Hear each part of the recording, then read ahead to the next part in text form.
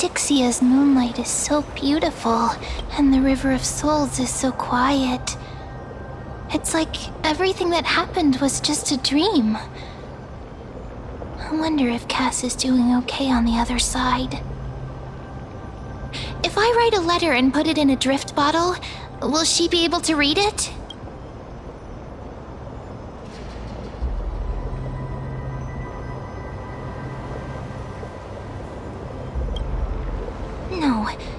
No, this shouldn't be so depressing. Now's not the time to feel down. We gotta pull ourselves together. By the way, it was Miss Cipher who asked us to come here. But where has she gone? Huh? I don't know. But this aura feels so familiar. Let's go check it out together. Be very careful. I have a bad feeling about this.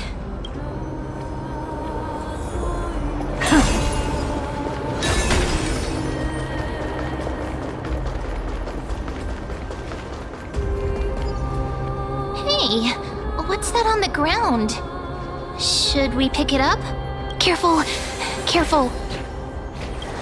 It's a piece of black cloth. Now, where have I seen this before? What? How could they be here? Mummy! Look out!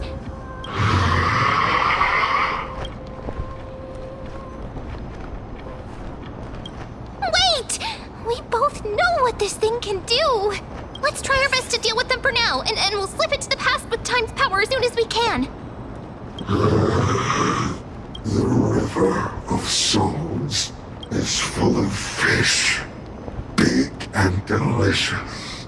What?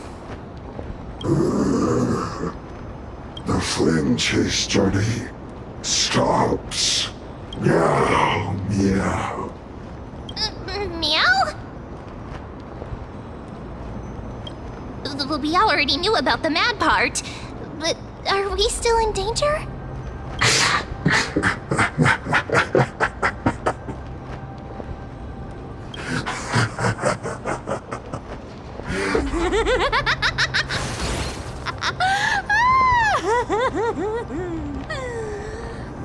Sorry, I couldn't pass on the chance to give you two a good scare. Ah! Don't run!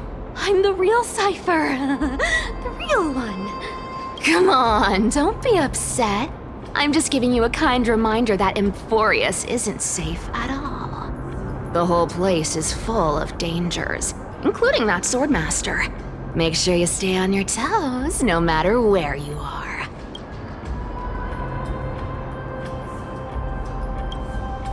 Really? But just a minute ago, that gray hair of yours was all standing up. You were so scared. So, was that a Flame Reaver disguise? Or a magic trick? It looked so real. Is that the power of the trickery demigod? Disguise? No. It's not as simple as that. Let me think about how to explain this. For example, what did you think when you realized that piece of cloth came from the Flame Reaver's cloak? We thought that maybe the Flame Reaver was around here somewhere? That's right. And then you heard some footsteps. What did you think when that happened? Well, we thought it must be the Flame Reaver coming this way. Yep, exactly. I just used some hints and, mental suggestions to help you believe in a lie. Lies are what Zagreus is best at. If everyone believes in a lie, then it becomes reality. A power to make lies into reality? That's got all my hair standing up.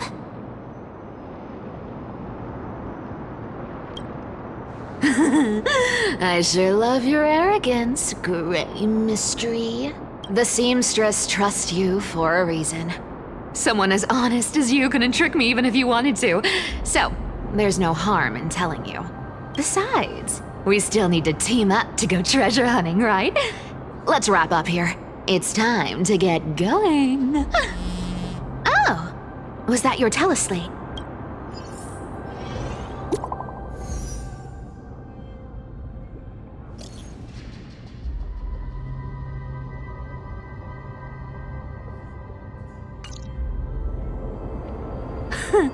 Aren't you a popular one? But I got to you first, so help me with the treasures, and then I'll send you two to the grove. Live handsomely! You mean spend all this money? That's so not why I hunt for treasures. Don't forget, I'm a demigod too. And there's a line reserved for me in that stupid prophecy as well.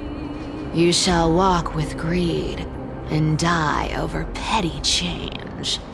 But I don't believe in that. As long as I keep collecting treasures, then I won't need to care about petty change. And as long as I don't hurt other people when I get what I want, I won't be walking with greed. Right? Isn't that simple?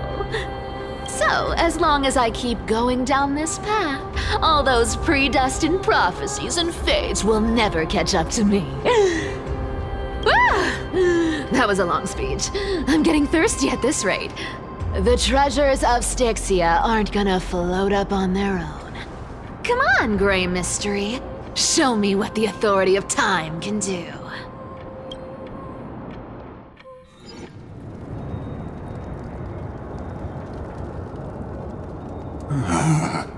So, this is the car of the Astral Express you've spoken of.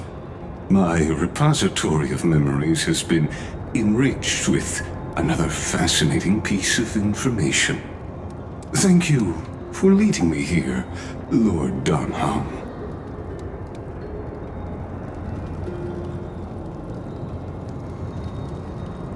Archimans hold wisdom and knowledge in high esteem. If the citizens knew of your origins, I'm sure more would be intrigued by the Trailblaze. Sadly, discussions about the world beyond the sky remain taboo. It's been quite some time since you first arrived in Akima. Presumably, you've been looking for a way to leave ever since.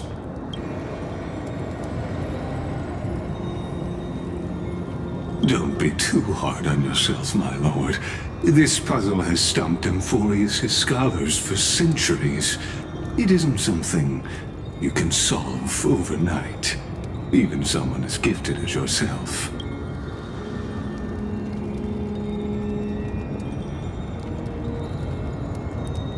Exactly. Of the 12 titans of Amphoreus, Aquila is known for being the most capricious. The weather itself reflects their mood. Tranquil sunshine, mournful rain. Aquila's breath is a brisk wind, and their cries resound as thunder in a storm. The sky above affects every citizen. It's clear that Lady Aglaea's decision to confront Aquila at the end of the Flame Chase journey was a carefully considered strategy.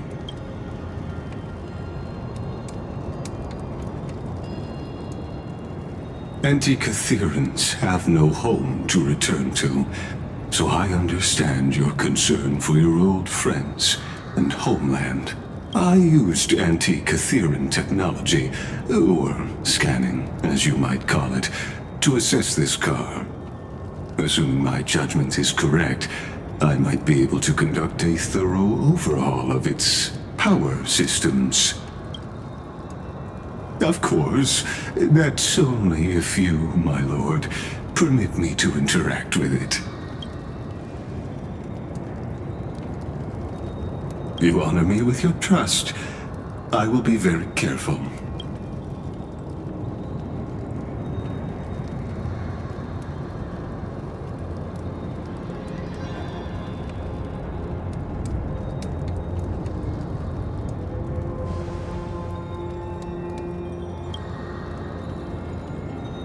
Not exactly. But we anti-Etherians are inherently sensitive to machinery, carefully endowed our kind with a unique advantage for analyzing and learning. If you give me some time, I might be able to fully restore this damaged car to its former glory. Then you and your esteemed companion could set off on your return journey sooner.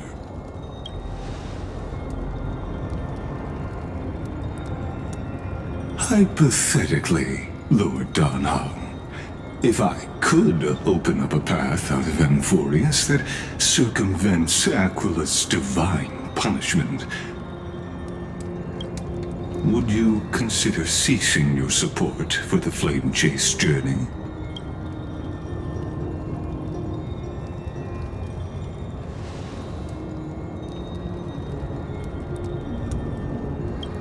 It's best if you don't delve too deeply into that question, my lord.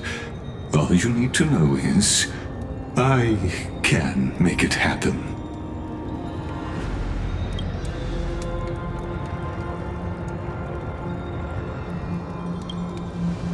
The crucial point is, if you and your companion are unwilling to halt your support for the Chrysos heirs, it could offend certain interests.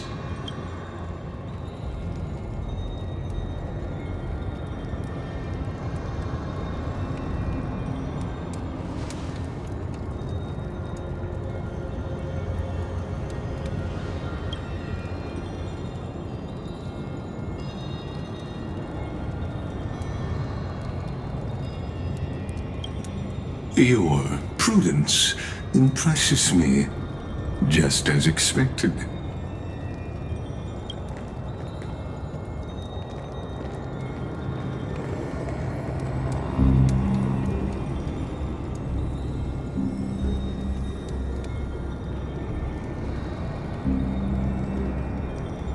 Please don't misunderstand, Lord Donhong.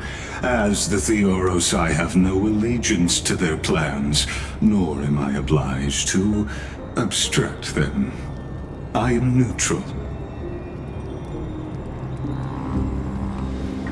Out of respect for you, I hope to offer a peaceful solution to ensure the safety of you and your companion.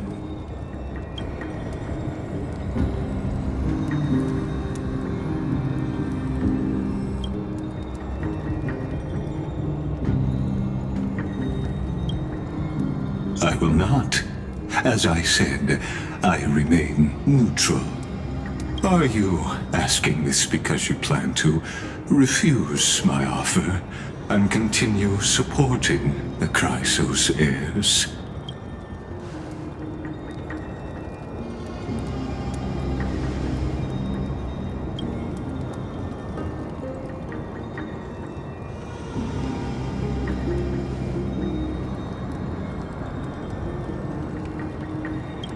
So I see. This is what you call trailblazing.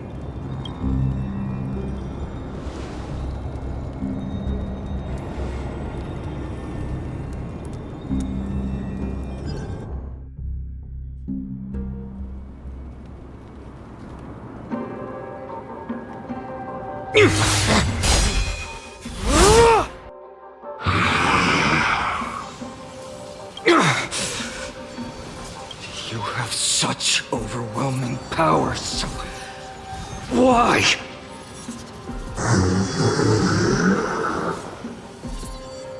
Answer me! Why do you stand in our way? Why do you want to take the core flames? Oh no! He can't hold on anymore! Drag him back here, friend!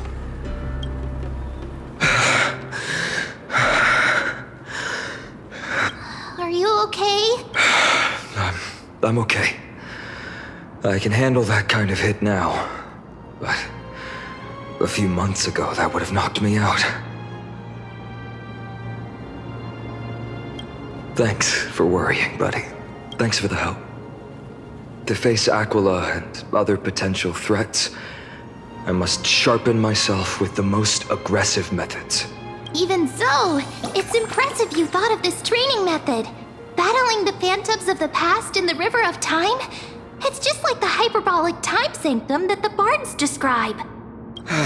It's working pretty well, wouldn't you say? But combat isn't just about strength and skill. You also need the right weapon. Compared to that guy's weapon, mine feels like I'm swinging a lump of iron. I can't tell you how many swords I've gone through since the training began. Don't worry, I've already arranged that. Of course I need him. I asked him to make a suitable divine weapon for me. It's a little embarrassing to say this, but in order to help me, he deliberately turned down all other business. Oh, Cartonis is part of this flame chase journey after all. Full of energy. Thinking about how he's been recently, maybe you're right. But, Phainon, I've been somewhat concerned about you. Lately, you seem more and more fixated on that swordmaster in black. That's quite the sudden shift in topic. I've been holding this question in for a long time. You're getting stronger, but seeds of unrest are also growing in me. Don't worry. I'm not wielding my sword for revenge. She's been through Nikador's trial and understands. Those who can't walk out of the shadows of their past are ultimately weak. Times have changed. The responsibility I bear is both precious and fragile. I wield my sword for the future of Amphoreus. I will not let hatred cloud my judgment again and neglect my duties. You're right, partner. As of now, I'm not able to handle that swordmaster on my own. I still need the help of my friends. Every time I say something, things get so serious. I don't want to be the person who keeps bringing the mood down. I'm out of energy for training today. How about we go to the library of Philia to lighten the mood? Sure, that's what I've been looking forward to. We deserve to enjoy ourselves after all the hard work. Today, I'm definitely going to...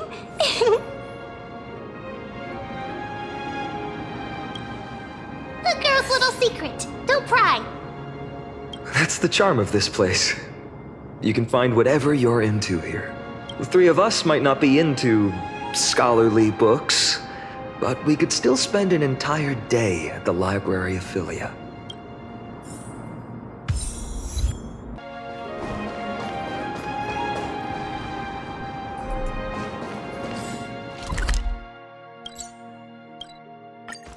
Here we are! Where was that slate last time? Was it here?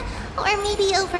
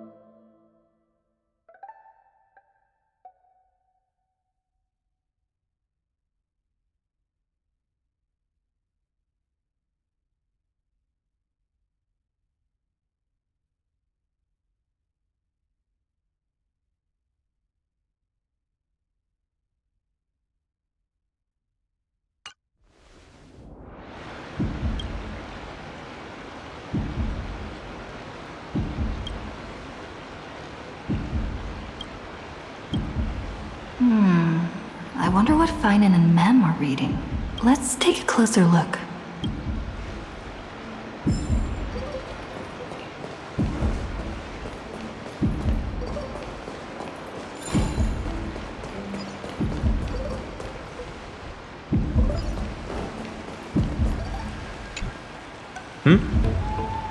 Well, I thought I felt a draft just now. Peeking isn't polite, my friend. You could have just asked. There's nothing embarrassing about it. Here, look, I'm reading this. Antiques Appraisal. How to Make a Fortune. You didn't know? After all this time we've known each other. That pains me. I've spent a lot of time pondering how Aglaea became such an effective leader. Beyond the intangible qualities like personality and ethics, a major reason is her family wealth. That's the perk of growing up in a big city, isn't it? For those of us in the sticks, luck doesn't come as easily. It's 30% grind, 70% fate. Oops, I talked too much. As a leader, you need both integrity and integrity and skill.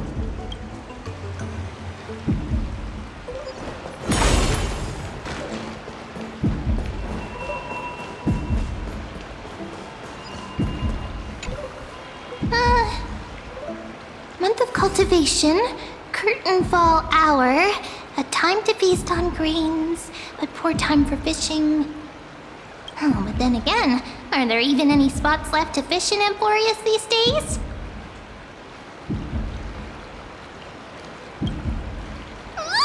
You scared me!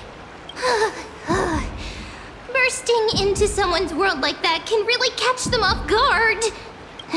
Well, no more jokes. There's nothing here. I'll go look elsewhere. Something's odd about Mem. What are they flipping through?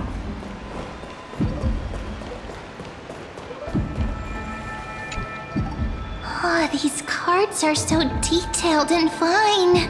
Ruler, Weaver, Traveler, Healer.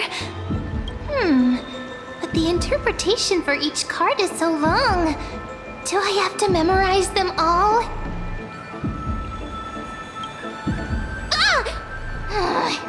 What a coincidence! We meet again. Guess we're fated to be together, huh? But you must be busy, so I won't bother you for now. Hope your day, every day, is joyful.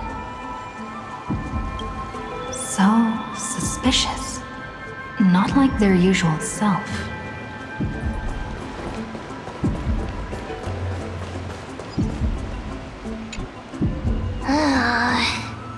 You sure are persistent. All right. I'm totally helpless against your charm. What are you guys chatting about? Is this the Amphoreus Divination Compendium?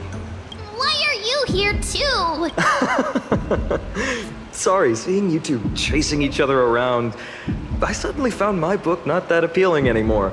Never thought Mem would be into divination. But it's not exactly a niche hobby, so why all the secrecy? I wanted to set up a surprise! Master it in secret and give you all a shock. But getting caught halfway through, it's only natural I'd feel shy. A girl's heart is more delicate than Aquila's ever-changing moods. A surprise, huh? Someone else used to tell me the same. She was really good at stargazing and divination, especially with cards. Yeah, just like the ones you're looking at. And you must be pretty familiar with all sorts of divination techniques with a friend like that. No, I know nothing about it. I've never really believed in using cards or bones to predict the future. If the good omens foretold by divination were true, my hometown, Hydes Elysiae, wouldn't have disappeared. Don't forget, we've got Lady Trinan. Every other form of divination is just smoke and mirrors or cleverly rehearsed tricks compared to her flawless prophecies.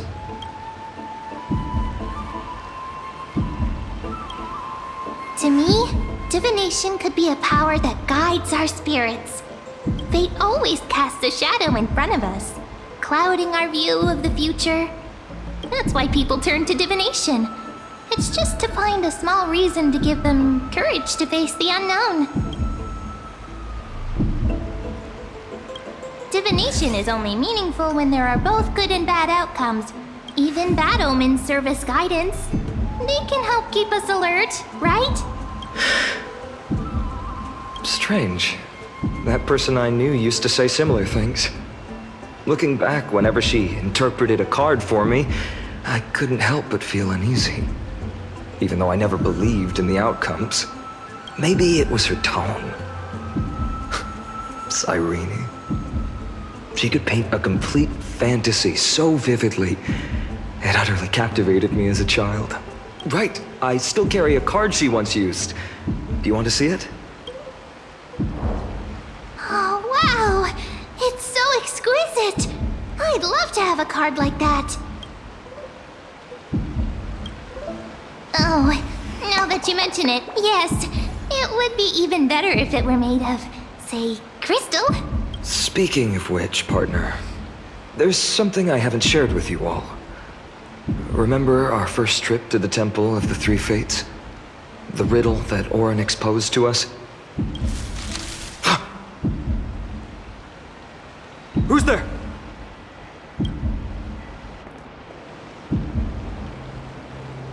You are...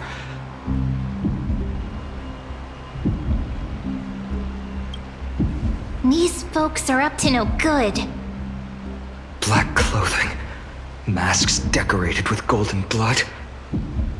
Are they cleaners? To directly call us by our name, it seems you, Lord Finan, have studied the forgotten history of Amphoreus quite thoroughly. Your friend seems quite interested in us. Perhaps you could explain, Lord Finan. It would be the polite thing. We can't let our esteemed guests pass away without understanding. During the Chrysos War, to combat the Chrysos heirs, several cities formed an underground assassin squad called the Cleaners. Their task was to erase anyone with golden blood from existence. Assassination, poisoning, political persecution. They would do anything to achieve their objective. Well, this historical perspective seems biased, glossing over the Chrysos heirs' abuse of divine powers and their blatant initiation of war in order to defame our predecessors. Could you disclose the name of the author behind this popular legend, Lord Finan? I'd hate for the innocent children of Akama to be tainted by such slanted narratives. You should have stayed buried in the dust of history. The Citizens' Assembly has once again legitimized the mission of the Chrysos heirs. But as for you, not one citizen would cast their vote for you. Executioners lurking in the shadows. What does it matter? We've long since stopped expecting to be understood. People have become too accustomed to peace, and they've forgotten the disasters that arose from allowing generations of the Chrysos heirs to rule. Complete nonsense. Did you really travel all the way to the Grove just to have an argument? I enjoy dealing with people as straightforward as you, Lord Finan. You've probably figured out why we've come before you. Keep your cool, partner. They've come out of the shadows, which suggests they have something up their sleeves. All right, let's hear it. What are you hiding? But watch your language and don't say anything you might regret. My shoulders might be sore and my sword a tad dull, but it's still enough to slice off your tongues. How's it going, Cinny? This place fits, doesn't it? It's a bit small, but the lighting is perfect. Thank you, Lady Treeby. With this, the Twilight courtyard can be reborn in Akama. Do you like it here too, little Ika? It's so bright here. Maybe you should rename it? How about Luminous Courtyard? Lady Treby makes a good point. But Twilight Courtyard carries the long history of the descendants of the sky, and I'd like it to continue. Right. How does the legend go again? Even Lady Treby forgets things. We just haven't prepared lessons in a while now, so we're a bit rusty. Just give us some time and we'll remember. Now we remember. Kremnos and the Firmament, Volume 3, Section 5. With Celiosi, the Day Thunder Knight, striking down the Eye of Twilight, the divine war between Nikedor and Aquila, which spanned centuries, came to an end. Thereafter, the Skyfolk gradually declined. Numerous sky fortresses were abandoned, and their descendants began to establish themselves on the land.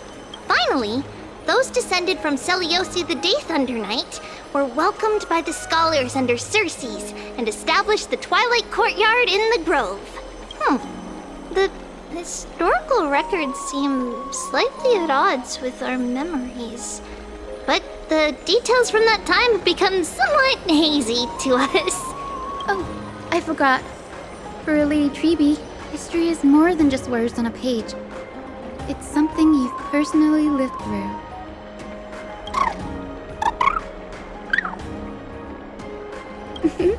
Little Ika loves listening to the stories from the legends. I'm sure you're also imagining one day you'll be as awe-inspiring as the winged beasts by Celiosi's side. That day will come. I believe it. Just keep growing. Lord Crediros? Miss Hyacine. And Lady Treby. Good to see you're doing all right. I heard from the citizens you were nearby and came to check. Doing all right. What's going on, Crediros? There's been another violent incident at the market. A shop was smashed and looted. It's the third time this week. How can this be? I always thought that with Lady Aglaea here, Akama would remain peaceful. That was true in the past.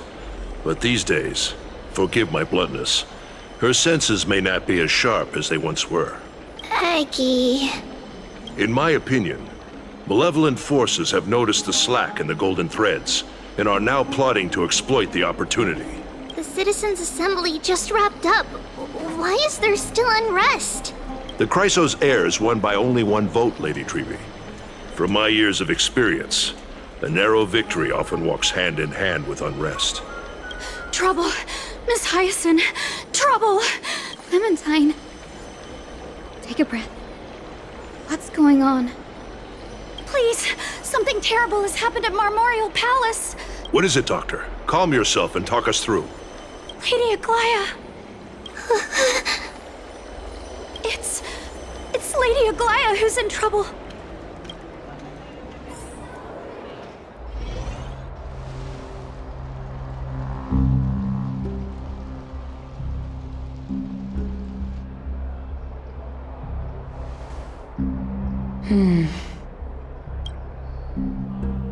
I still remember. This bath that overlooks the entire palace was built by the Council of Elders 900 years ago. Its purpose was to commemorate the first flame chase journey and to remember the heroes who made great sacrifices for Amphoreus a millennium ago. Rules were set then. No one was allowed to enter, apart from guests invited by the Gold Weaver. But, I guess, you're no longer pretending to follow the rules, are you, Lady Kindness?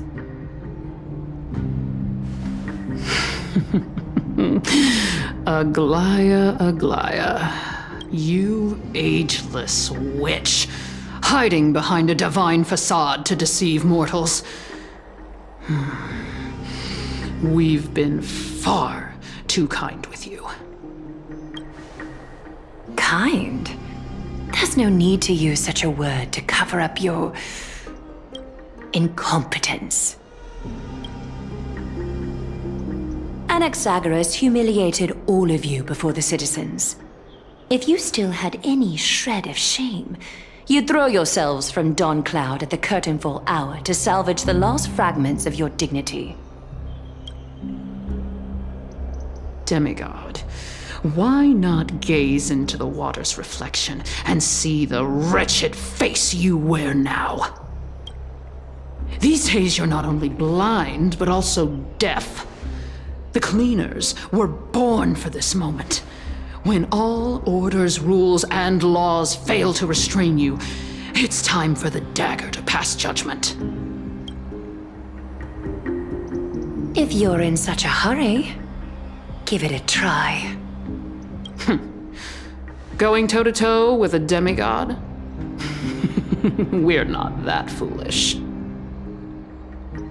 The dagger isn't at your throat, but...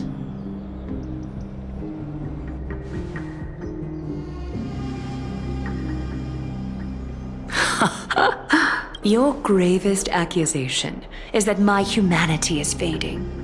And you claim my concern for mortal joys and sorrows is nothing but a facade. If that accusation holds, what makes you think the lives of these civilians will sway me in the slightest? Fine. I'll gladly use a few more words to shatter that demigod facade of yours. Like I said, you're not only blind, but deaf too. Lately, your control over Aquila has weakened. You failed to notice the thefts we arranged in the market, nor did you catch wind of the meetings happening in the Dromus workshop. Plots are unfolding right under your nose, yet you remain indifferent. Humanity? Fading? Aglaea, why not use your precious golden thread to peer into my thoughts? See if the gift we've so meticulously prepared for you can move that cold demigod heart of yours.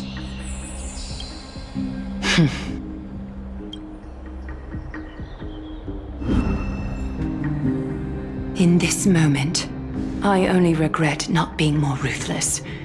Because your evil is beyond cure. You finally figured it out. You have grown dull. I've been holding that image in my mind this whole time to make sure you could see it clearly. I want you to have this knucklebone talisman, Big Sis. I hope it brings you luck every day and keeps you safe from bullies. That girl who can't speak or hear. What if she accidentally lost her eyes, too? You know better than anyone what it feels like to lose your sight.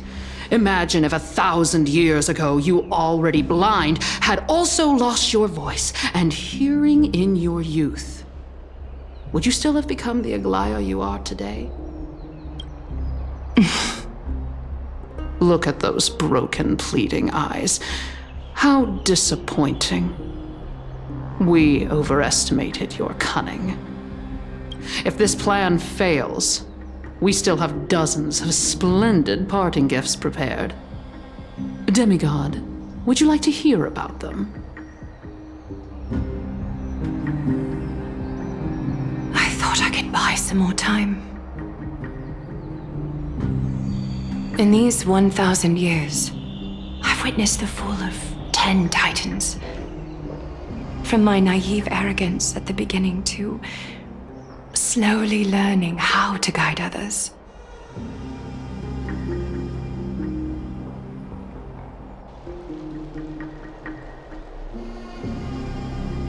Now, it's time to let go. I should be grateful. Grateful that I've reached this moment. To let my departure become a path for others to follow. Have I done enough? If I embrace that prophecy now and sink into the warmth of these waters,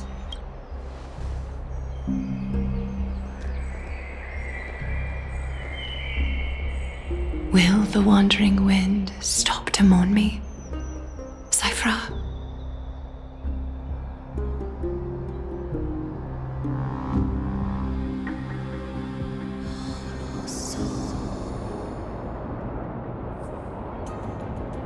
Seamstress! I've come as promised. Look at this box full of gold and silver treasures! I bet there's stuff here you've never seen. Come on! As we agreed, I want to buy the most valuable clothes you have. Little thief! You've got some nerve, barging into my shop dressed in those tattered rags. What have you brought? Let me see. Here, take a look. Only the finest goods. See the sapphire? It's even more blue than Fagusa's eyes. Such exquisite luster. I've only seen an ocean's tear of this quality in my mother's treasury. Wait. You've seen one before. And here I thought I'd leave you speechless. What a letdown. It's just an old memory. My family estate all burned to ashes long ago. This workshop is what I built from scratch. Wow. A daughter rebuilding her family business. How admirable. Enough with the jokes. At least you did get to enjoy those luxuries. Mind your manners, kitty. Tell me, Cipher, where did you come from? And how did you acquire these treasures? I won them fair and square in a bet. What? Do you doubt me? Speak up, seamstress. Give me a straight answer. Strange. You're clearly lying to my face. But my golden thread doesn't tremble at all. That's because I'm not lying. I've been telling the truth from the start. Is that so? The scars and the mud stains on your face tell another story. Come on. Can't we just do business without all this chatter? Don't worry. I didn't leave any evidence, so no one will bother you. How can I trust a word you say when you're so skilled at lying? Dealing with you rich people is such a pain. Always wasting my time. Fine, if you don't want it. There are plenty of others who do. Hold on. Your treasure? I'll accept it. But these alone aren't enough to purchase the gold weaver's finest clothes. That said, I do have something that would suit you perfectly. Oh. What do you have in mind? Look. Come a bit closer. Oh, it's shimmering gold. Absolutely stunning. These golden boots are the gold weaver's greatest treasures. Though not as valuable as the most precious gowns, they hold a magical power. Legend has it that Zagreus blessed these boots, allowing anyone who wears them to move swiftly and silently. Put them on, Cipher. And don't get caught again. A face as lovely as yours deserves better protection. You rich folks just love sticking your noses in everything, don't you? Well, I'm taking these now, so don't get any second thoughts. What's wrong? Do you have a smaller size? These are way too big for me. Well, I suppose you'll have to grow into them. Fake! Do you have to interrupt me in the middle of my story? Fake? What's fake? Those boots definitely don't hold Zagreus' divine power!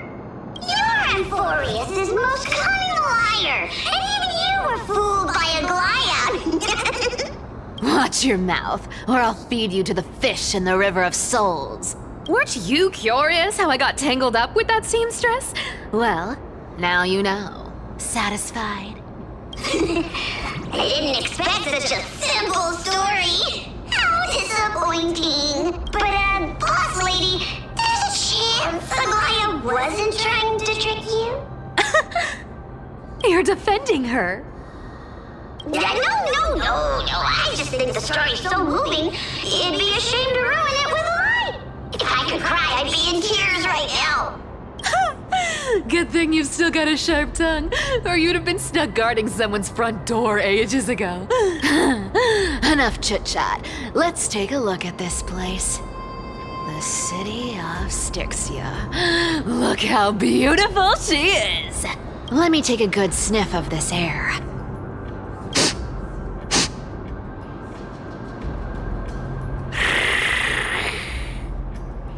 This air, it's filled with the scent of treasure everywhere.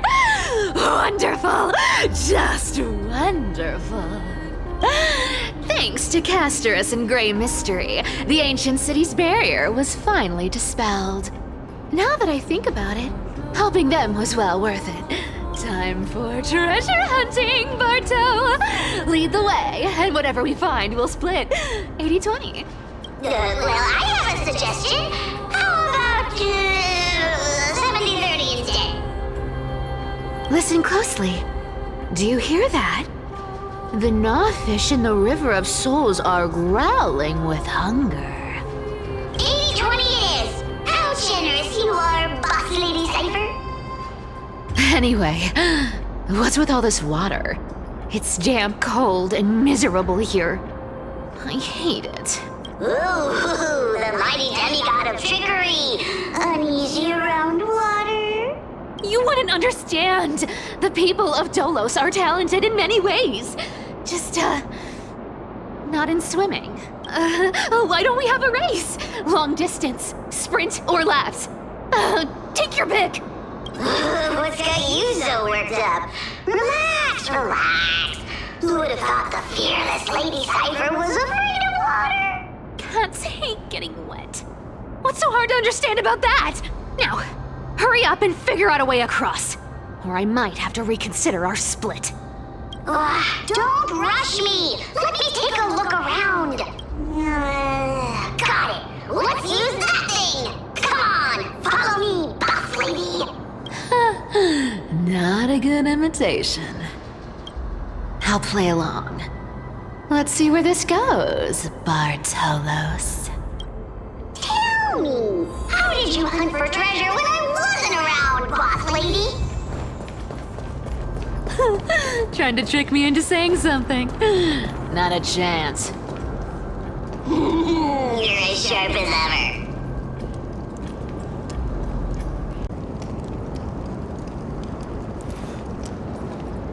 Ooh, interesting. Very interesting. Was this device designed by priests of Ornyx? Do you think you can handle it? Don't underestimate me, boss. Just find a cozy dry corner and wait for me. Mission accomplished. Now you don't have to worry about your tail getting wet. Not bad, but just a warning. If this thing fails while we're halfway through the water... Don't worry, trust me. For that sweet 20% cut of the loot, I'll make sure you're taken care of.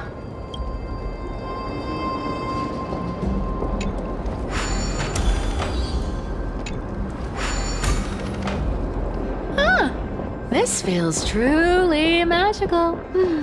When did you pick up this trick? We're here. Can we turn off this spotlight now? It's really blinding. No problem. Just use the device over there to shut it. The scent of gold coins, gems, and fine leather. It's so refreshing. Yes, right here. What are you waiting for? Start digging. Roger that. Watch me.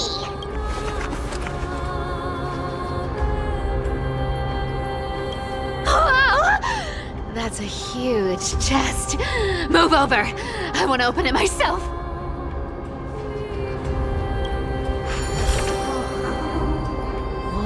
Wow. A massive haul. Unbelievable. It's hard to imagine the kind of luxurious life the people of Stixia once led. As expected for a realm of Fagusa's disciples. This entire chest is filled with ornaments made from ocean's tears. Here, take this. See if it suits you. Ooh, thanks for the gift, boss. Much appreciated. Look at the clarity of this purple crystal. It matches my skin tone perfectly. Oh, Cipher, you truly have the most refined taste of all thieves in Amphoreus. Let me try this on. Where is my treasure?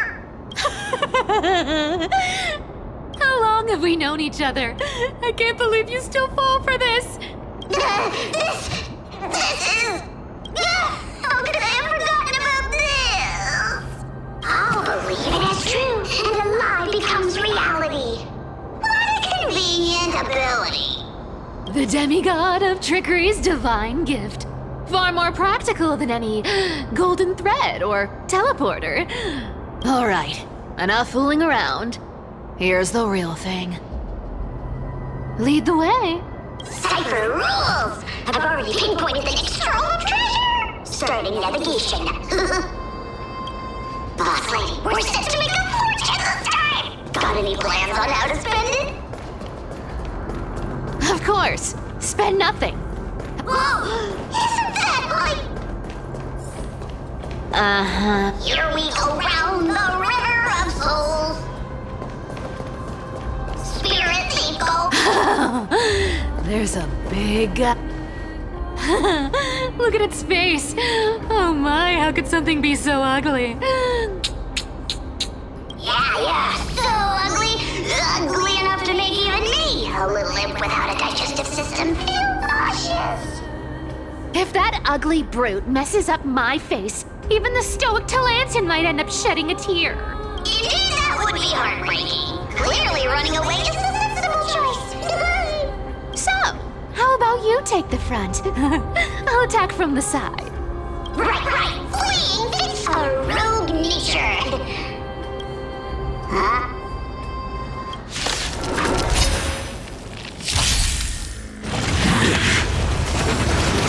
Overthinking! To the soul! I feel that blade! Away we go!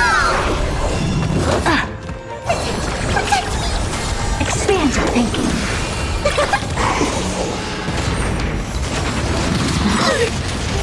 Fiends or devils, I'll crush them all! Endless riddles. Nothing but a void. Open sesame. Glimpse the unknown. Such an ugly and useless creature, taken down with just a couple of hits.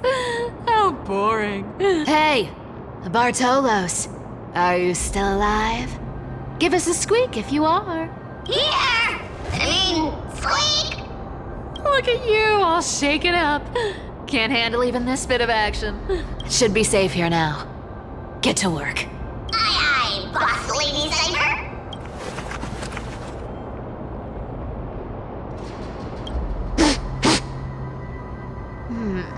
It doesn't smell like anything valuable this time.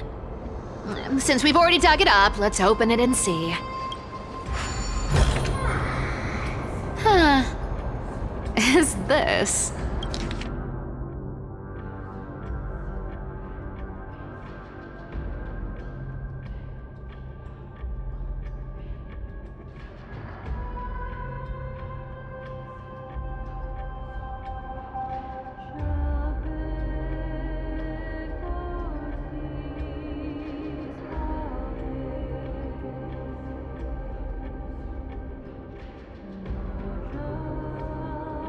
This looks tragic. Do you think they made it to Aquila?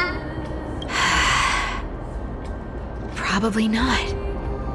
I've never seen or heard of anyone from Stixia and Akama. At least, I'm still left for Dolos. Guess this city wasn't so lucky. Huh. It does seem unfair, doesn't it? Just because they were born in the wrong place, they had to face such devastation. Meanwhile, those in Akama, simply because they're supported by the world-bearing Titan, continue to survive. Yeah, the world just isn't fair, is it? Speaking of the world-bearing Titan, Cipher, didn't you tell me once you used to be an apprentice at Kephale's priestly court? Huh. Did I? Yeah, you definitely told me, and I remember it clearly. Maybe it's been so long your memory's gotten a little fuzzy. Ah, right. I did tell you. It wasn't a big deal. I just snuck in with a bunch of mumbling priests and watched them do their spooky rituals around some glowing rock. Honestly, I was only interested in the wallets of the old grandpas on the council back then. Don't remember much else. It's been what, nearly 1,000 years? Oh, I see. Were you in a priest robe? No, that's hard to picture. Who asked you to picture that? Besides, priest robes from 1,000 years ago were nothing like the ones today. Right. I didn't think about that. I was just curious if you ever overheard anything interesting from those priests. How ridiculous. Come on, let's head to the next spot.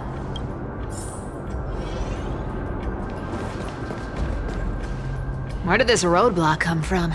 Ugh, this is so annoying. The treasure is right in front of us.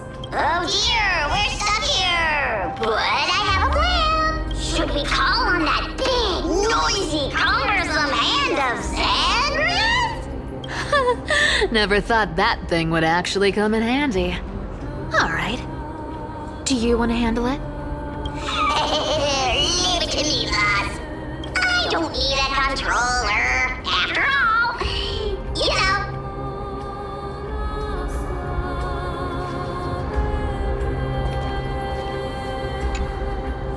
Hand of Zagreus, my darling.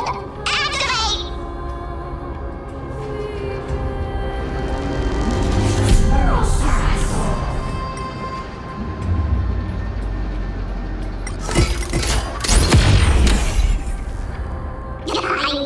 Looks like a charm. Not bad. However, I still don't see how this ties into trickery. Let's go to the next room! Hey, slow down! That question you asked me earlier. I think I just remembered something. What did I ask? You know, that question. The one you specifically asked me. Right after we dug up the second chest. Forgive me, boss lady, but have you been under a lot of stress lately? I didn't ask anything. You must have imagined it. Oh, is that so? Maybe you're right. I have been a little on edge lately. I need to relax. All right, let's move on to the next treasure trove. Treasure, let's go! Twinkle, twinkle in my chest, how this core flame... This scent feels like something incredible is buried here. Incredible indeed! If even boss lady says so, how could I not be excited? Do I need to give instructions here? Get digging.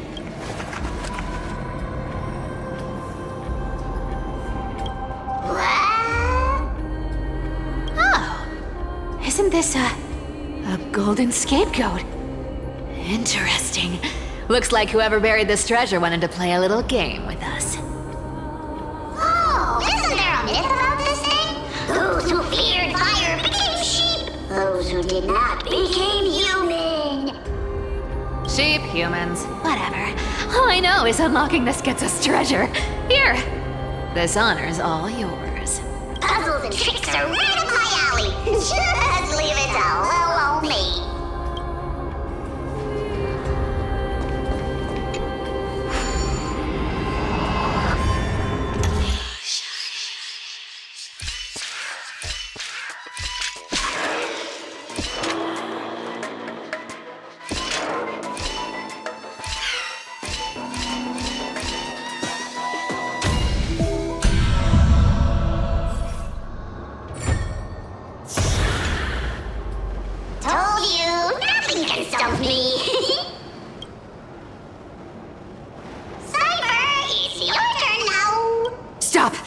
Stay there, and don't turn around. Huh? What do you mean? I told you, don't move.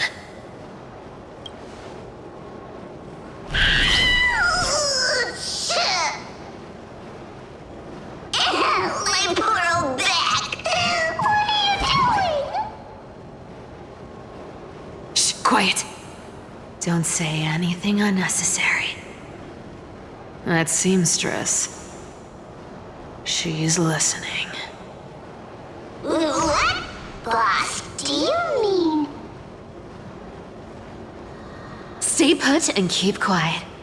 I'll handle her. Whoa, whoa!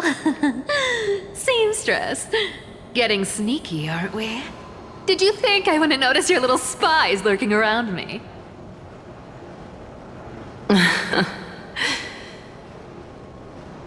As time passes, I find myself leaning more and more on blind luck. With only the power of this little nymph, naturally I couldn't slip past your sharp eyes, Cipher. Even if you could fully control Bartolos's mind, I would still be able to see through your disguise, Aglaea. You've gone to such lengths to spy on my every move. What exactly are you after? I've told you before, you don't need me to succeed. Why don't you just let this go? I already made an exception and got involved with Castorus and Grey Mystery. Asking for more now. Isn't that pushing your luck a bit too far? I'm sorry, Cipher. I've plotted and schemed my whole life. But I never could have predicted our relationship would end up like this. I've spent centuries trying to figure out where I went wrong, replaying every moment over and over. But you've never given me a chance to explain myself, face to face.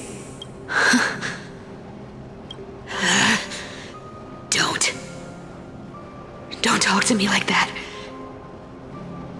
You know I can't take it.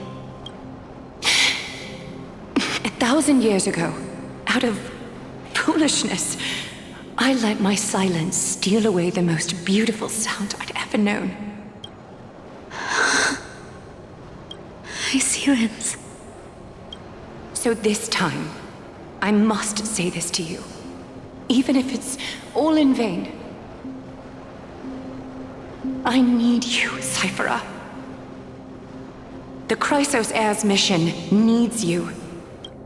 The finale I've delayed for far too long. It's finally here. Whatever resentment you still hold against me will fade once I'm gone. Please, come back to Akama. I'm begging you. Without you, they don't stand a chance.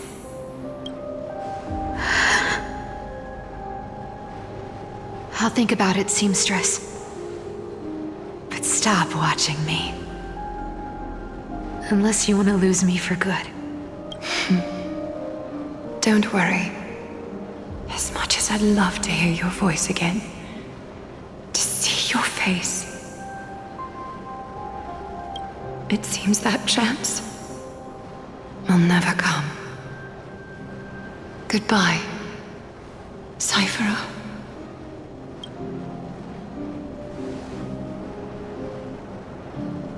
Goodbye, Aglaea.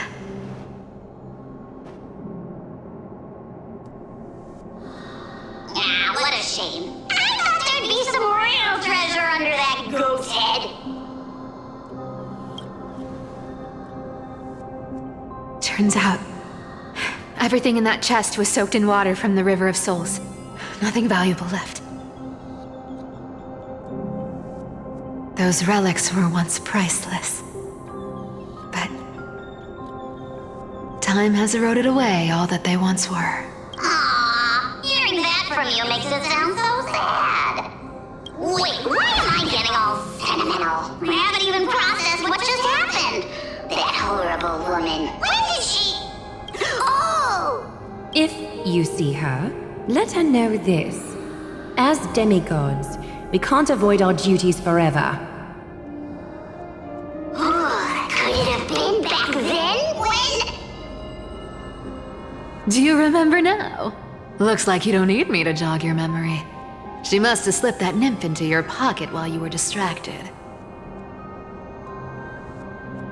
Don't underestimate that bug. It's every bit as dangerous as the seamstress's golden thread. Let your guard down for even a second, and it might take over. Make you spill secrets you'd never share otherwise. Whoa, that's like some brainwashing monster straight out of the Black Tide! Creepy. Boss, how did you realize something was wrong? I'm curious, what exactly did that nymph make me say? Actually, it gave itself away very early on. Speaking of the world-bearing titan, Cipher, didn't you tell me once you used to be an apprentice at Kephale's priestly court? We've been partners in crime for 1,000 years. We've talked about everything there is to talk about. Except for that one experience at Dawncloud. I never told you about that. Absolutely. But, boss lady, there's a chance Aglaea wasn't trying to trick you? And as far as I know, the embodiment of trickery despises that golden thread which forces people to speak the truth. You'd never defend Aglaea, isn't that right, Zagreus? You have a terrifyingly sharp mind. After all, I'm the only one in the world who knows you're still alive. To make sure you survive the Titan trial, I had to fool the entire world. If you want to keep that lie from falling apart, you'd better keep playing your part in the days ahead. Even if it weren't for saving my worthless little life, I'd still walk through fire for Cipher without hesitation. You may have been reduced to this form, but you still haven't lost your way with words. Speaking of which, Cipher, you're not taking that wicked woman's words to heart, are you? Life's been pretty great lately. Why get into trouble now? Don't you think? Honestly, I've been thinking. Maybe a trip back now wouldn't be too bad. You're back again, Cyphera, your face. I need clothes. Anything. Just throw me something. A piece of cloth will do. Just enough to cover the wounds. I will pay back the amount I owe. I promise. You're bleeding golden blood. Yes. What about it? So what if I'm one of those chrysosairs they talk about? Those infinitely strong heroes. World-renowned swordsmen. Exceptionally intelligent scholars. Cyphera. Oh, I'm sorry to disappoint. Who knew that group of amazing people would include me? A pauper. Thief. Con artist. Maybe I should just make another cut to drain all this yellow stuff out of me and... Stop it, Cyphera. I'll give you clothes. Warm you up and... stay here.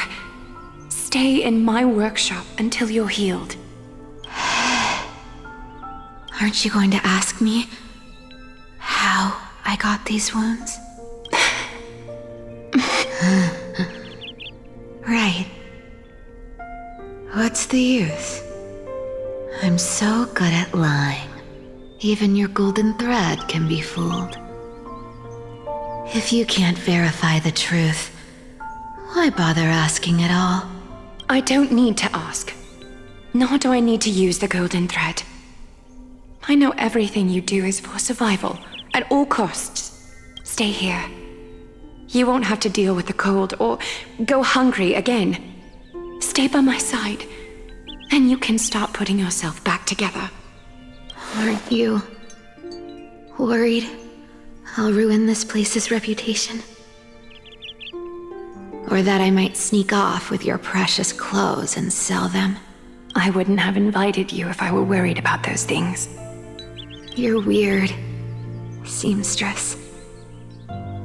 You know, they say a child who often lies remains a liar for life. I've tried not to become a liar, but honestly, it's just too hard. I'm close to giving up. What makes you think I won't disappoint you? Because I can feel it. Not with the power of a demigod, but with the heart that beats in my chest. You love this place. That's why you keep coming by, but also why you hesitate to stay longer. You worry you'll tarnish the Gold Weaver name. After taking over Nestia's divine authority, I became used to letting the golden thread distinguish sincerity from falsehood. However, the mission I need to complete requires me to learn to trust and rely on my heart.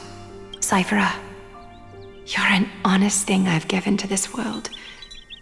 And also a challenge the world has given to me.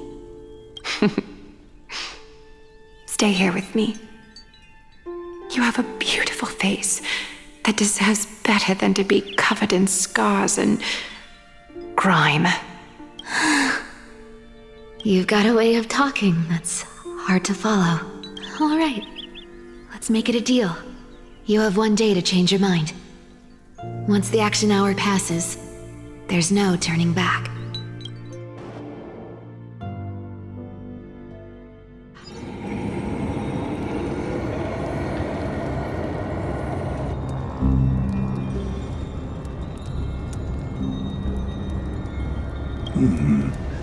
Pressure, fear, planting seeds of anxiety. It seems this is the strategy they've chosen.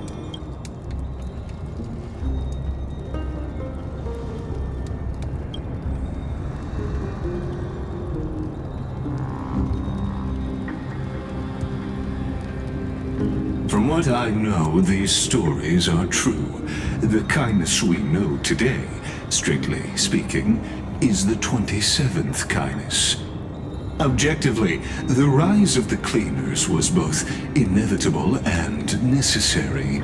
Yet, their ruthless and twisted methods earned them nothing but disdain and condemnation from history.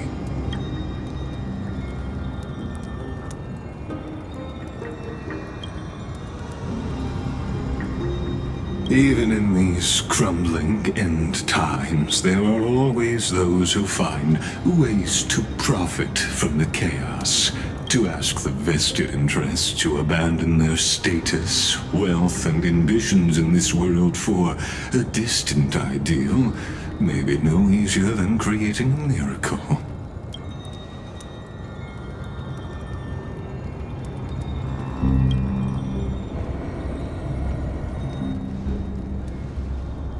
There you are, Lord Donghung. We couldn't reach you on the teleslate, so the Holy City Guard almost assumed you two had met some terrible fate. You pests crawling in the shadows, back off. Your plot ends here. You played your hand. Run while you still can. It might be your only chance to survive. Stay away from Akama forever. If you set foot there again, the fury of its people will tear you apart. Because Aglaea is dead. And in the eyes of the Holy City citizens, her blood is on your hands.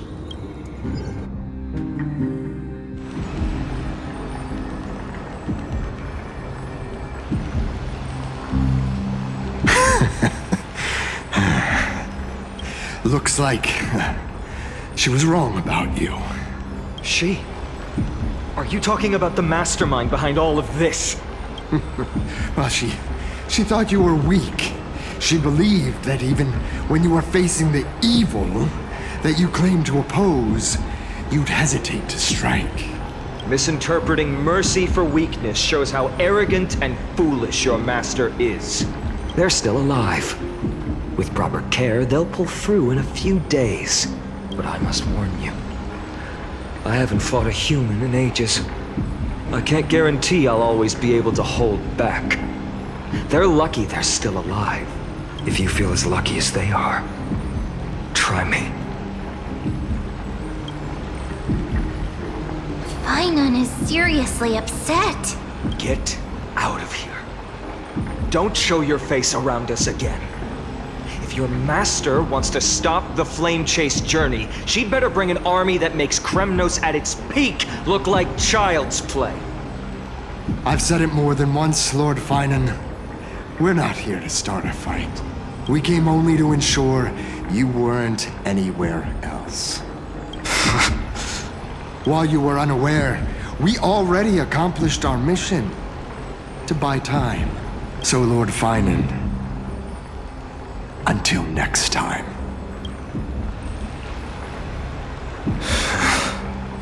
Are you okay? I'm fine. Anyone who uses innocent lives as bargaining chips has gone too far.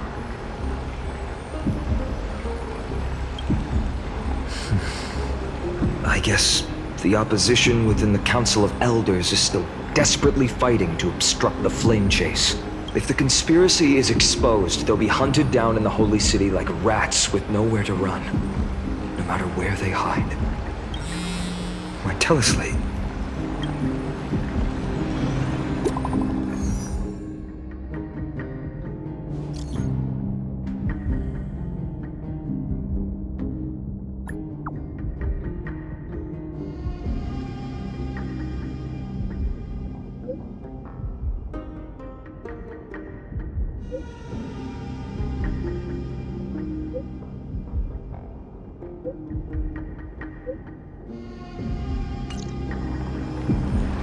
Aglaea?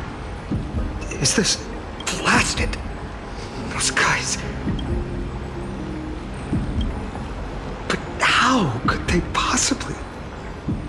Stay calm. This could just be one of her schemes. I won't believe it until I see it for myself. Finon, what should we do now? Stay on course. I'll contact Treeby and ask her to keep the citizens calm. We'll hurry back to Akima as fast as possible and assess the situation in the city. If we run into any enemies along the way, I won't be merciful this time.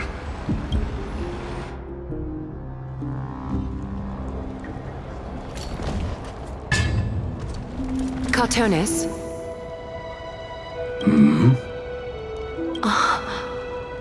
You're forging a sword for Finon, aren't you? I haven't seen you wield the hammer in so long. I couldn't help but be entranced by the sight. You, Aglaea. In this form, you come to me. It means... That's right. At this moment, my physical form is already shattered. My journey as a human in this world has come to an end. It's time to fulfill our pact. Of course. The pact. I haven't forgotten. The thing I entrusted to you. Do you still have it? Far too plain this vessel is. Not worthy of you. Do you still insist? I insist. Over the past 1,000 years, every piece of fabric I've worked with has been tainted by my cold divinity. It's made me hate their colors, texture, and scent. This ornament stands apart. It was a gift from a child. She was pure and kind. I often wished my childhood could have been like hers. How to say goodbye to everyone? Have you already planned? I'm afraid there's no such detailed plan this time. I deeply regret not being able to say farewell to them, one by one. The moment has come. My departure will give them one less thing to worry about. This parting gift should help ease the regret of such a sudden goodbye. Invented for the Titans, Kremnos' soul-forging technology was. though divinity it retains, filtered out, the remnants of humanity will be. Is that what you want, Aglaea? You've confirmed this with me repeatedly. Yes, Cartonis. I need you to do this for me. Condense my divinity into this ornament. It might still be useful in the future to help them complete their mission. Selfless until the end. Envy that child, there's no need to. Already lived a grand life your humanity has. Your praise puts my heart at ease, Grand Craftsman. Now, please, take me through the last tempering that fate has to offer.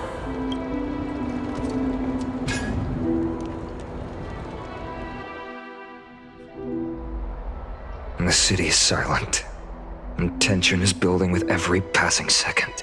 The news is probably spread by now. Every household is locked up tight, and all the market stalls have closed down temporarily.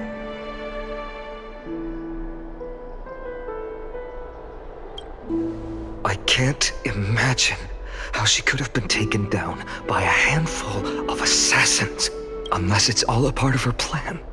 If this is all part of a larger plan, Treebe must know something. She just couldn't say it in the message. Let's go find her.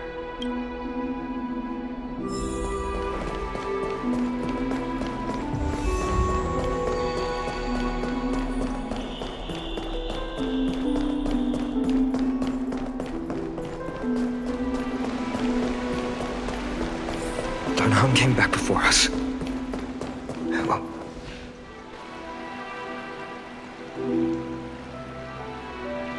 Don't worry. The cleaners didn't lay a hand on us. Lord Krateros, were you in the city when it happened? What exactly went down? Regrettably, no one knows the details of that moment. Eyewitnesses only saw... It's fine. Just tell me. Eyewitnesses at the Marmoreal Palace saw Aglaea fall from the Chrysos air bath. Oh, gods. She showed no signs of life by the time the Holy City guards approached to check. They were too afraid to jump to conclusions. After all, she was a demigod who lived for over 1,000 years, the leader of the Chrysos heirs. Most citizens of the city believed that death couldn't touch her. She was pierced through the heart by a uniquely crafted dagger. I saw it for myself. It's one of the weapons carried by the cleaners.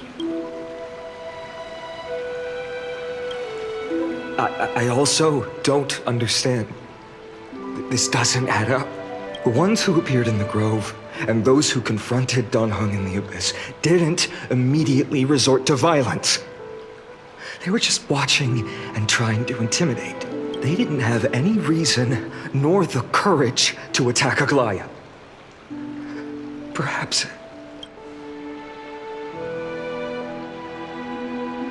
I'll stay here to lead the guards and maintain order. Find out what happened, but don't take too long. With Aglaea gone, someone has to take her place and lead Akama. Also, Miss Hyacine was the one who declared Aglaea dead. You might want to speak with her. Thank you, Lord Krateros.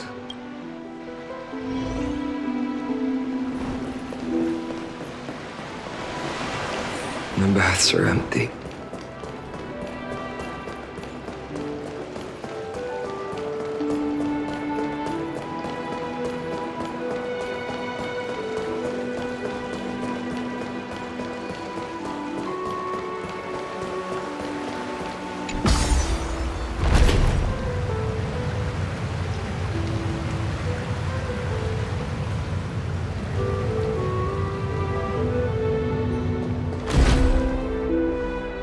Hyacine. You're back. I'm fine. I've been staying close to Lady Treebe and Lady Trinan after the incident. It's great that you could come back so quickly. They need someone with them now. Yes, We witnessed her final moments. I tried to treat her immediately, but even the sky's blessings, declaring her death was the hardest thing I've ever had to do as a doctor. Lord Finan, don't push yourself. You're carrying a heavier burden now. Please, don't fall. It's fine. I can handle it. What I've lost is a mentor and a comrade in arms. But for Treeby and Trinan, they've lost a 1,000-year-old bond. Like they're losing a part of their lives. You should rest, Hyacine. You've been awake for a long time, haven't you? We'll handle things from here. Okay. See you later, everyone. Next, we should visit Lady Treeby.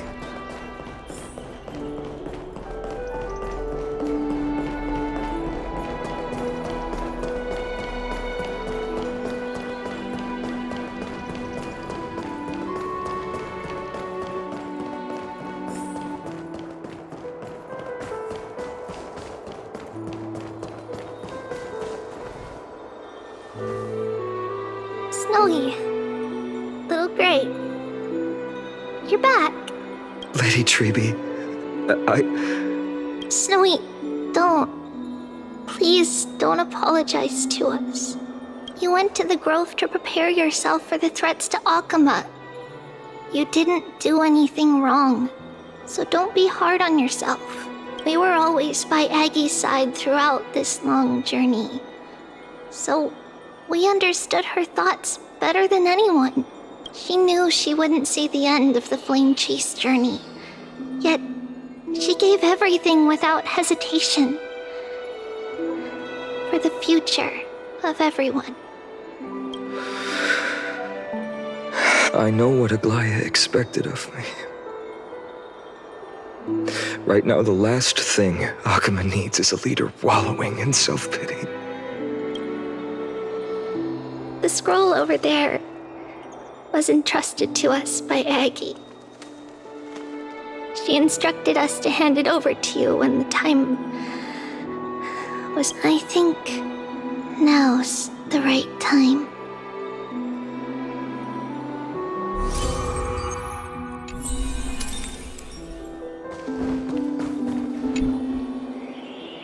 Finan, my humble student, my trusted colleague.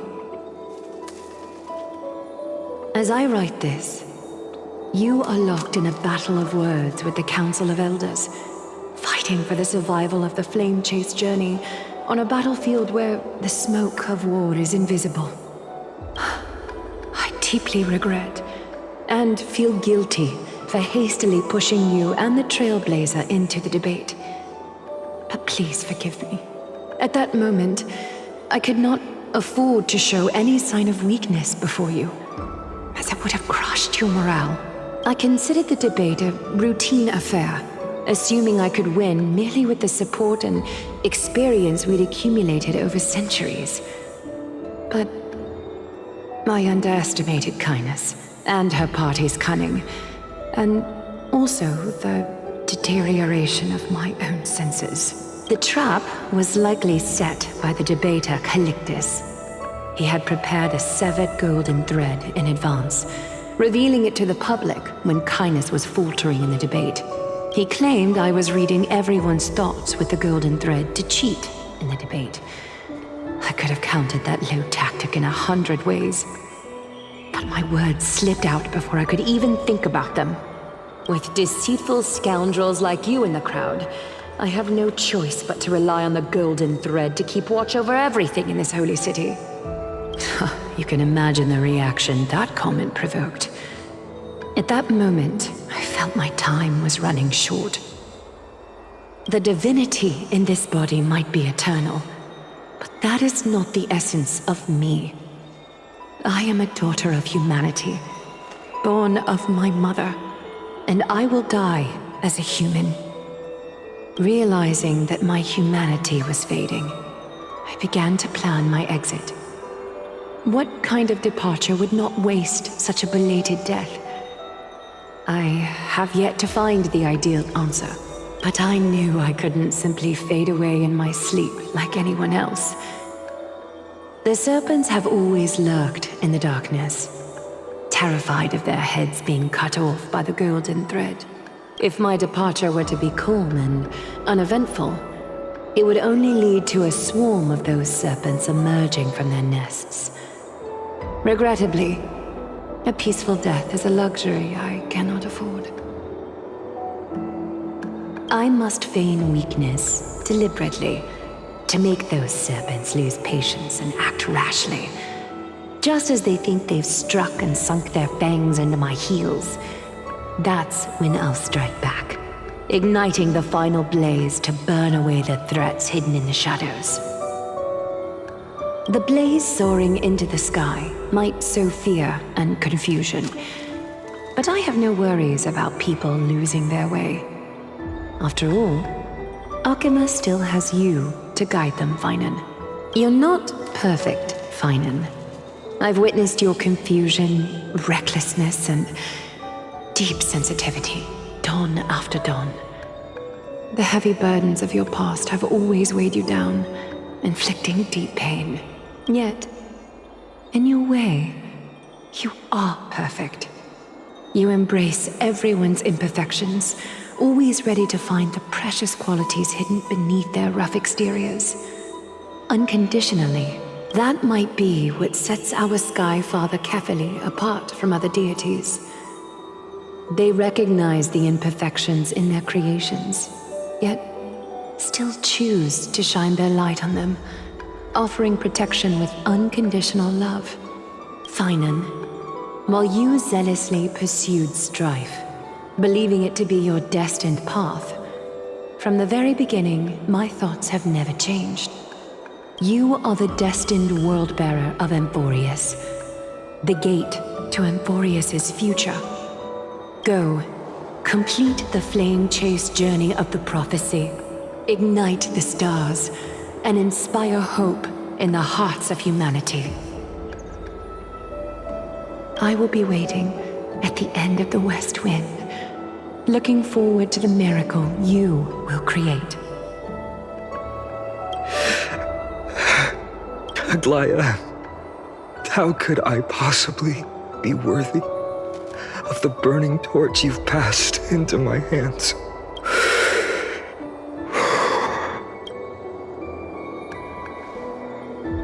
Donghong, can you do me a favor? Please deliver a message to Lord Krateros.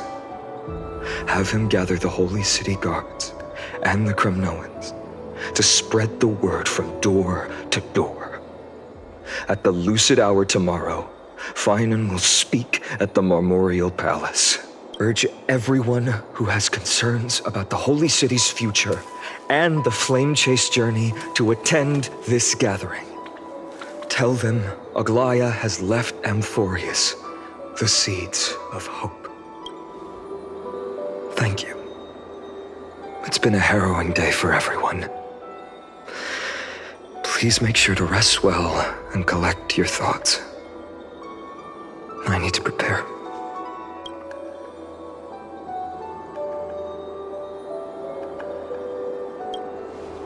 Cortonis, what brings you to Marmoreal Palace? I planned to get everything settled before coming to see you. Is there something urgent, Cortonis? How are you holding up, I wanted to see. Better than I expected, you seem. There's no room for doubt anymore. It's time to take action and show everyone that the leadership of the Chrysos heirs is still strong. Right, your assessment is. Now, here. Take this. Is this it? You've completed it. Dawnmaker. The name I've chosen for it. Before dawn, prepare for battle. For tomorrow, wield your sword. Befits your stature, it does. Chrysos heir. Dawnmaker. Unbelievable. You've never seen that black-clad swordmaster.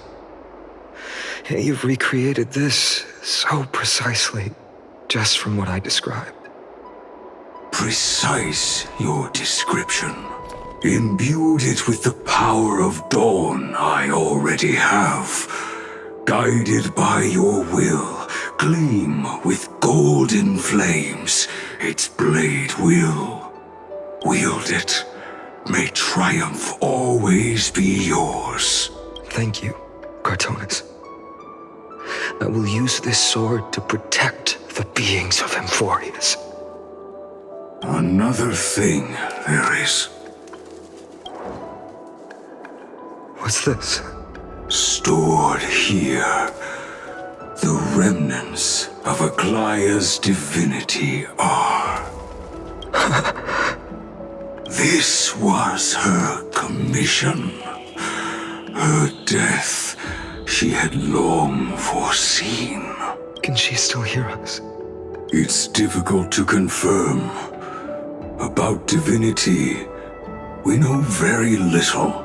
In this way, she wanted to be with you. Always. I understand. Let me keep it. With this, I'll have another constant companion by my side.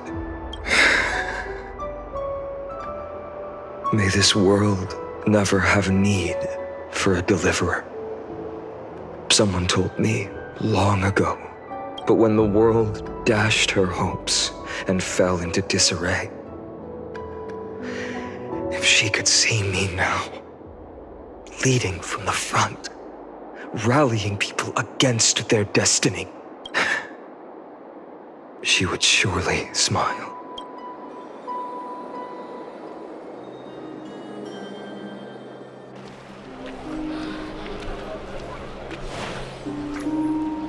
How will the Holy City continue without Lady Goldweaver?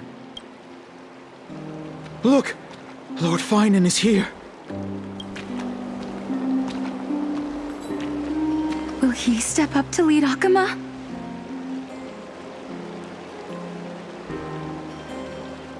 Not long ago, I spoke at the Citizens' Assembly at Dawncloud. I wrestled with every word, searching for the right ones to rally support and keep the Chrysos heir's flame chase alive. In the end, I remembered a lesson from one of my teachers. In battles where words are weapons, outrage and blind passion often overpower reason. I followed his strategy. I painted my opponents as nothing more than pests, tore apart their character, and laid out their crimes. The strategy worked. I secured enough votes to achieve my goal, but afterward, there wasn't even a flicker of joy. I realized that apparent victory masked a deeper failure. In my pursuit of success, I fueled division and strayed far from my very purpose that led me to the flame chase journey. This journey was supposed to unify, not divide, to strengthen us, not weaken us. It was the gold thread that mended our rifts in the past. Some saw it as a means of surveillance, a tool of control. But no one can deny that it was Aglaea who held this city and even this shattered world together. Now she is gone. Yes, as you have heard, the demigod Aglaea, who guarded the holy city for a millennium, has indeed fallen.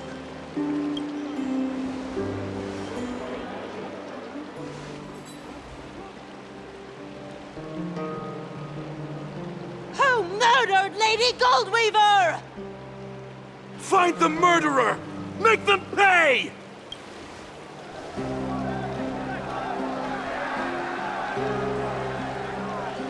I felt the same as all of you initially. I wanted to stand here beside you, to condemn the sinners, to discuss retribution, and to see justice brought down upon them. But my perspective has changed. The golden threads that once bound this city have unraveled. Yet no one is celebrating their freedom from control. In the empty markets and bath chambers, one feeling lingers. Unease. Deep down, we all know the last safeguard against the harm we may do to each other is gone. No divine power will protect us from the malice in our hearts. From now on, only the moral code we choose to uphold for ourselves will stand between us and the abyss. Finon has a way with words.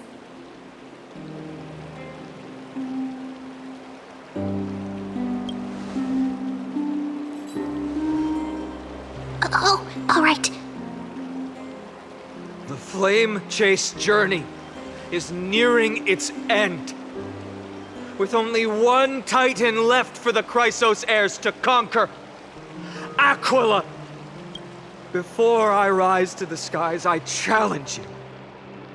Cast out the shadows and malice within your hearts. Let your spirit shine brighter than the sky itself. Let me bear witness. Even without the divine authority of romance, Akima will remain a sanctuary in these end times. A place for the kind people Aglaea dreamed of. The kind of people foretold in prophecy. A better people! Better people! Better people! Better people! Better people! Better people! Better people! I appreciate your willingness to accept the challenge. You have reminded me that Aglaea left me perhaps the simplest duty in the world. To bear the burden of creation, I need only to give one thing. It's a gift she once gave me without hesitation, and now I share it with each of you. Unshakable faith. There's still a long way to go before Amphoreus is reborn. But we will not forget the past as we move forward. For the memories of Amphoreus will always benefit future generations. Allow me this moment. I want to borrow a few minutes of your time to commemorate a demigod who protected the holy city for a millennium. She was Akima's dressmaker, the leader of the Chrysos heirs, the Gold Weaver, Aglaea, and her greatest feat was being a selfless person.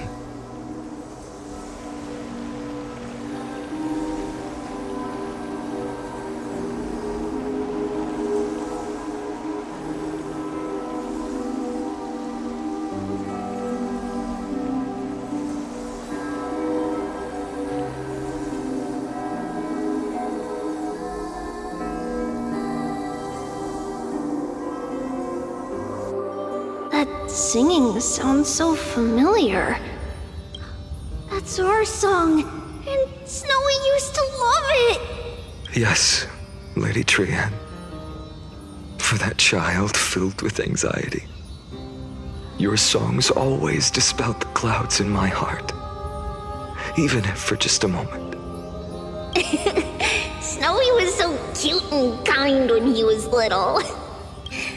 Now, you've grown so much. Maybe not as cute, but still just as kind. Time spares no one, so there's nothing we can do. But kindness, you helped nurture it in me. Don't mention it. Your light is as bright as ever. Keep it up and stay strong. See you, Snowy. Goodbye, Lady Tree. I heard what you said. Are you suggesting the debate tactics I've taught you are nothing but sleight of hand? Not at all, Professor Anaxa. Honestly, without those techniques you taught me, the Flame Chase journey might not have survived. Good thing your head's still clear. The Chrysos heir of Kephale. I had no idea you had it in you while I was drilling those formulas in your head in class. Who could have thought, Professor? By the way, I've completely forgotten those formulas now. Some things never change. In our next lives, I'll teach you how to truly embrace your divine duties. I'll be waiting. Goodbye, Professor Anaxa. Miss Castros? Aren't you going to say something?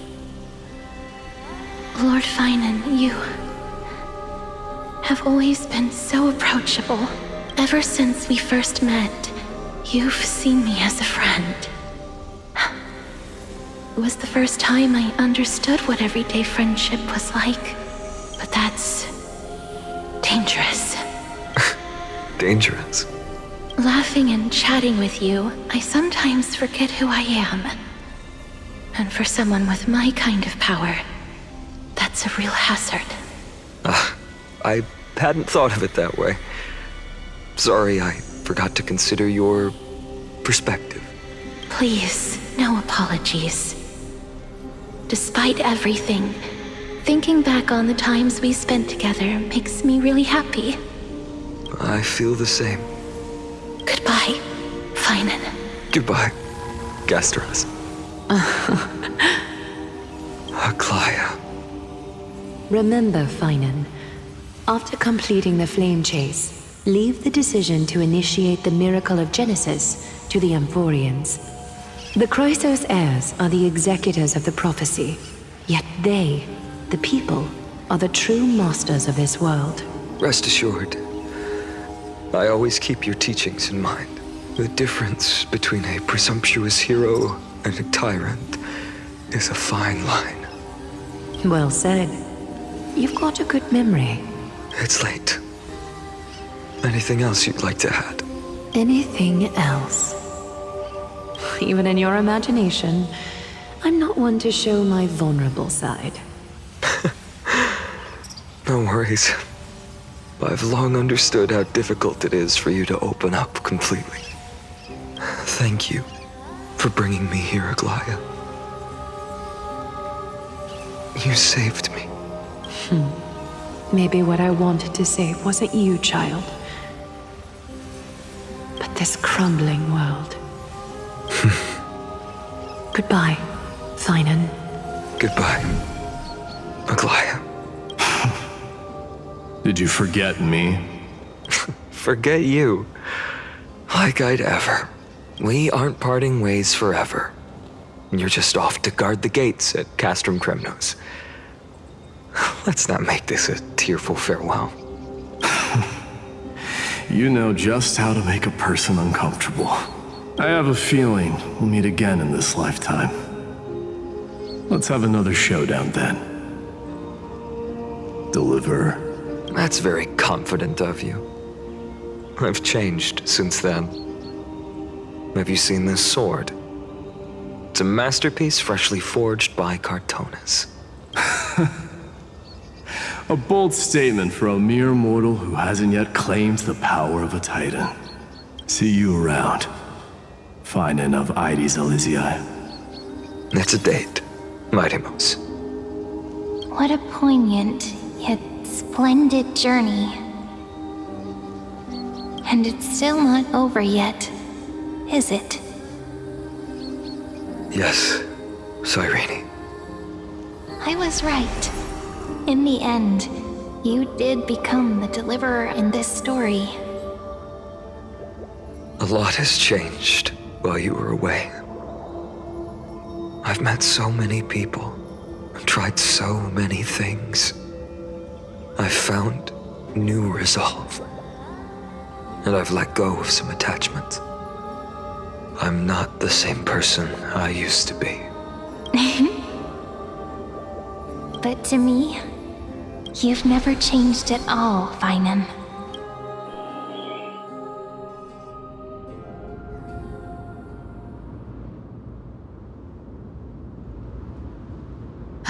Dawncloud. This place holds so many different kinds of memories. I remember you could see the Goldweaver sign from here, all the way down the mountain. But my eyes aren't what they used to be 1,000 years ago. Cipher, you... Seamstress. Tell me, does Aquila have any treasures so rare that not even your... I mean, our shop has seen? Of course it has. I heard there's a gem of all worlds hidden somewhere in dawncloud. Apparently, it's a piece that fell out of the Dawn device. It's truly a priceless treasure, being a part of Kephale's divine body.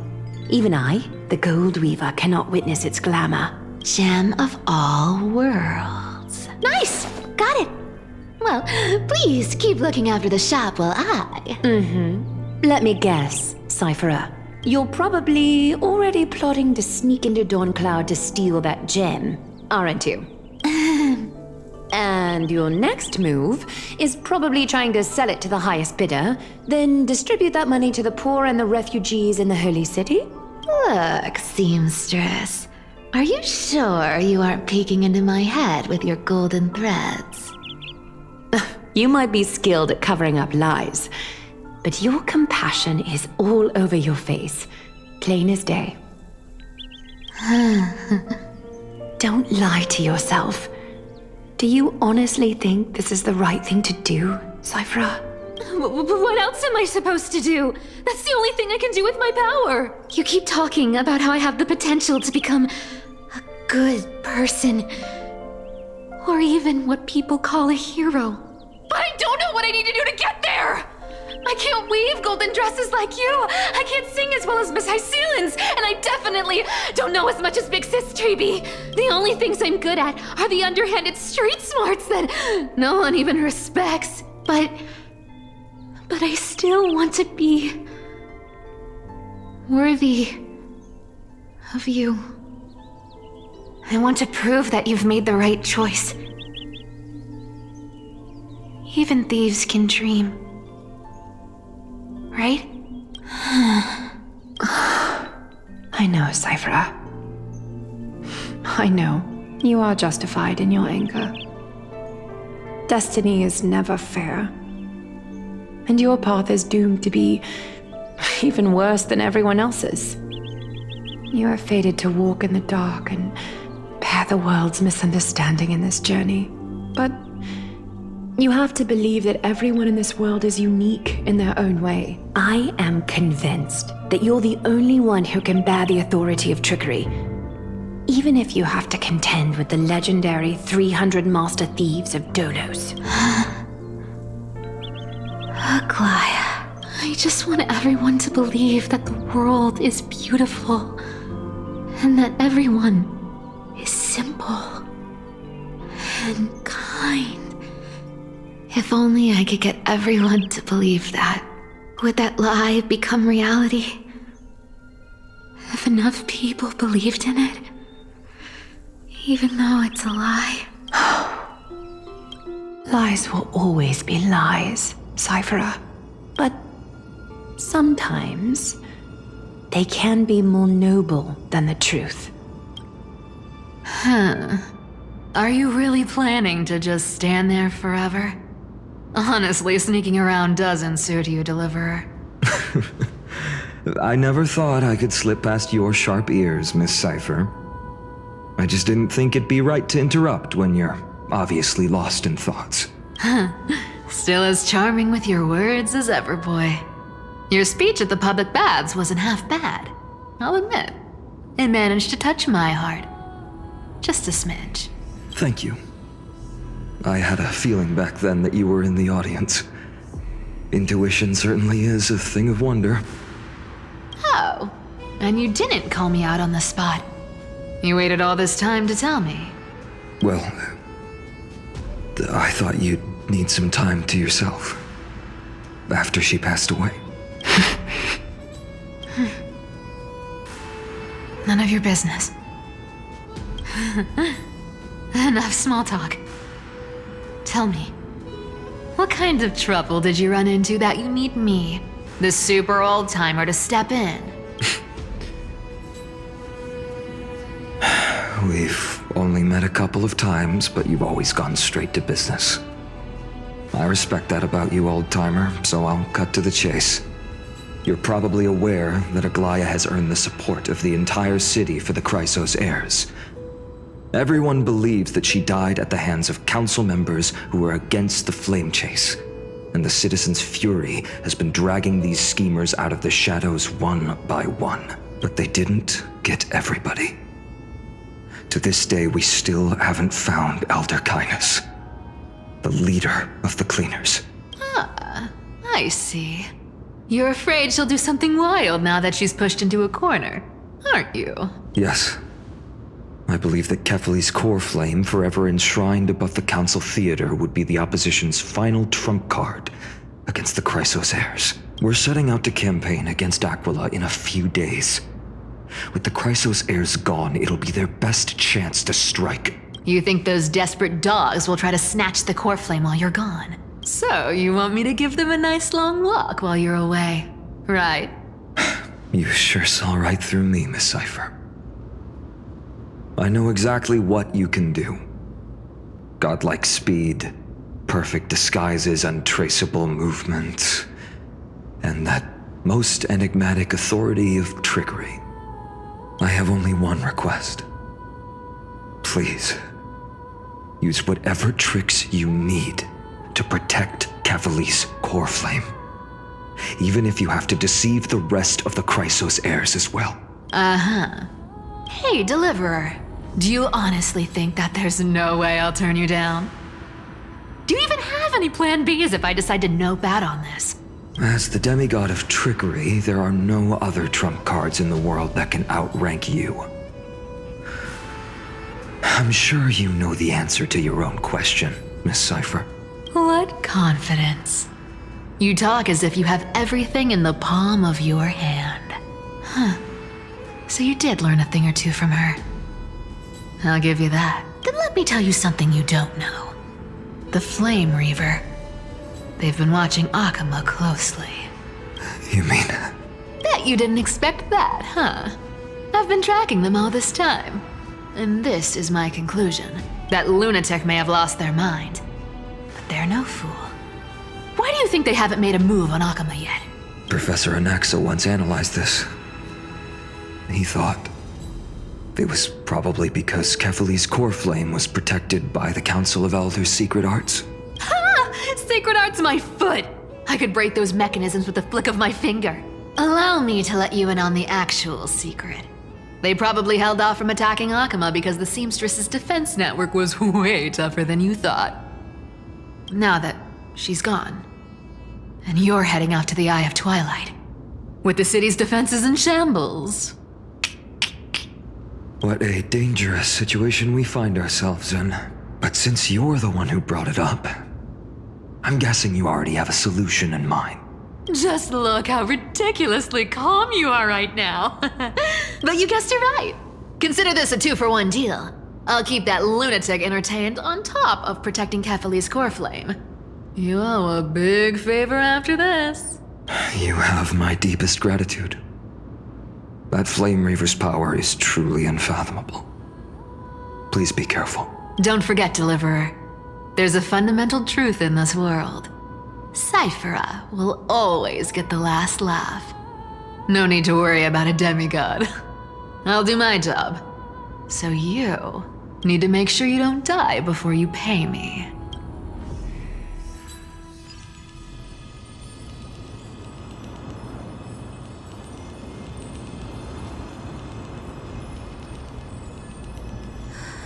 I'm back.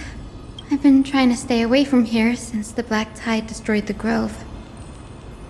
And through that, stay away from the memories that might make me sad.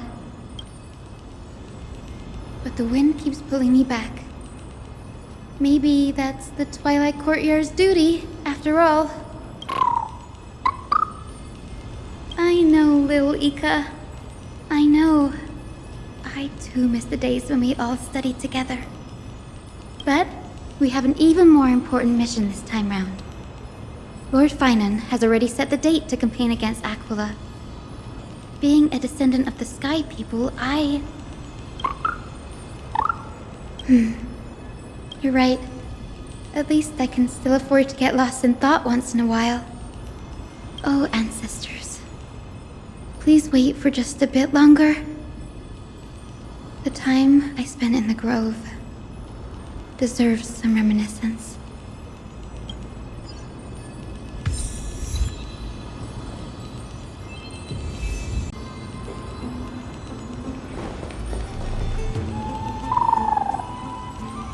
This was where Professor Anaxa gave us the lesson. I can still see that day in my mind. And that was your last lesson in the grove. Now, each of you will head off on your own path. How much the grove's teachings can help you in the real world depends on how well you can put knowledge into practice. However, heed this warning. If you ever do anything disgraceful out there, don't ever claim you were the student of Anaxagoras, one of the 7 sages. Professor Anaxa, there are still other classes scheduled on the calendar. Are you sure you didn't... Firstly, call me Professor Anaxagoras. Secondly, to clarify, the last lesson means the last lesson I will teach you. I will be entering seclusion from today onwards to research ancient alchemy, and all my teaching activities will be put on hold. Ah, I see. So you're saying that the lessons taught by all the other teachers aren't good enough to be considered lessons? All you do every day is wag that sharp tongue of yours. That's a credit deduction, Finan of Ides Elysiae. I have nothing left to say. Next. Please wait, Professor. According to the Grove's protocols for a cohort's final class, the lecturer should take some time in that lesson to discuss the students' post-graduation aspirations with them and guide them toward a solid path. Surely you can't skip such a crucial step, Professor. The teaching assistant, Miss Hyacine, is truly Professor Anaxa's nemesis. Fine. Since Hyacinthia insists on this, let's go through the process. Since some of you are so eager to speak, why don't we start with you, Finan of Ides Elysiae? What is your post-graduation aspiration? Me? Well, it's not exactly an aspiration, but the only thing I want to do is to protect the people I care about. I see. So you want to be a hero? How boring. Next. I didn't say... Castorus, you've been giggling for quite some time. How about you go next? Perhaps my answer is a bit vague and meaningless, Professor Anaxagoras, but I hope the world can be freed from the agony of death, so that every living being may find calming peace. How naive. So naive that it makes me want to weep for your fairy tale. See, this is why I don't want to follow those outdated protocols. All I get are boring answers. Since you suggested this whole process, why don't you wrap this up, Hyacinthia? Share your aspiration with everyone, and let's see if yours stands out. So it's finally my turn. Good thing I came prepared. My aspiration is nothing less than completing the final blank page at the end of the hero's epic. Blank page? An interesting description. Do explain, Assistant. I've read all of Amphoreus' heroic epics while studying at the Grove, and a common thread came to my attention. Almost every epic ends with a description of the hero's achievements. But few mention how the everyday people of that time lived. No one recorded the struggles and suffering the commoners endured. So you're saying that, instead of legendary heroes, you're more focused on commoners living on the peripheries of historical records. Perhaps I'm influenced by my background. My ancestor, Seliosi the Day Thunder Knight, raised her spear against the sky and ushered in the flame-chasing era that continues to this day. Her story is told to every child descended from the Skyfolk. We have no doubts about Seliosi's greatness, yet her towering figure overshadowed every record from that entire era. What about the Day Thunder Knight's family, allies, and friends? What about the survivors and those who died in the great battles?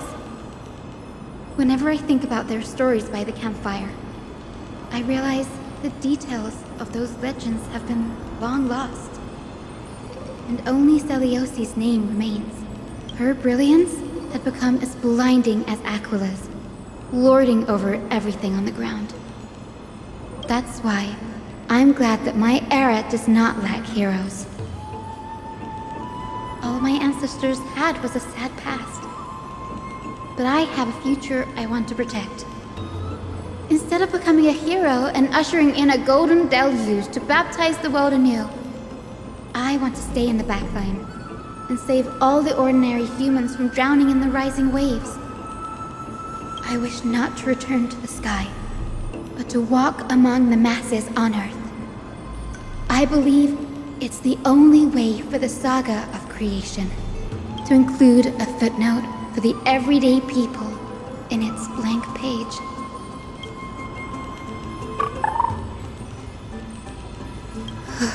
I'm getting embarrassed from remembering how I said all that, but my beliefs have never changed.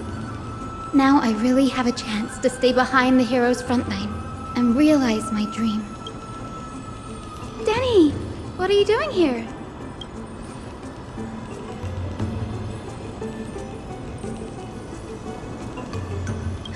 You guessed it.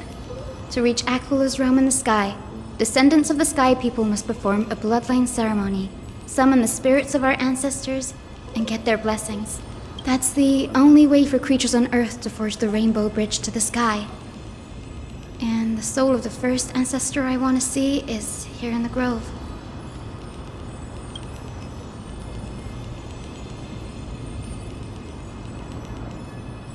Don't worry. I have little Ika with me. You'll protect me, won't you? Good, Ika. Well, what brings you here, Danny?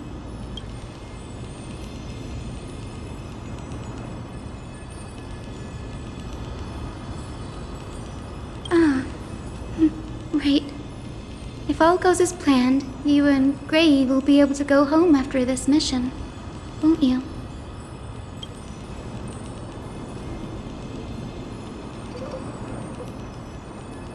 Oh? Could it be that you too have some kind of hidden powers to make prophecies now?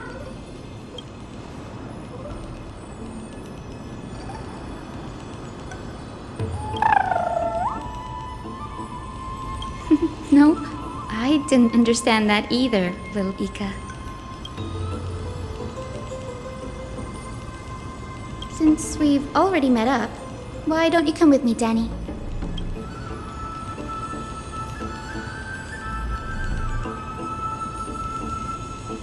That's the dependable express guard for you.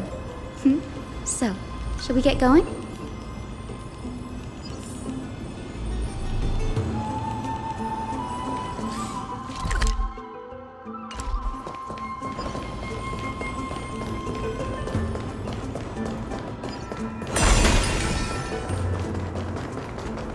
The chroma copper is vibrating. There must be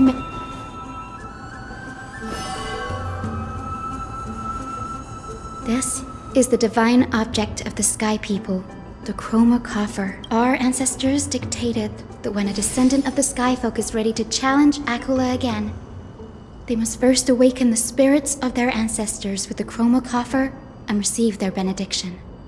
Only after this can the chosen Sky Folk reascend to the heavens. Very prudent, wouldn't you say? The soul of an ancestor slumbers here. Now, I will awaken them.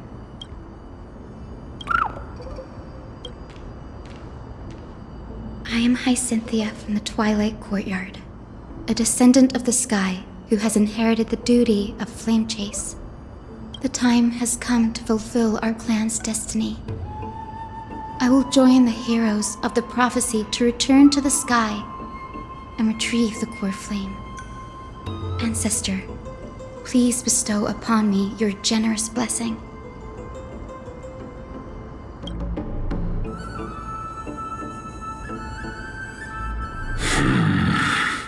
Who has awakened me? It's I, Hyacine, a descendant of the Sky People. I apologize for interrupting your slumber.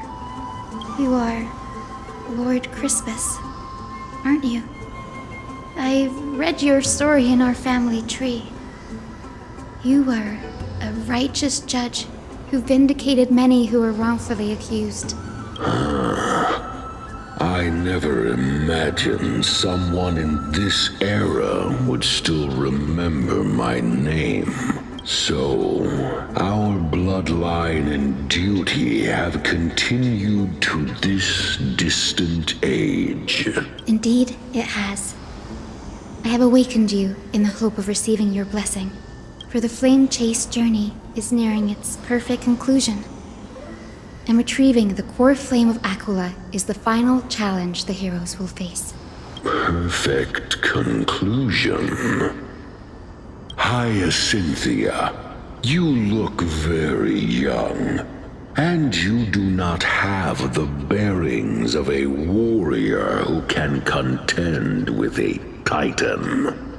How can you convince me that this blessing will not turn into a curse, leading a child like you to your demise?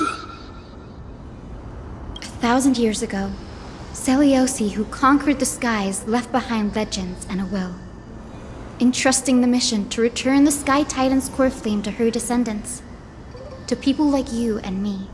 Though I'm not a warrior, I will not turn away from the mission that has flowed through our blood for 1,000 years. And I am not fighting alone. I have the strongest and most tenacious companions in the world. Amphoreus is in an era brimming with heroes. The burden of retrieving Aquila's core flame no longer rests solely on the shoulders of the chosen Skyfolk. I now wield the power of healing. I aim to mend the fissures in the sky and heal the wounds of the people. I desire to define the mission of the Skyfolk in my own terms, to conclude the vigil that has spanned millennia. I sense resilience in your words. Not an outward resilience, but something deeper within. Receive my blessings, young Hyacine. May you gain wings to return to the sky via the bridge of rainbows. Thank you for your trust, Lord Crispus. We won't let you down.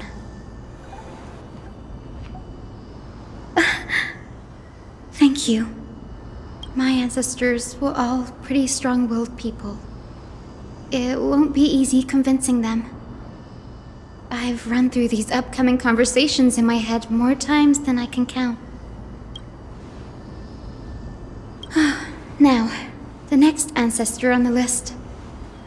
Her spirit is set to rest in the Vortex of Genesis. A pity that the ceremony has to be performed in strict order. Shall we head back to Aquila together, Danny?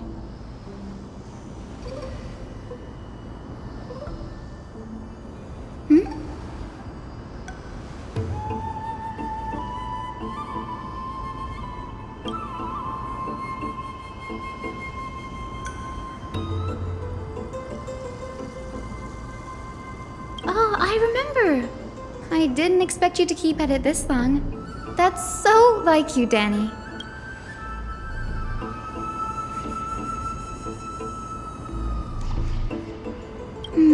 That makes sense. Bagusa was always described as a fickle titan in the myths. Since you're offering, then let me put your skills to the test, Danny.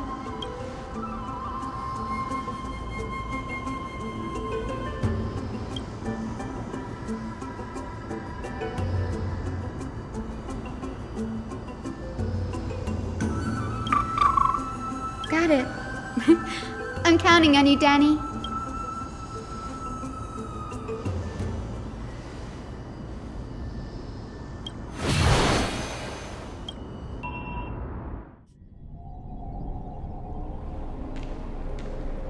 The Vortex of Genesis. Unbelievable. Danny is full of surprises, but this does feel way more disorienting than the ritual basin. Wait, is Lady Treeby here too? And who is that next to her? Oh, I think I know who that is. Do you have to go already, Cipher? It's been ages since you were last in Aquila. You could have taken some time to rest, and we could have caught up. That's alright, big sister Treeby. I've gotten used to life on the road. Staying in this bustling city actually feels off. Besides, your prize student gave me an incredibly tough mission to handle. Cut Snowy some slack, Cipher. He's still so young, yet he's shouldering all the responsibilities Aggie left behind. Besides, Snowy's not the kind to ask for help lightly. Since he came to you, it means you're the best person for the job. You really spoil him, big sis Treeby. Guess I'm past the age for someone to look after me. Cipher. Just kidding. I get it. That deliverer boy does have a certain charisma about him. It reminds me of Aglaea in her prime. Anyway, I'm about to head out. Oh, big sis Treeby, before I go, got a little gift for you. Well, didn't expect you to be so thoughtful. What's in it? That's a part of the game too. If you want to see the full picture of what's inside, you'll have to wait until nightfall. A gift with a mysterious twist? Seriously? Huh? Looks like we have company. Lady Treeby, and this graceful lady must be Miss Cipher. I'm Hyacinthia from the Twilight courtyard. Everyone calls me Hyacine. Pleased to meet you. Bright and cheery as a lamp. Well, hello there, pink child. I'm Cipher from the long-fallen city-state of Dolos. As for the rest, it's all in the history books, so I don't need to repeat it here. So, you're from the Twilight courtyard. Does that mean? Yes, I'm a descendant of the Sky People, the Chrysos heir about to take over the authority of Sky. Whoa! That's unexpected. I figured Celiosi's descendant would be, I don't know, taller, stronger. Don't judge a book by its cover, Cipher. Zinni is a master of her craft. She's the most skilled and dependable physician in all of Amphoreus. Don't worry, Lady Cipher. I may not be as strong and warlike as Lady Celiosi from 1,000 years ago, but I'm confident I can carry out the mission of the Skyfolk. All this talk about missions, you're making it sound way too serious. You've got to look out for yourself, girl. Don't push yourself too hard. I'd hate to see that cute face all scratched out by Aquila's claws. Siphy cracking jokes? Looks like you haven't forgotten what Aggie said all those years ago. Anyway, I've got a mission to handle, so I'll get going. Good luck, Miss Hyacine. And if things get tough, just let that deliverer take the lead.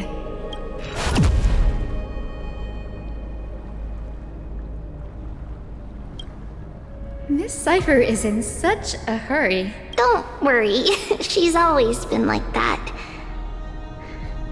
It's good to have her back in Akama lending a hand. Well, enough about her for now. You're here because of your mission, aren't you, Cinny? It's the perfect opportunity for me to go and tuck Siphy's gift away somewhere safe. The Vortex of Genesis is all yours.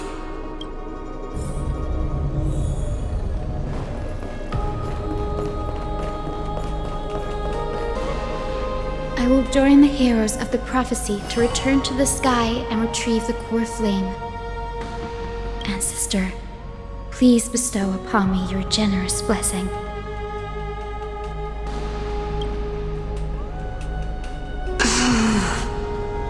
Child, what brings you before me? Could it be you're a descendant of the Sky People? Yes, I am Hyacine of the Twilight courtyard, the successor of the Sky People's flame chase duty. You must be Gem Electra. Legend has it that during the Chrysos War, you led our people to ally with Akama and held back the Kremnoan forces. It was your victory that earned the Sky People a place in the Holy City. Hyacine, you seem well versed in our clan's history. And this is the Vortex of Genesis? It is. Look, 10 stars have already been lit. The Chrysos Heir's flame-chased journey is nearing its end. Are those the core flames of Fagusa and Giorios? Does that mean Hyacines and the Mountain Dwellers successfully carried out their duty? As fellow pillars of Amphoreus, who would have thought that Sky's duty could only be fulfilled after 1,000 years? It's because Sky shelters all beneath it. If it were to shatter, the world would fall apart with it. That's why Lady Aglaea made the core flame of Aquila the final step in our campaign. Aglaea? Is she still on the flame chase journey after 1,000 years? Unfortunately, she has recently left us. But you're right. She was indeed still guiding the Chrysos heirs forward. Incredible. That girl actually managed to endure the merciless erosion of time.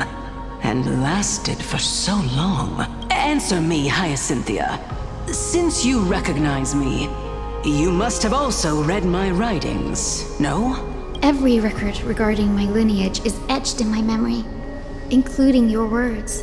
In that case, you're probably aware of the prophecy I sought from a certain Trebios. Yes. At the end of the Rainbow Bridge, the Sky Folk will mend dusk and dawn. But unfortunately, no ancestor has ever been able to truly decipher its meaning. I see. Yet, Trebios' prophecies never fail. Perhaps you'll be the one to witness its fulfillment, child. May the prophecy lead you to a gentle fate. Thank you, Lady Ectra. Whatever fate the prophecy holds, I'll face it head on. It's only by giving everything we have that we can truly accept any outcome with a smile. Won't you agree? I like you, child. I wish this conversation could go on a little longer. Take my blessing, Hyacine. When I first saw you, I indeed had my doubts. But your resolve has touched me. If Sky's divinity is fated to pass on, I hope it incorporates your optimism and kindness. Your blessing is a treasure beyond measure, General. Rest well. I'll make sure your gift is put to its best use.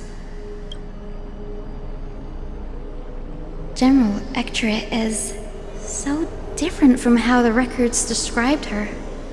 She's quite a gentle person. All right, time to head back to the grove.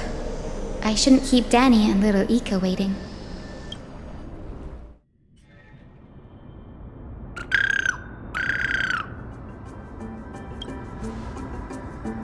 It went great. Your spirit water art was a huge help, Danny.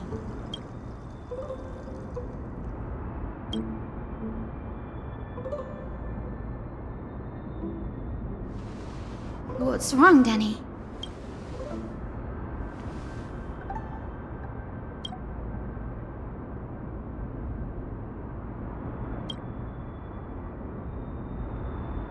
You've always been a bit of a sensitive soul, haven't you, Danny? Lady Trina deciphers countless prophecies every day, and this one's just another among many. Don't worry too much about it. Come on, Danny. Don't look so gloomy. We're gonna have to take a long trip for the final visit to the Ancestors. Our final stop is Lord Mighty's home, Castrum Kremnos. We're here. This is it. Lord Mighty has been fighting the Black Tide here, alone day after day. I'm worried about him. That means he hasn't been consumed by the Black Tide's madness yet. We're here to complete an important mission. We shouldn't interfere with this battlefield. Don't you agree, Danny? There. That sleeping spirit is my grandmother. Yes, my grandmother Jacintha was a warrior. She represented the Twilight courtyard in the Kremnos festival. She fought her way through every challenge and reached the final stage of the Kremnos festival. She was just one step away from securing a peace treaty for the Skyfolk, but was ultimately defeated by the champion warrior of that time. I've never looked too deeply into the details of such ritualistic violence. The scroll simply described it as a glorious duel, but behind the glorious duel was a tragic end. Not long after the festival, my grandmother's injuries worsened, and she passed away far from home.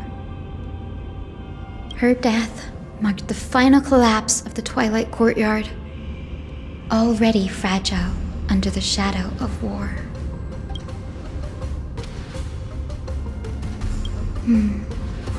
Was Lord Gradaros.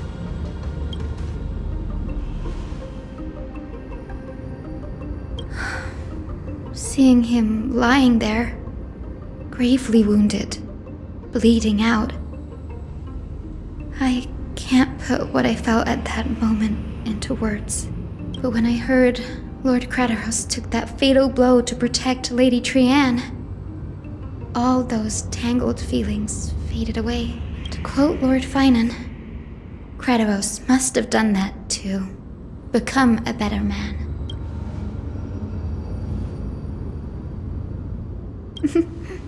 You're getting better at this, Danny. In her final diary entry, my grandmother wrote that when the moment of destiny comes, a descendant of the Sky People would deliver the message of their departure to her spirit. I wonder what she'd think when the one awaking her turns out to be her beloved granddaughter. I will join the heroes of the prophecy to return to the sky and retrieve the core flame. Ancestor, please bestow upon me your generous blessing.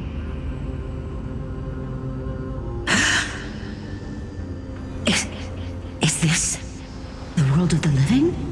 Wait. You. Could you be? Grandmother? It's me. Your Hyacynthia. Hyacynthia, my little hummingbird. Why? How? Why is it you who awakened me? I have never imagined this. I thought I would feel happy for all my ancestors when this day came, but now I can't even experience the joy of seeing you again. Do you remember that you and Father took me to my very first sky rite when I was 8? Back then, you wanted me to pick one accessory out of 4. The sun crown representing nobility, the storm bracelet symbolizing strength, the ice ring embodying wisdom, and the radiant pendant signifying kindness. Grandmother, do you remember the one I chose? You spoke an innocent little prayer, infusing a faint thread of light to that modest pendant. Yes, and I remember how surprised you were. In all those centuries, no other child of the Sky People had ever made the same choice I did. Hyacinthia, there was a time when I thought you were a timid child. You never had much interest in swords or battle and had no relation to that fiery determination and strength in our blood. Yet I've told myself, that's not a bad thing.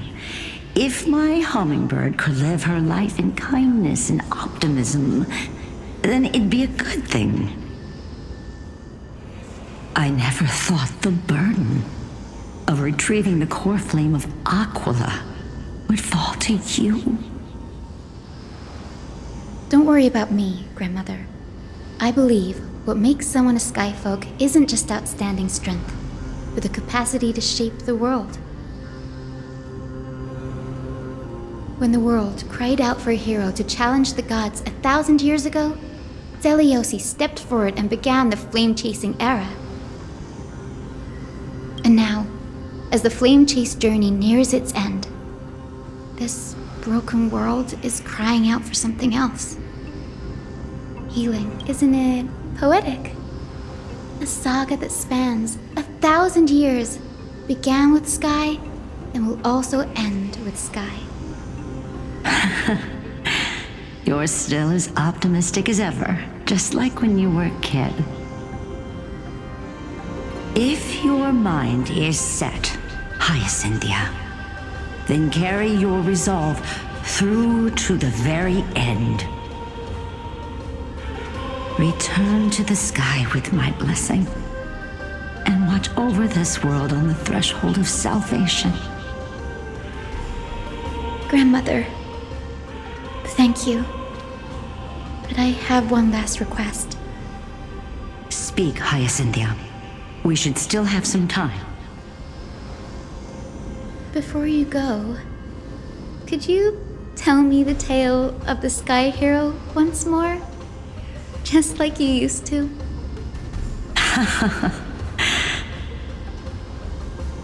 Then listen closely, my dearest hummingbird. After all, this will be the last time.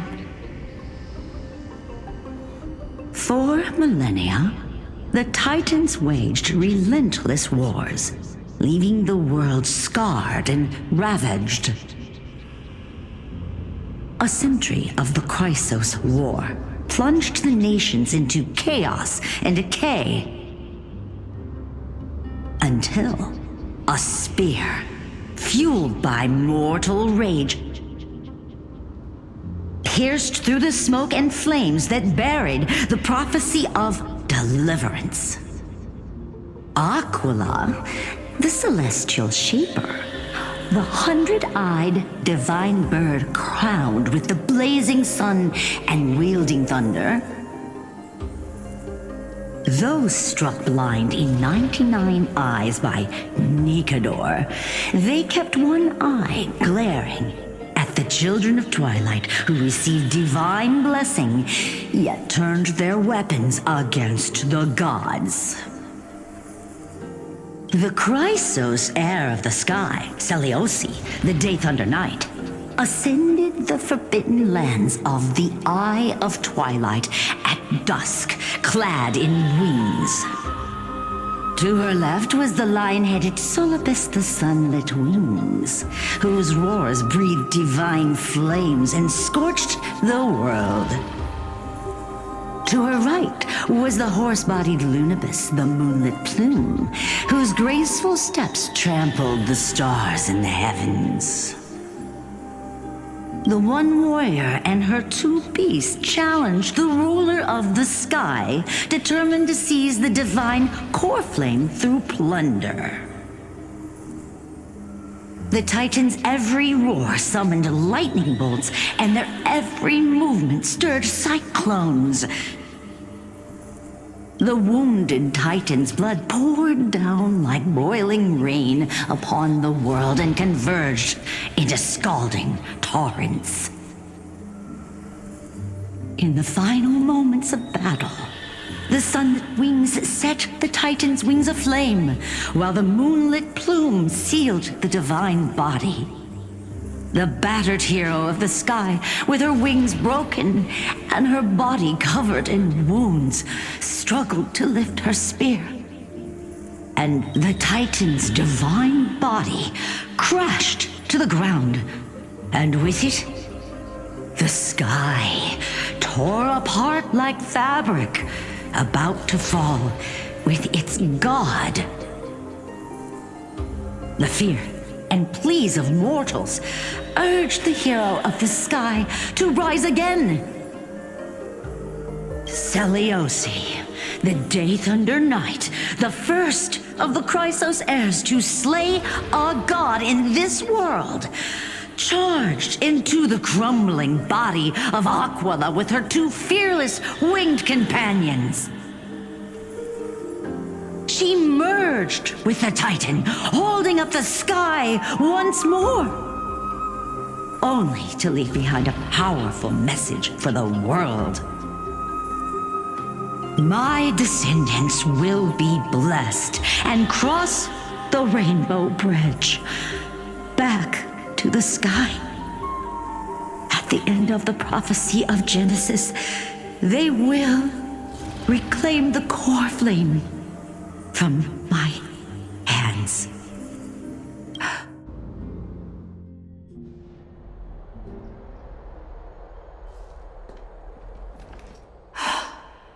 Today's the day. Wow, I didn't expect it to be so lively up here. Are these people here to send off the Chrysos heirs? There's Svinen. Let's go talk to him.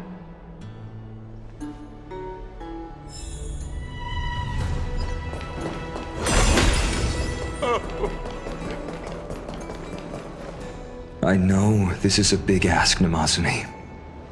I hope you understand. Please don't say that, Lord Finan. It's an honor for us to be entrusted with this task. Go then. Let's hope our concerns don't come true. I hope you all return safely, my lord.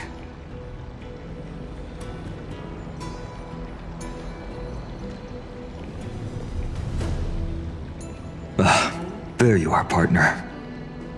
You didn't oversleep this time, did you? You like calling me that, don't you? Oh, well, I've embraced it now. It doesn't even faze me anymore. Ready, comrade? If all goes according to plan, this could be the last battle where we fight at each other's side. If the curse separating Amphoreus from the world beyond the sky is truly Aquila's doing, then you'll be able to return home after their fall.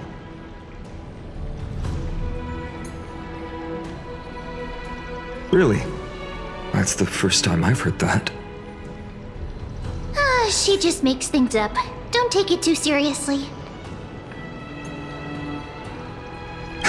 Sorry, I'm no help there. Don't worry. Don Hung mentioned that Counselor Lygus can help you with that. You sound a little insincere there, buddy. That was totally insincere, partner. That would be a problem. We'll need to get you home before Aranova.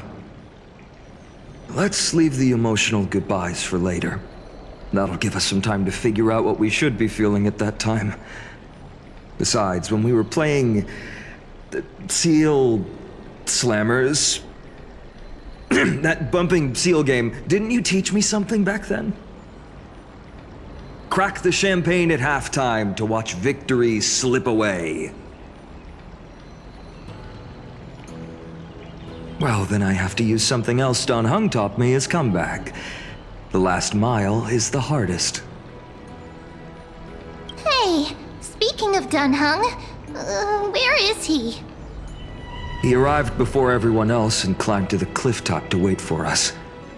He's probably not keen on being the center of attention.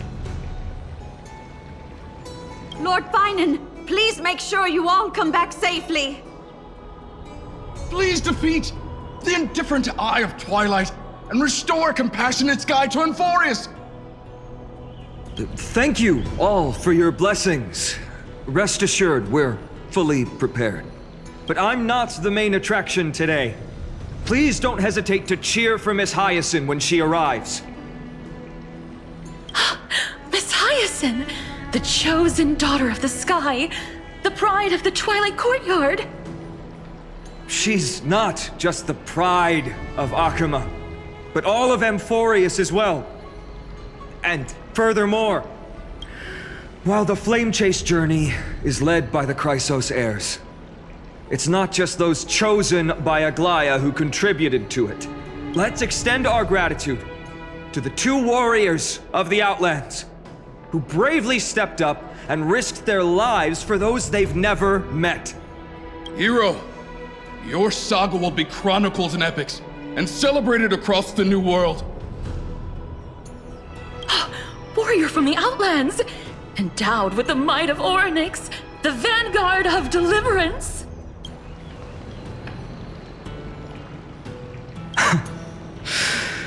After all this time, you should know when I'm just being polite and when I'm genuinely speaking from the heart. That praise was heartfelt, partner.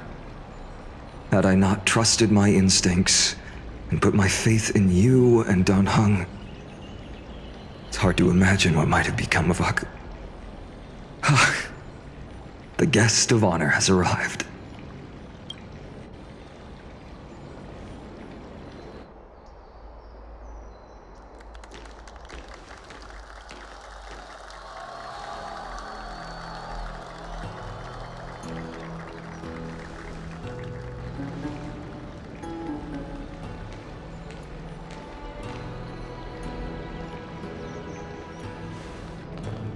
People of Akuma, I've been blessed by the ancestors of the Sky People. They have agreed to bestow the 1,000-year mission to me and to have me claim the core flame of Aquila.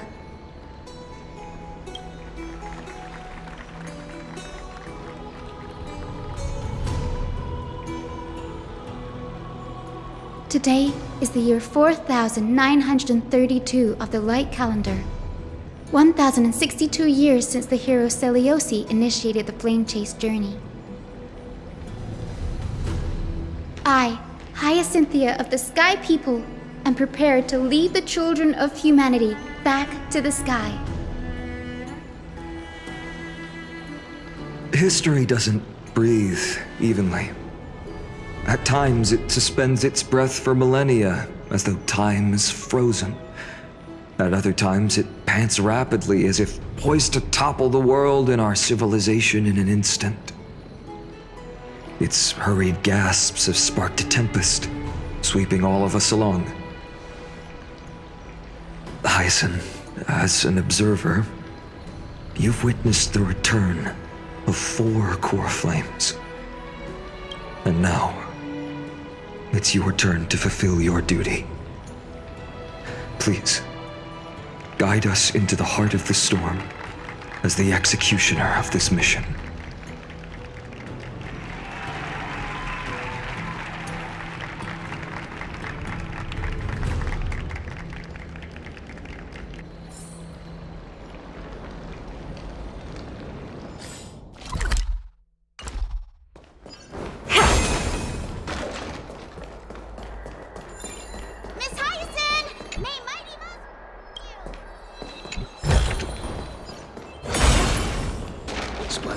gods once walked the paths we walk.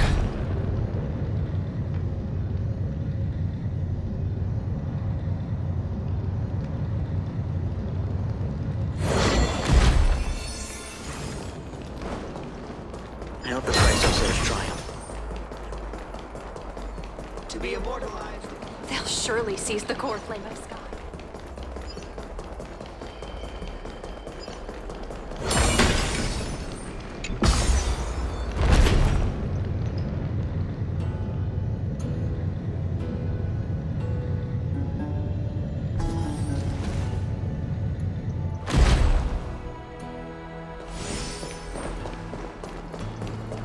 Thanks for waiting, Donhung.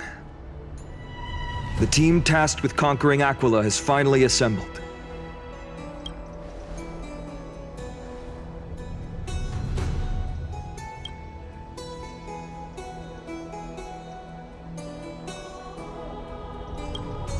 So full of energy, comrades. Seems I chose the perfect day. Hyacine, it's all yours now. Legend tells of the Skyfolk once divided into many tribes. The Sunfolk worshipped the sun. The Rainfolk were devoted to storms. And the Winterfolk waited for signs in the snow. Our ancestors lived under Aquila's light. Yet they were blinded to all but one color. They forgot that the light that illuminates the world is made of countless different colors. That's why the rainbow is my favorite, for not only does it reflect the many colors, it is also a bridge. And I want to use the rainbow bridge to link everyone's hearts and give hope to every soul on Earth.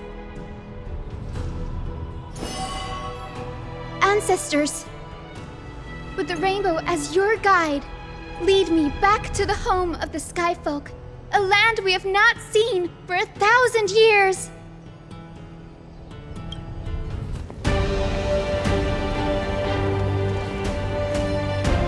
Oh, Rainbow Bridge, please guide us to ascend to the skies once more.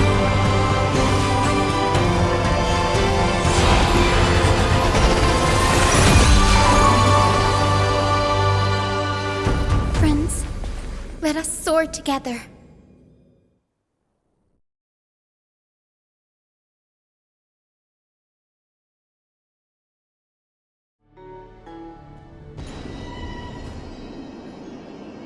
Flying along the Rainbow Bridge is truly an amazing experience. The Eye of Twilight. It's the legendary sky fortress of Aquila. I never imagined that one day I'd be able to step foot on it. My ancestors once built a magnificent civilization among the heavens. The Eye of Twilight, which we are standing on, is the home of Aquila and the heart of the city-state in the clouds. This must be where the hero Celeioce stood when she challenged Aquila and began the first step of the flame chase journey. We are here to end the journey she began. Yes, what we must do will not change, no matter how much of the legends are true. According to historical records, the civilization that worshipped Aquila once mastered advanced technology, which made their strategically located sky castrum the only force that could face Castrum Kremnos head-on in the Chrysos War. But they were divided within. The frequent wars started by the Chrysos heirs drained their power, especially after the prophecy descended. In the end, they had to hide among the clouds, far from the conflicts raging below. Apparently, the division was between the two most important sky tribes, the Sunfolk and the Rainfolk. And Celeioce's frustration towards the endless strife among her people made her turn her spear towards the Titan above. After driving the enraged Titan to the brink of defeat with her two winged companions, they all vanished somewhere in the sky. Her courage was unparalleled. Yet she still could not end Aquila, nor bring back the coreflame of sky. Some say she sealed the wrath of the god within herself, trapping them deep within the Eye of Twilight to support the heavens of Amphoreus forever. In other words, she became one with the Titan. I would have considered it a fairy tale, but after seeing what happened with Professor Anaxa, not anymore. Has that Titan and that fused hero been looking down on the world from here for 1,000 years?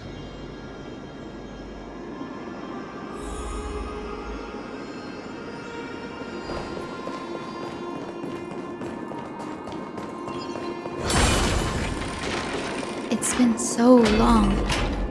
Maybe the Eye of Twilight has already turned into ruins. Something's not right. I can kind of feel how big and empty this place is, but all I can see is darkness. Maybe it's the celestial mural. The Sky City believes that mural to be connected to Amphoreus' sky, and any weather condition depicted on it will become actual weather. The mural would reflect Aquila's shifting mood, like clear skies, fog, snow, or thunderstorms. The sky priests would gather here during peaceful times and pray to the god for warm breezes and good harvests. To put it in words that Gray and Danny would understand, just think of it as a massive screen. In any case, exploring in the dark is never a good option. If we could light up the mural, it might just provide us with the light needed to move forward. That really conspicuous device might be part of the ritual. Let's go take a look. It's dark, so watch your feet.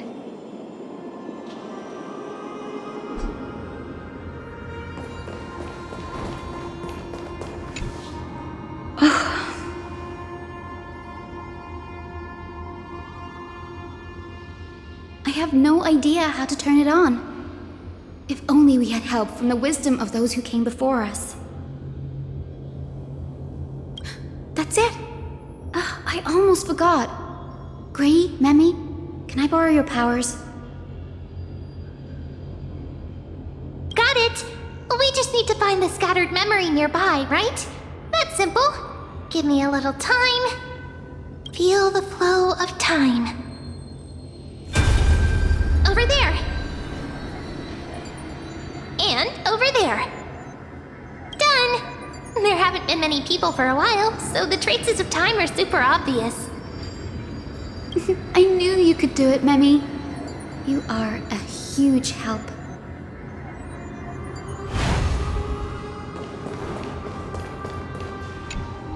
Arrogant sunfolk. The Titan will condemn your brazen disrespect. But Aquila, you that shaped the sky, why do you avoid the pursuit of dark clouds? Are not clear skies and stormy rains equally your creations?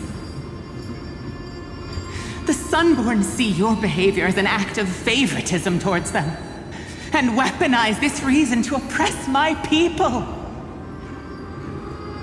The Rainfolk will not suffer in silence.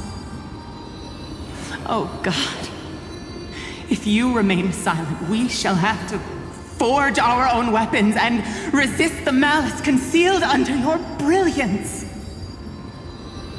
May the Eye of Twilight never open, and may torrid rains descend forever. Avoid the pursuit of dark clouds. Aquila doesn't like rainstorms. It seems a little hard to believe, but we should write this clue down first.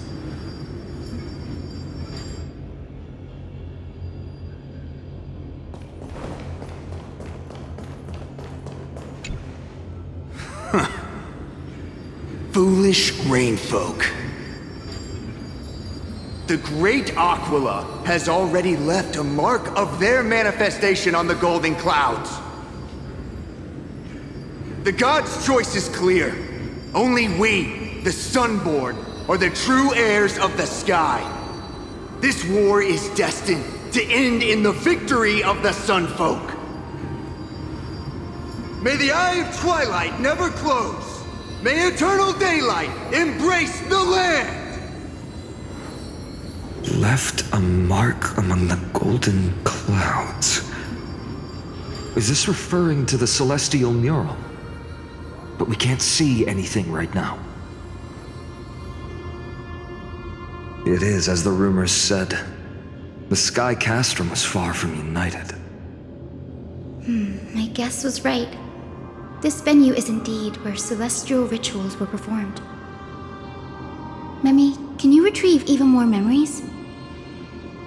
No problem at all. Here goes. There we are.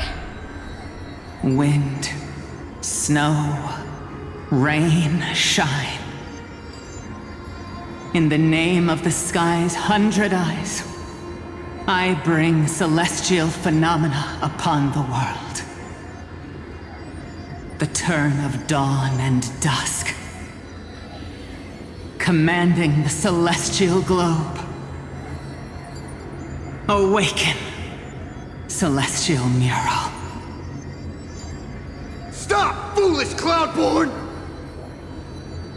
How dare you tamper with the celestial globe and distort the weather? This is blasphemy! The Titan bequeathed the celestial globe to our ancestors, so that we could divide the light and dark equally between day and night, so that all things could grow beneath the celestial phenomenon they preferred. But the Sunborn have asserted control over the celestial mural. And now the days are endless, subjecting the land to drought and burning. And you have the gall to accuse the Rainfolk, who you've oppressed! The land? It is our eternal nemesis! How can storm clouds and rain, unloved by Aquila, lead the Skyfolk to victory in the Chrysos War? Your character is as weak as your faith. Go seek out a corner untouched by the sun and weep solitary tears in the shadows. Huh. That's all you lot know how to do anyway. Cry in silence. Then let us show you what we are really made of. You? What are you? What are you trying to do? Fanatics whose minds have been muddled by the heat.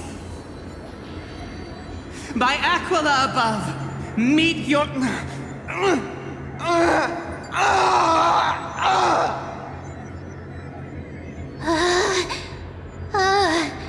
What a terrifying memory. The brutal internal strife is sad to see. It appears the Sky Cities didn't fall to external threats after all.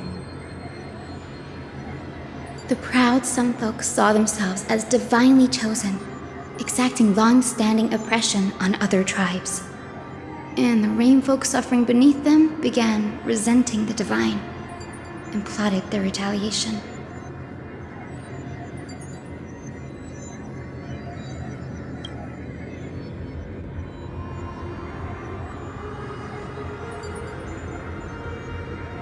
No matter the era, conflict among humans is destined to persist. Having witnessed the actions of Kindness and the Cleaners, it isn't so hard to understand this piece of history. There's nothing but empty silence here. I fear there were no winners. The hero Celiosi. How did she view the ancient feud between the Sunfolk and Rainfolk? The legends focus on her god-slaying expedition, but are hazy on the fall of the Sky denizens. Perhaps I can piece together the true face of history here. One step at a time. Do you remember the verse that Rain folks sang, Hyacine? Perhaps that's the key to unlocking the celestial mural. Yes, I already memorized it. Now, shall we try to wake it up?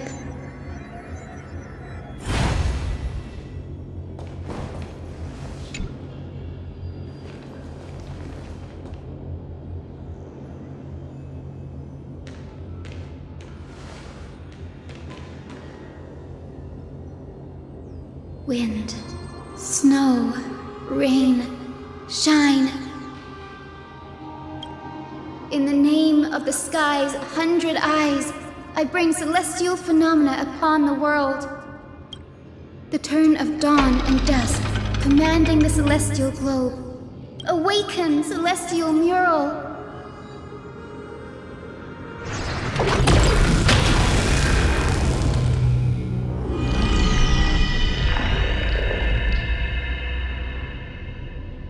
Golden clouds, blazing radiance.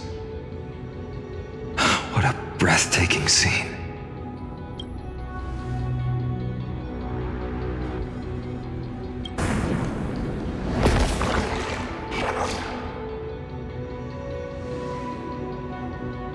How chilling. I wonder if Aquila is also watching us. I remember the Rainfolk mentioned the Titan dislikes overcast days. We might be able to use this to our advantage and change how the mark is behaving by changing the weather on the mural. Don't worry. The mural probably lost its original function ages ago. Alchemist's light comes from the dawn device shouldered by Kephale anyway. That being said, there's no power in this device anymore. We have to find another celestial globe if we want to change the weather on the mural.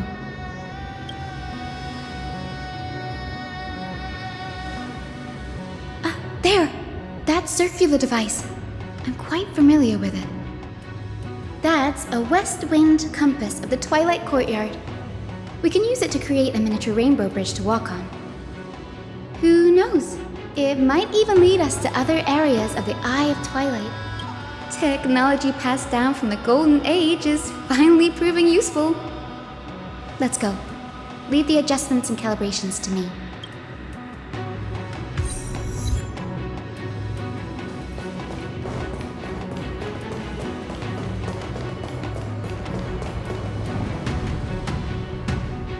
A boiling pool of gold, said to be the energy source that powers the Eye of Twilight's divinity.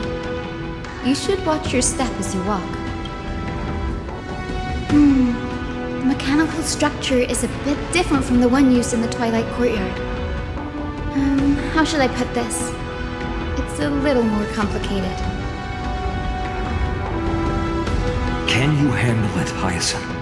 This might take a while, but I think I can manage.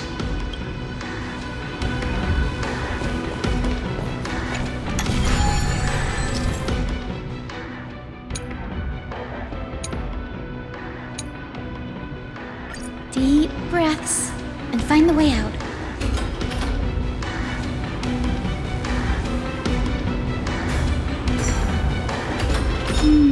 I think this should be right.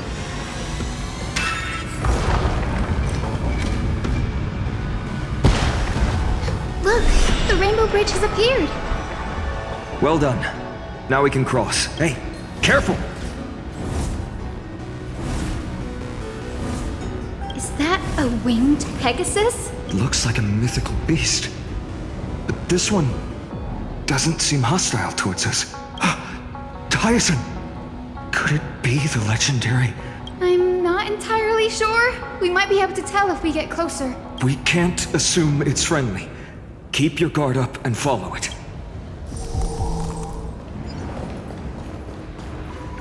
Legend has it that the hero Celiosi was always flanked by two winged companions. Solabus and Lunabis. They were her steeds and comrades. If they are still alive, they might help us confront It disappeared. An illusion? How strange. That Pegasus was different from the other memories. It was surrounded in an air of sorrow. Oh, it's so heavy that it's hard to breathe. Was that Lunibus's phantom? Did it appear here because it has unfinished business? If that's really the case, there must be a super strong obsession keeping it in one piece. Could it be some remaining bits of Celiosi's will? We can't be sure of that yet. Let's take the elevator up to the Eye of Twilight's core first.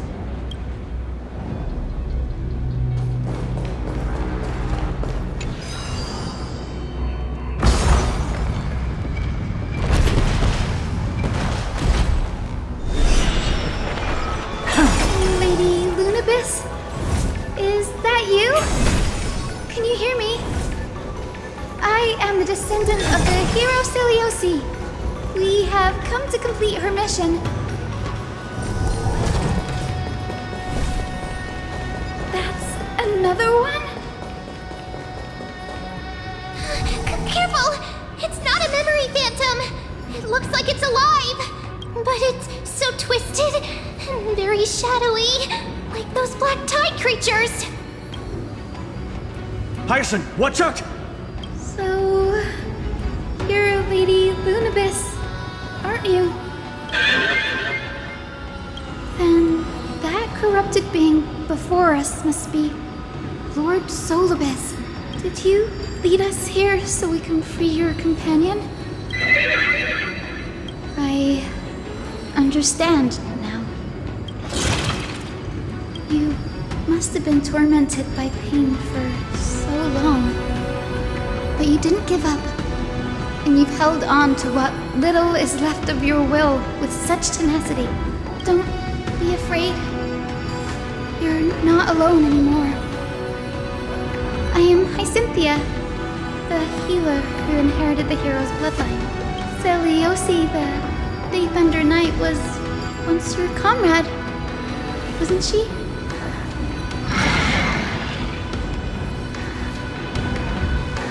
Lord Solabus, your body has been completely corroded by the black tide.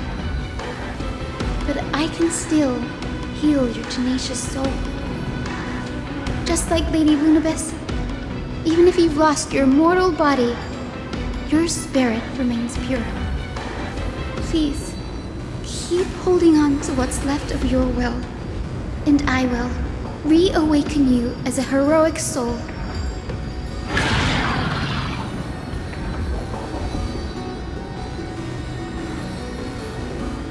It must have understood me.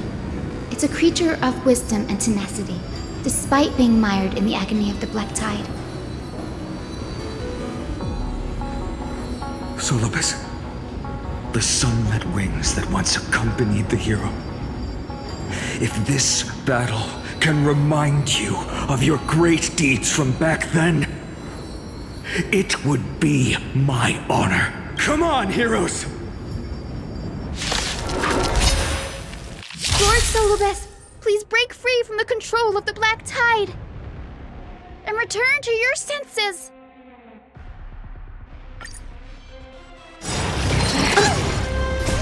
I need a west wind!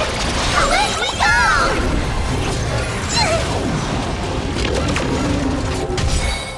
With this divine power, I reforge all things!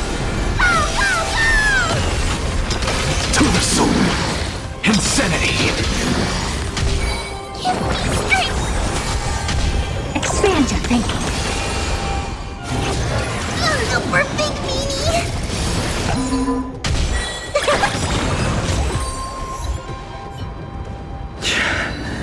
It's over. Solabus.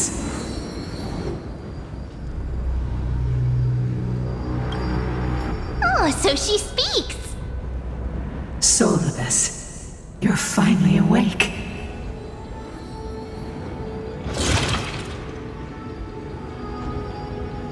My consciousness has been lost for far too long. Finally, I have been released from the Black Tide's cage. Little girl, are you Celiosi's descendant? It is me, Lord Solabus. My name is Hyacinthia, and my companions call me Hyacine. Hyacinthia, you don't have the scent of her on you. It's been 1,000 years. Celiosi's blood may have thinned in my veins, but the resolve of the Sky People has never been eroded by time. I've journeyed here to fulfill her dying wish. How much do you know about her dying wish? I know that in order to support the shattered sky, she merged herself with the divine body of the Titan. And I also know that she left behind a message, calling on future generations to one day ascend to the heavens again and reclaim the coreflame of Aquila. Has the legend changed so much since your people fell to the earth? Girl, you said you're a doctor. You only know how to heal and tend to wounds with such a weak lot in life. How do you plan to challenge the embodiment of the heavens? With this longsword, heroic soul. As you can see, we're all Hyacinthia's companions and comrades. You've already witnessed our combined strength. It's not bad, but still lacking compared to her. Solabus, let go of your ego and accept their kindness. You've been trapped in time by the Black Tide, while great change has spread over the world. If I'm not mistaken, the god of war Nikedor also fell to the hands of these warriors. We've laid all the other titans to rest, one by one. Now the final target for the flame chase is the master of this sky fortress. Please guide us to an audience with Aquila. Heroic souls. Celiosi initiated the era of slaying gods and attaining their flames. Even if she could not witness the end of this era, you will all at least bear witness on her behalf.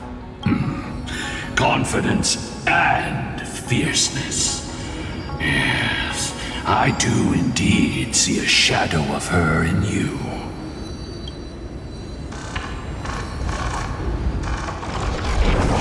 Aquila's mark flew away?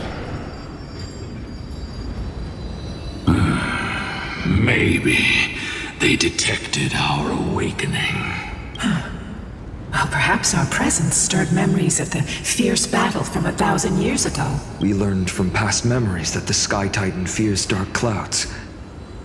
Would you know more about this topic? What the memo sprite said is true, but you all still need a guide. Follow me, Hyacinthia and fellow warriors. Let the hunt for the gods start again. Is Lady Lunabis not going with us? I will be waiting for you all at the next destination, Hyacine.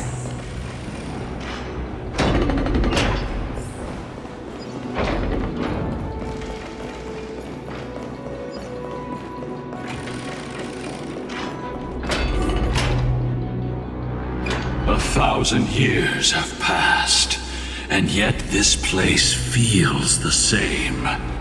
Just that there is no more human clamor. This is the Hall of the Sunfolk, where the Sunborn once held grand ceremonies to give thanks for Aquila's gifts. So, did the Sky Titan really take the side of the Sunfolk?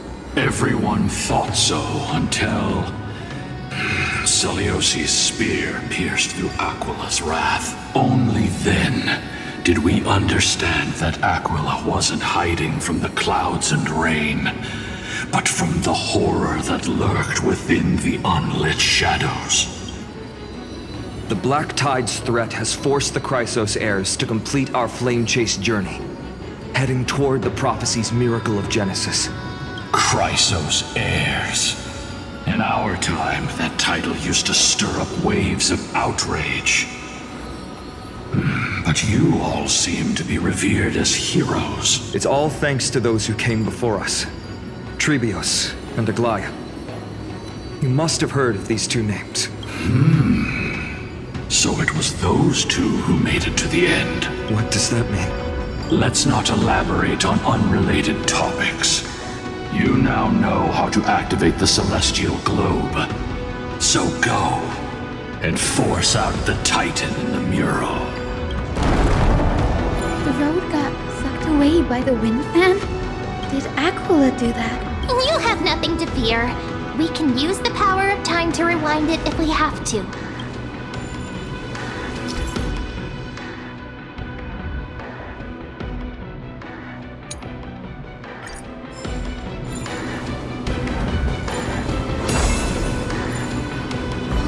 It didn't work.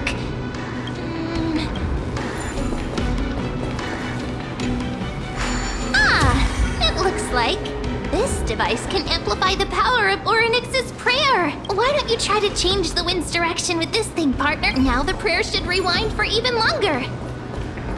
Let's try to control the wind's direction with this thing, partner. The celestial globe is right ahead. Let's go and force Aquila to come out. The turn of dawn and dusk. Commanding the celestial globe. Change celestial mural.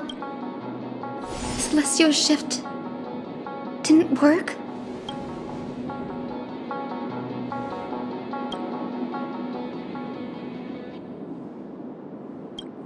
These circuits all seem to be corroded by the black tide.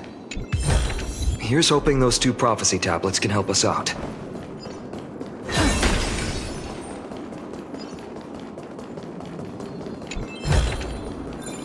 Oh, you want this? Fine. Take it and amuse yourself.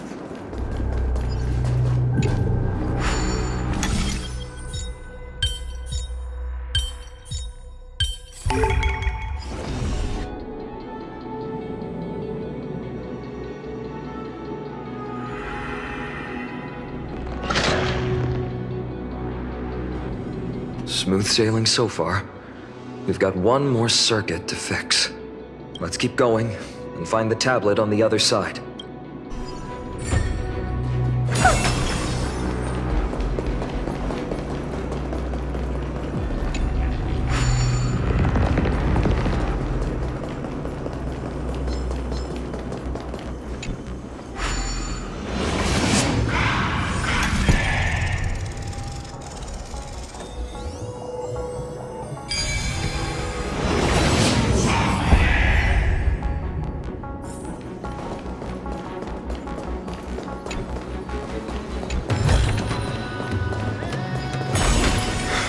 Finally made it. Hopefully, this is enough to fix the celestial globe.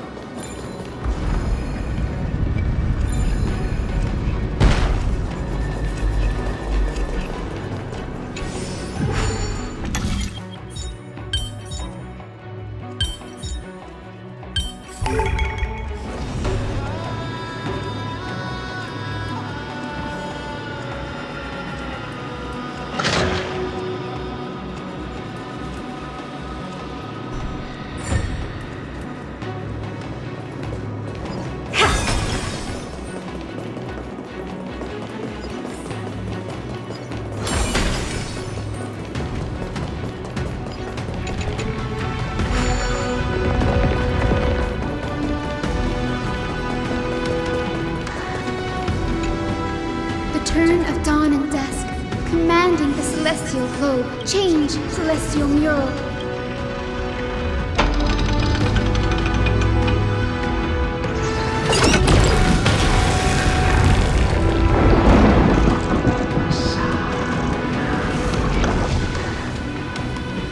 Looks like they're still avoiding us. I wonder if it's cowardice, or if they have something up their sleeve. I fear the Aquila of present has long lost their sanity, but instinct still drives them to flee from the shadows. to evade the Black Tide's encroachment.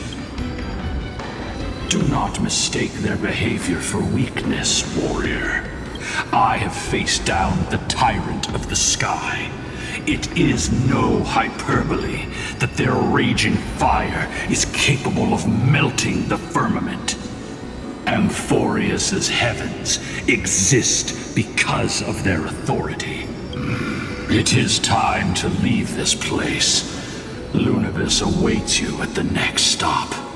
A moment, please, Lord Solabus.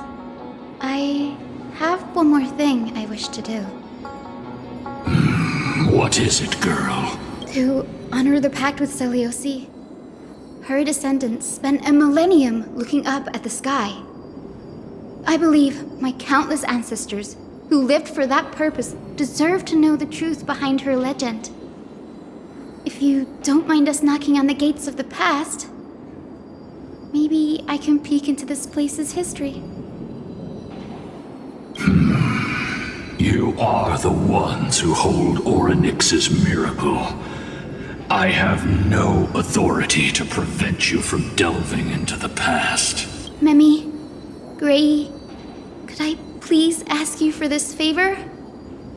I want to show the truth to my ancestors waiting on the other side. If there are falsehoods in the legends, then there must be a reason for its embellishment. The scene here and the previous memories gave me a bad feeling. What else did the Skyfolk encounter after Selioci challenged the god? I must figure out the truth behind the legend, even if it's for my ancestors' sake. Hyacine, you're such a good child. Don't worry, I'm here. Oh, the memories surging here are even more intense than at the entrance.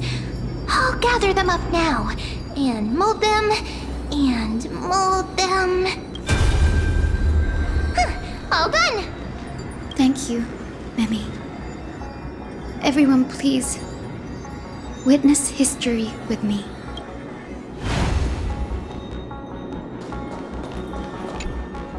Daughter of Dusk, have you finally gone mad? I know it!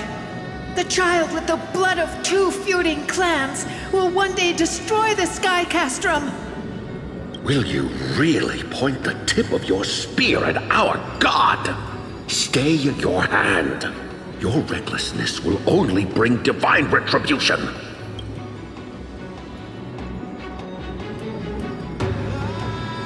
Divine retribution?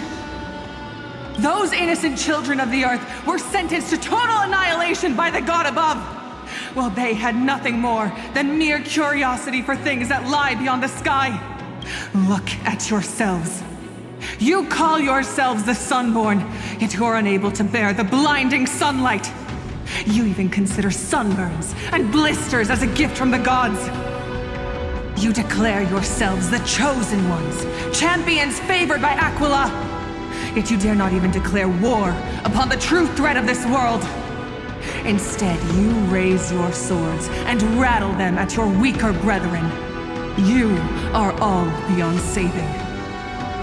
My father was also a disciple of the sun, but he taught me resilience and justice and guided me towards the light. He taught me wherever there is light, there is hope. Wretched people, I see no hope left in any of you. Even a shadow has more dignity than you lot. Even so, Daughter of Dusk, even so, you should not shatter our faith. Not just our faith. Aquila forged the sky. Nay, they are the sky itself. If they fall, what will this world turn into? A prophecy echoes from the horizon's edge. It heralds the advent of a new age. One not ruled by the Titans, but created by mortal heroes. I choose to believe in that prophecy. I must believe in any sign that promises to break the chains imposed on us by the old era. Any sign that will lead us to a new chapter of the world. If you wish to stop me from slaying the god, you'd better muster your courage and draw your bows. Let's see if I will be pierced by a hail of arrows first, or if you will be burned to ash by solabus! How can we even fight you? You're the powerful Day Thunder Knight, a warrior goddess capable of trampling all lands. I am not a god, but the only mortal in this cage who is brave enough to defy the Warden.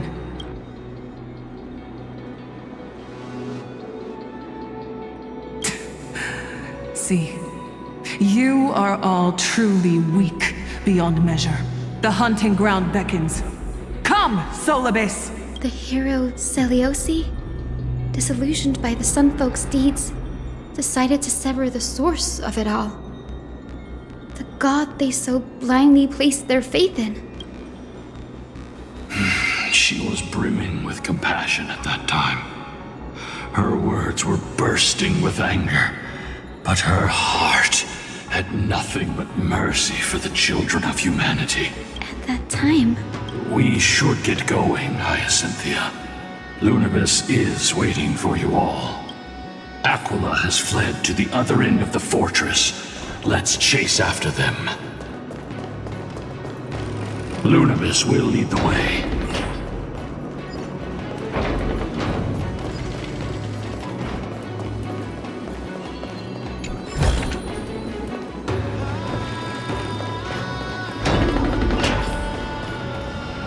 Lady Lunabis, we're here! Aquila. Even though they have been corrupted by the Black Tide, they still maintain a connection with their kin in this fortress.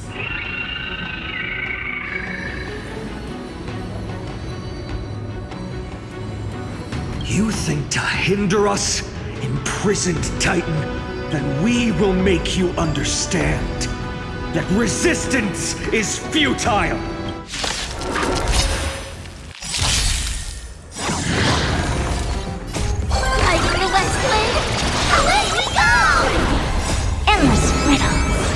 Nothing but a void.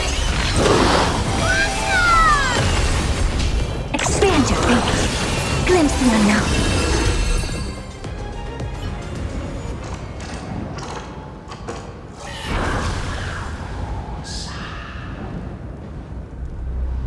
Don't stop. Follow it to the Titan. Even if plunged into madness, Aquila is still the Sky Titan. We mustn't let our guard down. Heroes, over here!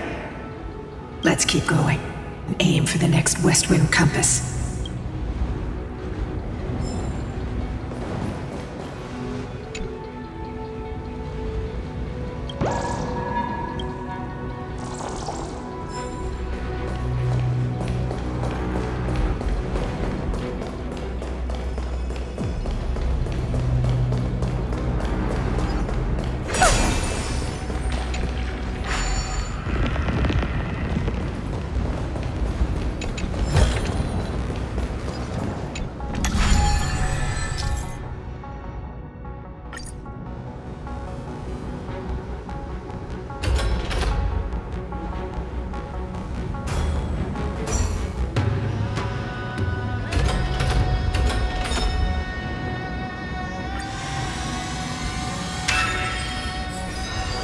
Look! The Rainbow Bridge is leading us to our next destination. Let's hurry on. Follow Lady Lunabis.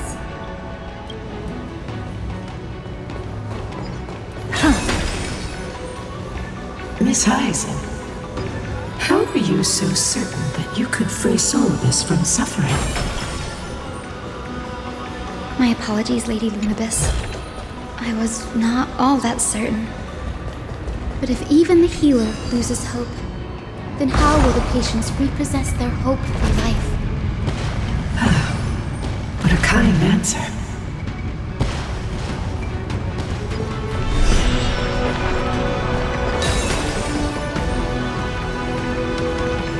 It said the Black Tide is a calamity from beyond the sky. If that's true, the sky's defenses would naturally be the first to be breached.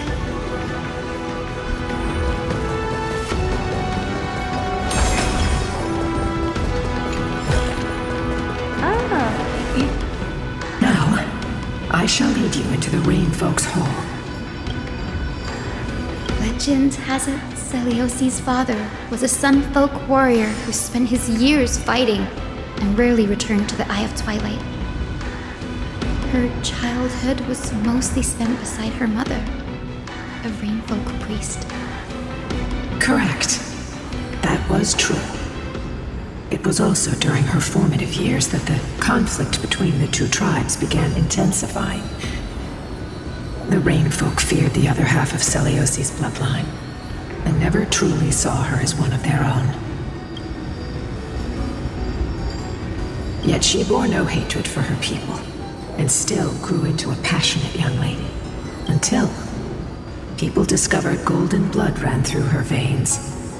That was the final straw that turned disdain into terror. What? But the epics said Celiosi left to live in solitude, so she could train her spirit and hone her martial skills. I never would have imagined that she was cast out of her tribe for her lineage and her golden blood. Even so, she did not despair. She met Solabus and me while she was living alone. We hunted, spent our days together, and forged an alliance. I think that oath, stronger than fate itself, kept Solabus and me here to watch over this abandoned fortress. Despite experiencing betrayal and exile at the hands of her own people, she was still willing to set out on the path to slay the gods for them. Was Celiosi's love for humanity truly so boundless and unconditional? Little Ika, why did you run out on your own? This little one. You're saying you smell a familiar scent on Lady Lunibus? They look completely different, but little Ika should also be a winged beast, right? Could it be? Truly, a miracle of fate. Perhaps we did leave something behind for this world. Celiosi. Lady Lunibus? Is little Ika your... Please press on, flame-chasing heroes. I can sense it. The radiance of Aquila shines ever brighter.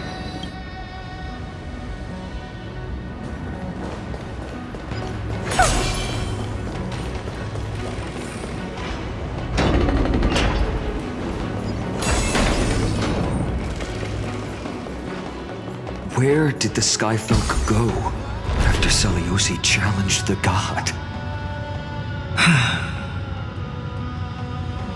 Just like the countless tribes throughout history, they were drowned in the dark clouds of time.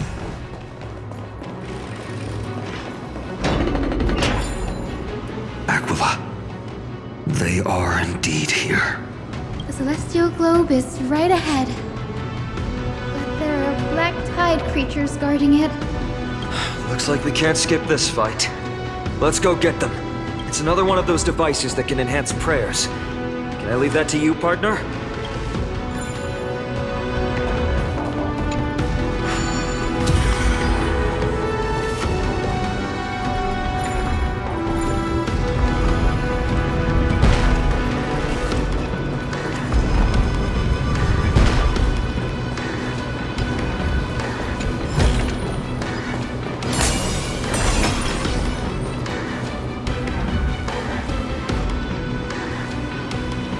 Before it was consumed by madness, it must have also faithfully served the Titan, don't you think?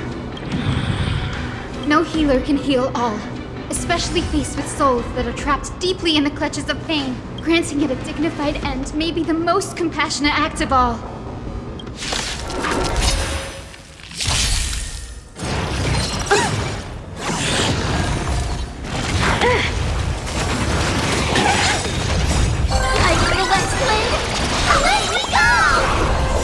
This divine power, I reforge all things!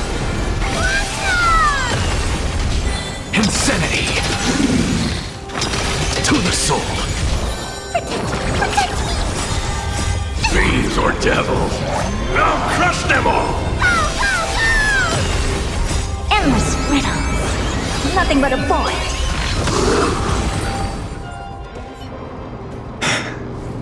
Rest now, Titankin. The celestial globe looks complete, but it still won't start. Is there something wrong internally?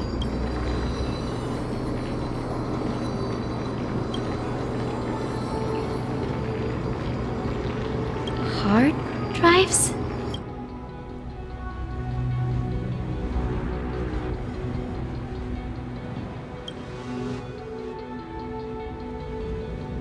Your intuition has always been good.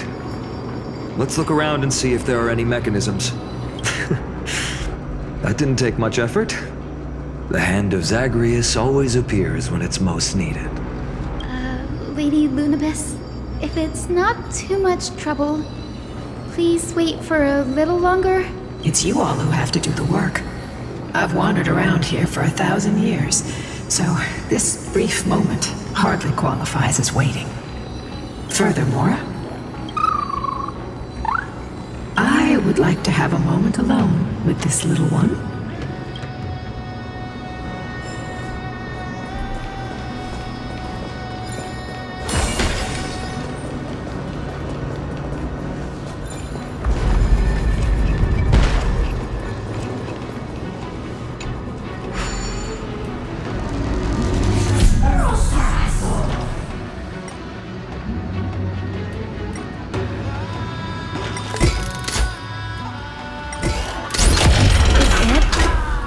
Certainly pretty crude and simple.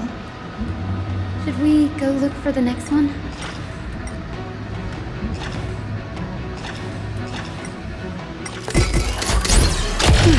All good. Let's keep going.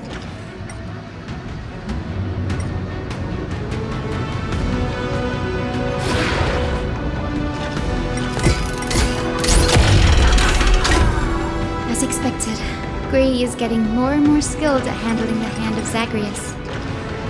Let's go. We should return and check on the celestial globe.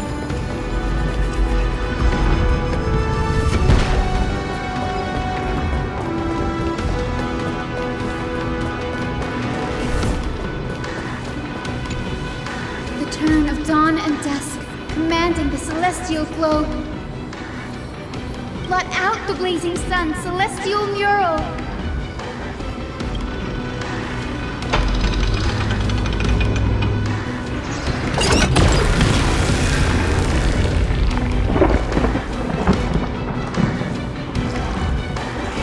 Aquila has left. We've already changed 2 scenes on the mural. Where else can they go? In the direction that the denizens of the sky have prayed to their whole lives. Upward.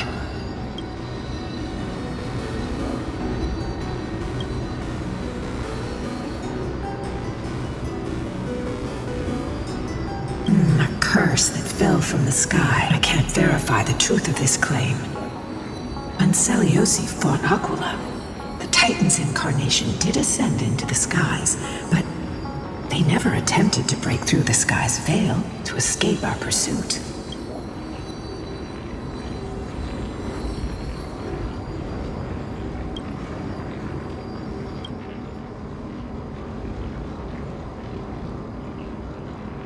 Regardless, we can only know the truth after we've defeated them. Before we press on, partner, ma'am, let's unveil the history for Hyacine. The true story behind the legend is yet to be fully revealed. Okay, leave it to me.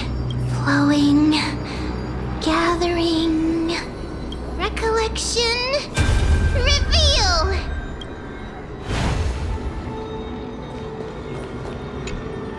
Oh, daughter of dusk, who has permitted your return to this sacred land of the Cloudborn? Bearing the blood of heresy and curse of gold, exile is your eternal sentence. My kin of old, I am no longer the immature fledgling I once was. I found my wings. The shackles you bound me with have rusted away, and I shall decide which direction I'll fly. As for this return home, Before I embark on my god-slaying quest, those who worship the god who is about to die deserve to know everything. So, the dreadful rumors are true. The cursed daughter of dusk, the invincible Daith under night, will soar into the heavens to challenge the Titan! Why would you do this, Seliosi? You were once such a warm-hearted girl. In this hall of the Cloudborn, you prayed so devoutly to Aquila. I've seen through the Titan's indifference, and grown weary of the tragic dances mortals perform under their neglect. I see how you blame the god for their favoritism, yet lack the courage to rebel against the core of your beliefs. You're quick to turn your blades on your kin, but you never dare to confront the true source of your hatred. I feel sorry for you. I grew up among you, and once saw myself as part of this tribe. The persecution you've suffered runs deep. For that, I understand your hatred towards me. And I forgive you for casting me out of care for you all. I'll walk this path. On behalf of everyone, let the fall of the Eye of Twilight mark the dawn of a new chapter in history. Upon my return, there will be no more unjust gods. When a broken faith finally disappears, the children of humanity will be reborn. The skies will mend, and the divide between day and night will fade away. You are so naive, daughter of dusk. So powerful, yet so innocent. I fear you. I can't imagine how twisted you may become when you realize that shallow and fragile mortals can't bear the immense weight of your boundless love. Farewell, my kin. I'll always remember the tenderness you once showed me. Meager, but refreshing. Like gentle rain. Fly, Lunibus. Lady Celiosi's resolve to slay the Titan was as firm as her farewell to her people was dismal. Yet, from this memory, I sense something ominous. What happened later, Lady Lunibus? Rather than listening to me, continue onward and witness for yourselves. Follow the trail Aquila has left, heroes. This time, I will guide you alongside Solabus. Sorry, little one. I hope we still have time to talk later.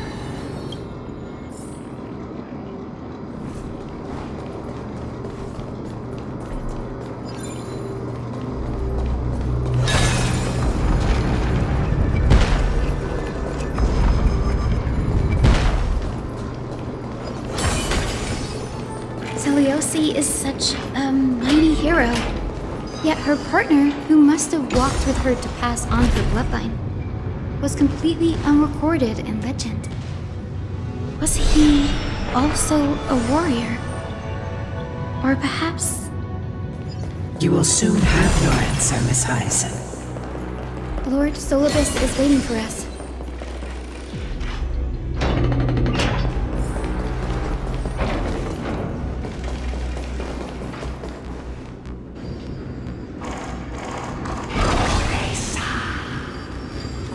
They soared toward the mural's dome.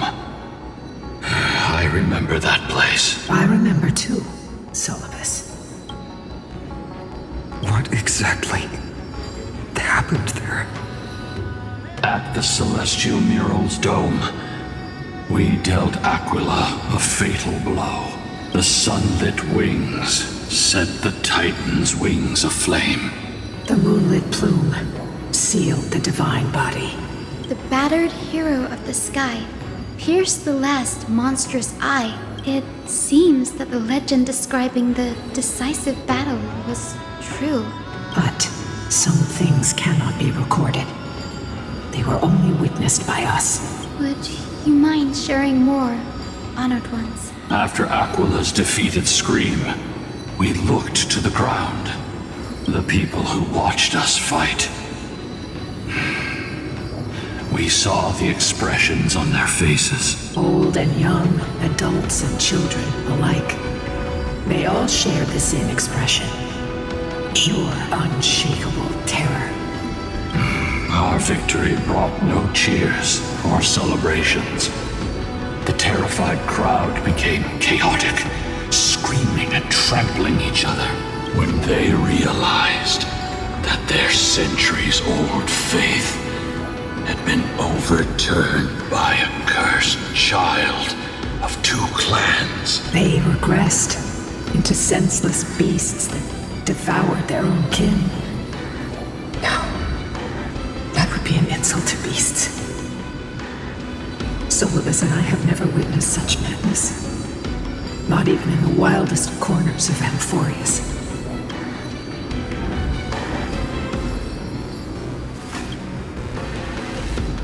This doesn't align with the historical records. According to the legends of the Sky People, Aquila, gravely wounded, was determined to fight to the end, to prevent Aquila from using the sky of Amphoreus as a weapon to crush the earth. The hero Celiosi chose to sacrifice herself, sealing the Titan in the process. Legends and epics have always erased the cruelty, the bloodshed, and the cries of the commoners, while glorifying the heroes and their triumphs. You'll witness a side of the legend that's never been told, young Hyacinthia, with a truth hidden for a millennium before you. Can you still walk with the same conviction? It will be a harsh truth, one that is bound to shake your beliefs. Are you ready to face it, Miss Hyacine?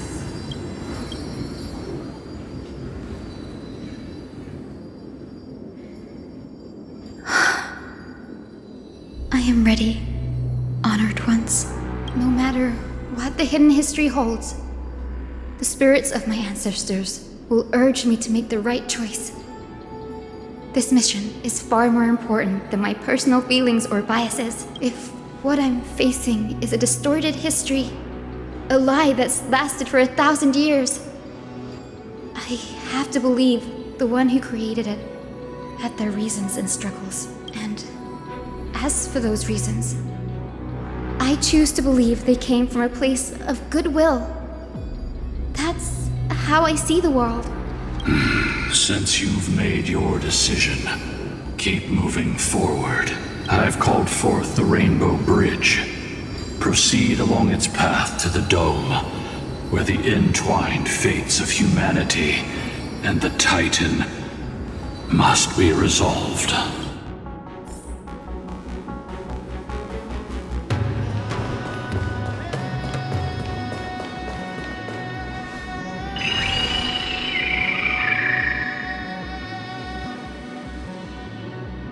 They're desperately struggling to block our path, but we've backed them into a corner.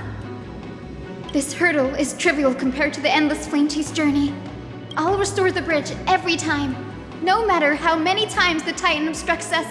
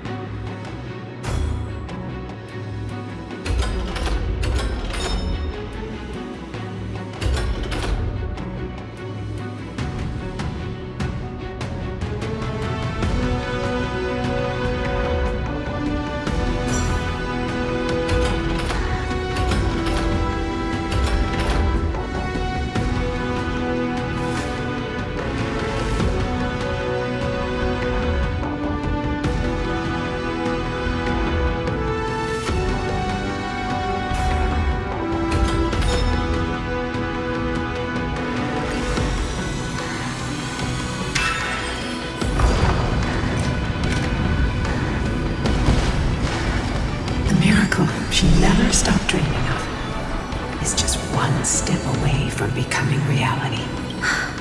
Honored ones, how did Lady Celiosi become so powerful? Talent and rigorous training. Those sound like essential traits for every successful individual. She is resolve goes beyond mere stubbornness. Continue forward along the Rainbow Bridge, heroes.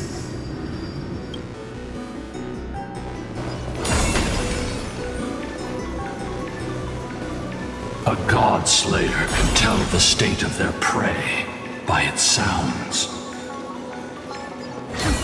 The god's part, I sense resentment, terror. But as for her, I cannot sense anything. You want this? Fine. Take it and amuse yourself.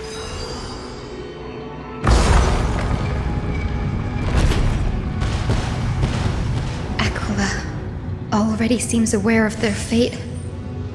We won't make them wait for too long. A Titan shall get Dawnmaker to have its first taste of blood. That sword you wield, it seems familiar. Are you sure about that? This is only recently forged. Perhaps. Is this the dome of the celestial mural? It's truly marvelous.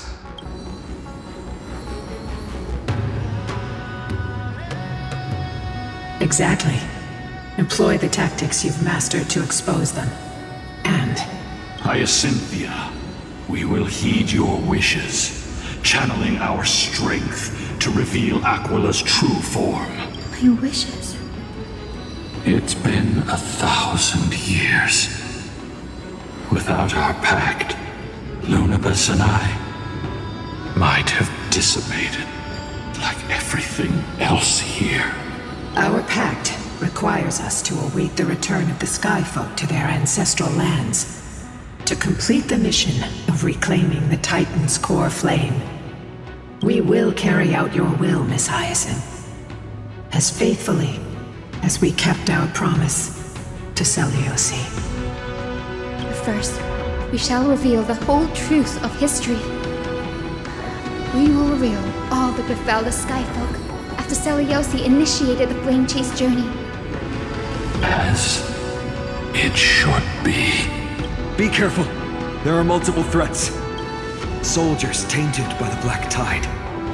Do they continue to defend the realm of the Sky Titan after all this time? Perhaps they are protecting the truth slumbering here. Aside from the descendants of the Sky named in the pact, no one else is entitled to access the memories here. I'm increasingly intrigued by what happened next. Let's deal with these fallen guards first, then. Embark on this final lesson in history! Dawnmaker feels lighter in my hands. I feel like I can do more than just cut down evil with this blade. With golden flames, I can forge a new dawn! Insanity! To the soul! Give me strength! Expand your thinking.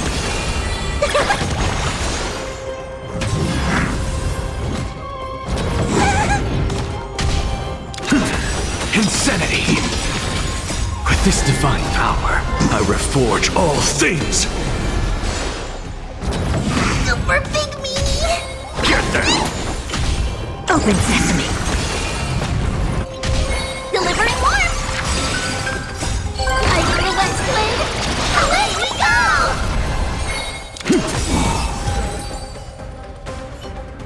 You have fulfilled your duty, guards. Rest now. God of the Sky, we are here. Your resentment and terror will soon end. Lady Seliosi, do you still have your humanity after merging with the Titan? I hope you can witness the harvest of the seeds you once sowed. Now, only the final steps remain. Something's off. I can feel the memories here churning. It's as if countless emotions have lingered through the ages, refusing to fade away. The wandering memories here seem to be pleading for something, heavy with pain and grief, like ghosts lingering by the river of souls. Are you ready, Hyacine? Yes. The Flame Chase journey is reaching its final chapter. No matter how cruel the truth may be, nothing will sway my determination to finish this mission. The true history buried in time must come to light. The fates of mortals shouldn't be lost beneath polished myths. We're on the same page, Lord Finan. Go to the celestial globe, Hyacinthia. The forgotten past will reveal itself to you, one fragment at a time. Hold fast to your resolve. You'll need it to face what lies ahead.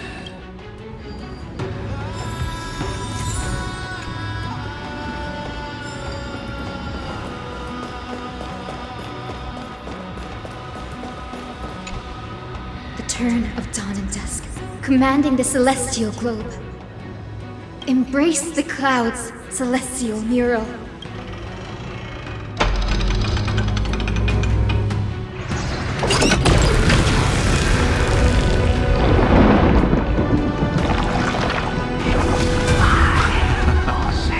Look who we've caught. An old-fashioned disciple of the ancient god. Celiosi's victory couldn't change her people. Some skyfolk revered her as a new goddess and began to oppress those unwilling to abandon their old beliefs. The simple vision she carried with her before declaring war on the Titans became an illusion. Let's keep going. Celiosi possessed the strength to slay gods.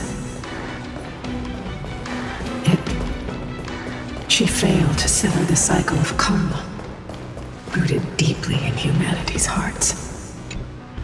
The turn of dawn and dusk, commanding the celestial globe. Drive out the gods, celestial mural.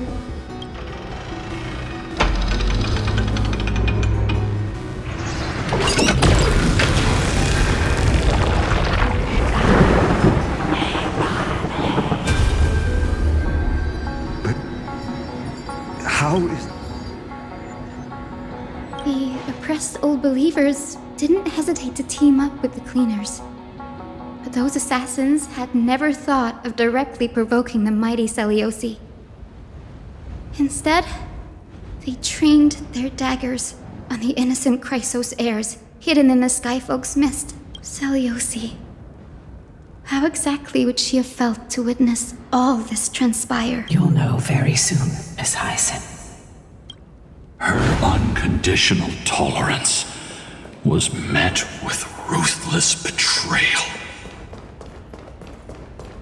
Her deep love for humanity was reduced to ashes, leaving behind only endless fury. The turn of dawn and dusk, commanding the celestial globe. Reveal the history, celestial mural.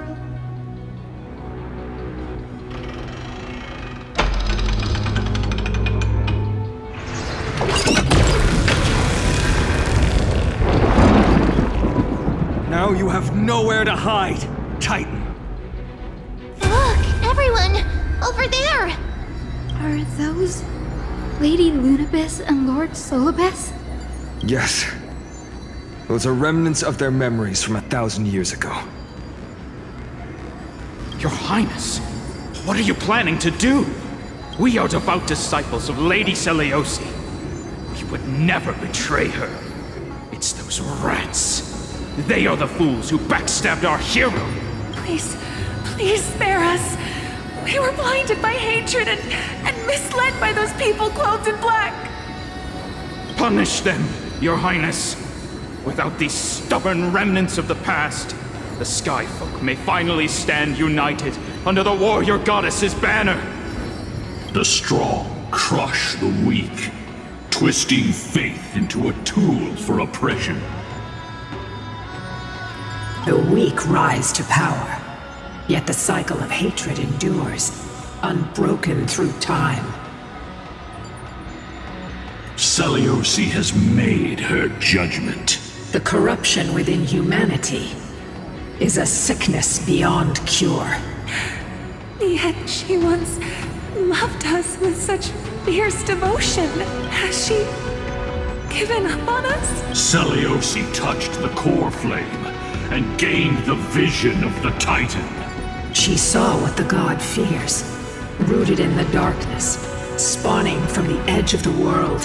The black tide, it devours all.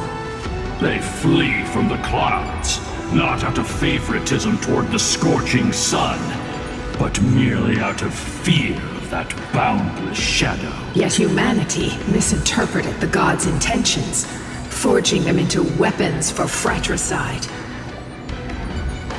This history, brewed from sorrow and tragedy, shall end here. In the name of the warrior goddess, what kind of fate has she woven for us? We are here to deliver the message Seleuci left for mortals. To my once beloved, yet now unsavable kin. With golden divine blood coursing through me, even the tyrant of the sky bends to my unyielding light. My light burns far brighter than before, and the fog clouding my mind has finally lifted. I gaze upon this fragile earth through the god's 100 eyes, and resolution fills me. A hero's instinct drives me forward, compelling me to deliver your final judgment. Your future flows between the boiling streams of the golden pool at your feet. Rejoice, for as everyone's flesh and blood merge with liquid gold, you will finally understand what true unity means. I've long seen this day coming. This isn't your fault, Seleuci. Your only mistake was placing far too much hope in humanity. Lunabus. Solabus.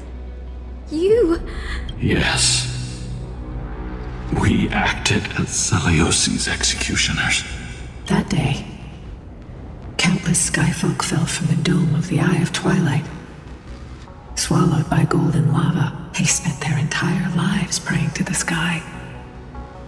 Yet their devotion never earned them wings to escape their fate.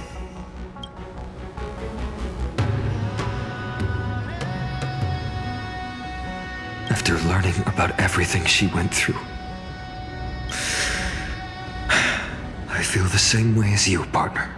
If this is the true history, was Seleuci's fusion with Aquila truly meant to save humanity from ruin? By touching the coreflame, Seleuci gained insight into the Titans' fear and glimpsed their cold indifference. Aquila never yearned for mortal devotion.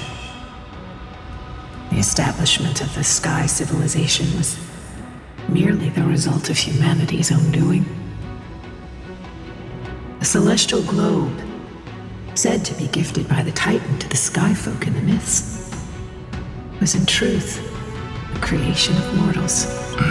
Disillusioned with humanity, Seleuci began to long for the detachment of divinity.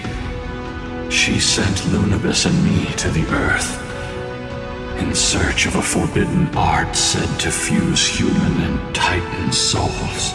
Professor Anax's alchemy already achieved such power 1,000 years ago? Seleuci, who passed fatal judgment on the Skyfolk, had turned her back on humanity.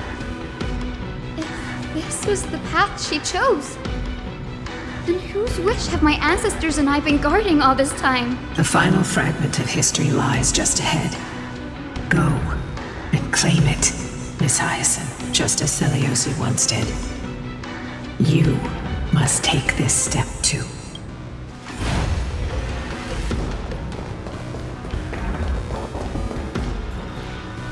Seliosi had abandoned her humanity. Then, my Twilight courtyard ancestors and me, are we truly her descendants? The truth will soon be revealed. No matter what, I will not run away from my mission. Grady, will you stand by my side?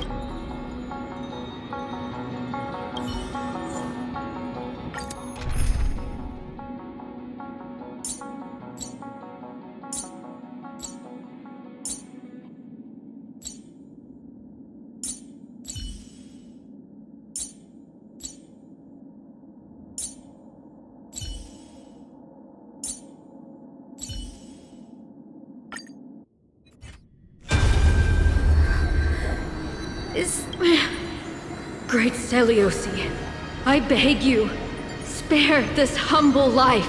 I've never harmed anyone.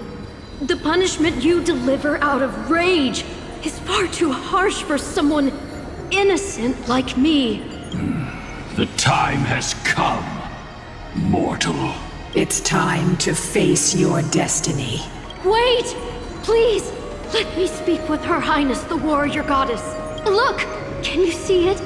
Golden blood is spilling from my wounds. I am a Chrysos heir too, chosen by the prophecy, just like Lady Seliosi. She isn't lying. Seliosi, what will you do with one of your own? A Chrysos heir. You are no different from the rest. You were once one of the Sunborn. Did you ever rise to defend the weak? When your kin oppressed others under the guise of the Titan's favor?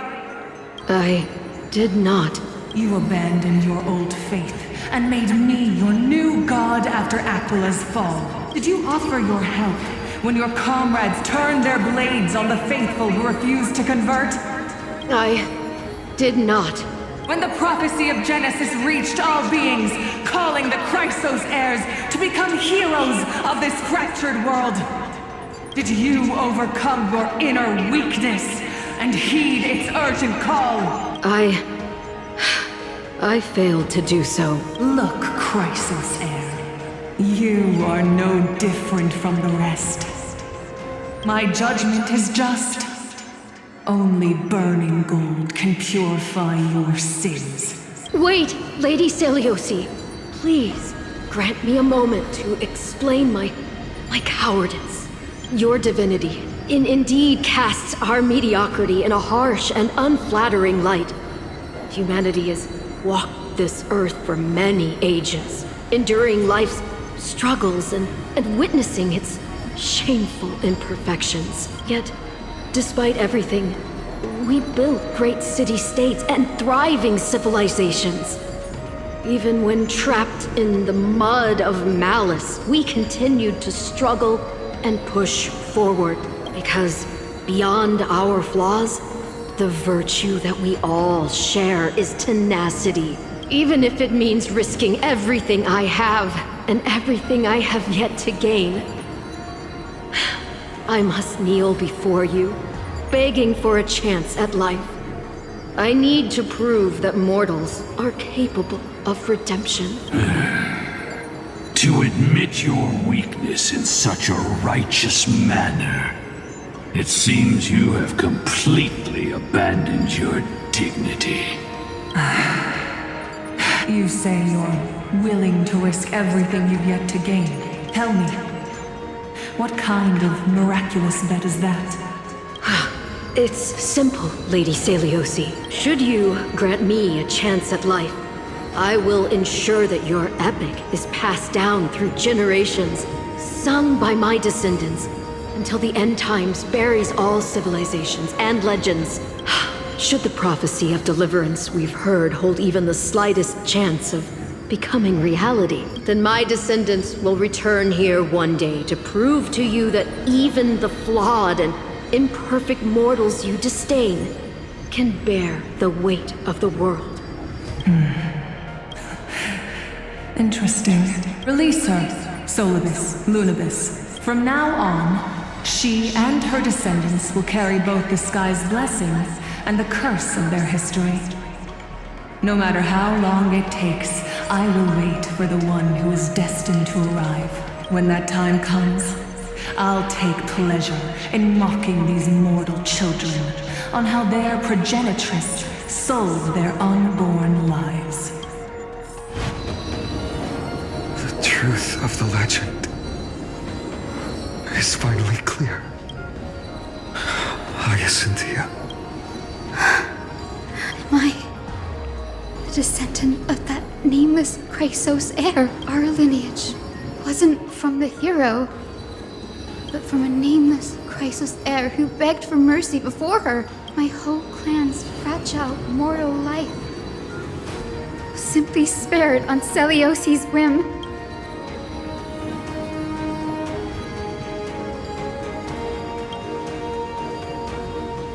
She turned her back on humanity and embraced divinity. She believes we're not worth saving.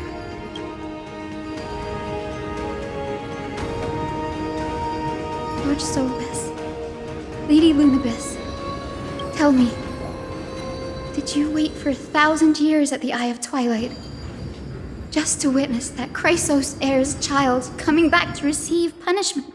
Time alters everything, child.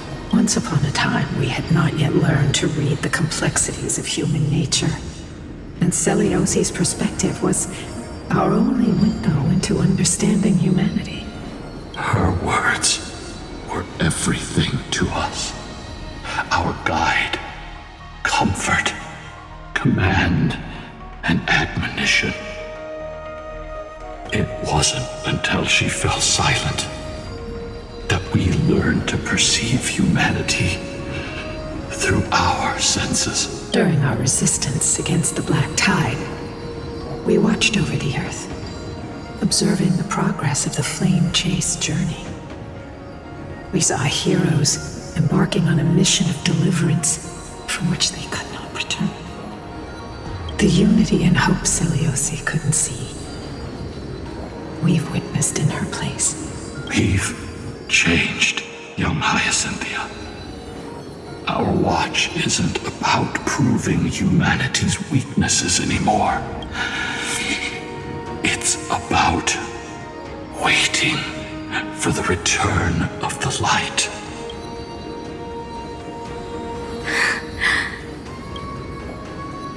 Lady Celiosi, I want to tell you this. Doesn't matter if you can hear me or not. I want you to know that I am glad to be born as the child of a nameless and ordinary mortal. Only then can I prove to you that tenacious hope, buried in the deepest part of the human soul, has not been lost to time. It's just waiting to heal and grow, and then it will shine once more. Even the most cowardly individual harbors a seed within. Perhaps in your era, the light on the horizon was too dim for it to sprout. But do you see it now? 1,000 years later, the path you forged is now walked by many brilliant heroes. They love the people of this world, unreservedly, willing to sacrifice themselves to shine a light upon the children of humanity. The light they leave behind will inspire the seeds within people to sprout, grow, and thrive, nurturing them every step of the way, until the barren land is reborn as a thriving forest, growing endlessly, and one day, reaching for the sky once again. That Twilight, still capable of being healed and protected in the end times, is the reason we choose to bear the weight of humanity's flaws. History has proven once again, the Flame Chase journey itself is a miracle. It began with a whitewashed lie, but it laid down a path of deliverance for humanity over thousands of years. Celiosi, we have honored the promise made by that nameless Chrysos heir and returned here. We also bring you the answer to your question. Mortals are capable of change, and humanity is worth saving. Our people, forging through the trials of the end times, deserve a second chance. We are worthy of a new dawn. Hyacine. Yes. Solabus? Lunabus? We are here, Hyacinthia. We are here, Miss Hyacine. Give me your strength. I've made my decision, and we stand resolved. For all that mortals have built, I will follow the guidance of the prophecy and claim the core flame of the Eye of Twilight. The children of humanity have returned from the earth, and we will challenge the skies once again.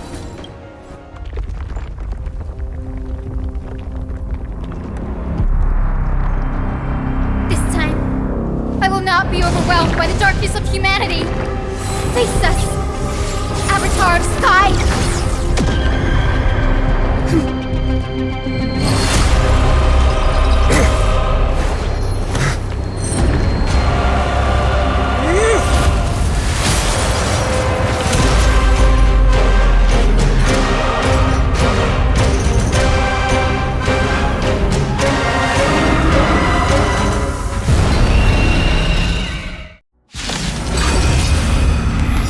Does this weather please you, Titan incarnate?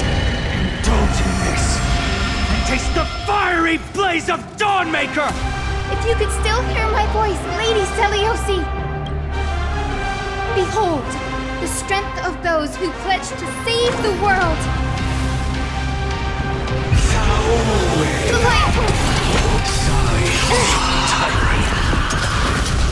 Humans nestle. Protect life! Thank you.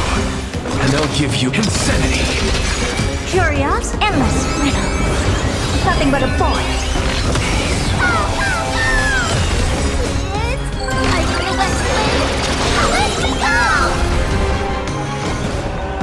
Open sesame.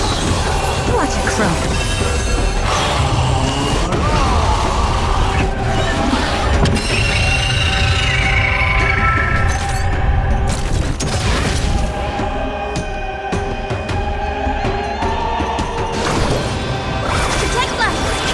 Impressive. With the will triumph over the gods, we take back the sky. Impressive.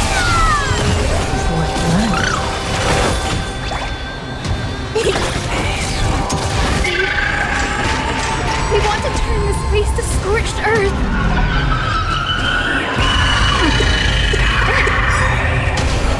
Look, with this divine power, I reforge all things.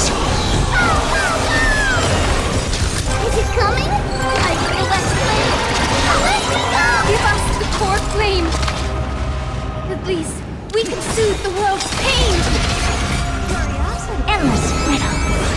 Nothing but a void. Never seen perfection. Expand your thinking. Glimpse the unknown.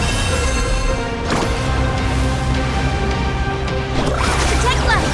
Impressive. I will strike down the false sun! Undefeated. Let's finish this. Slice off their wings. You too will be cleansed with gold!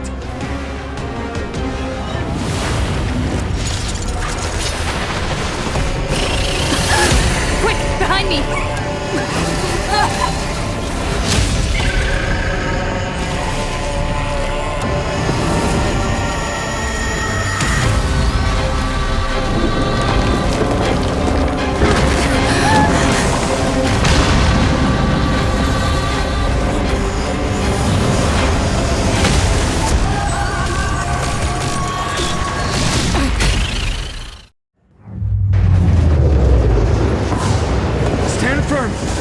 It's a long way down. Let's end them before we crash into the pool of gold! The will of the flame chase. Triumph over the gods. We take back the sky.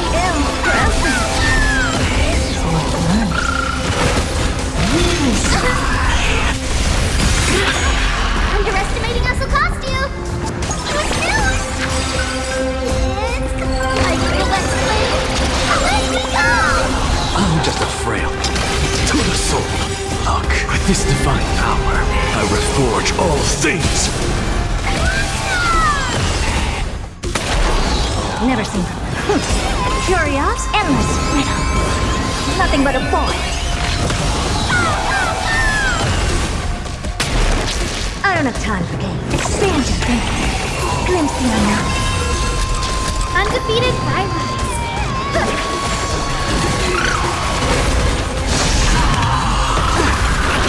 Storm clouds are gathering.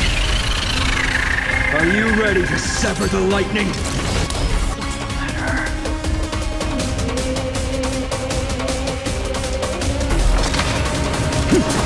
Undefeated violence. Protect life. Thank you. And I'll give you what you With need. the will of triumph over the gods, we take back the sky. It's coming. I feel that flame. Let me go! Thunder and lightning are the cries of their fury.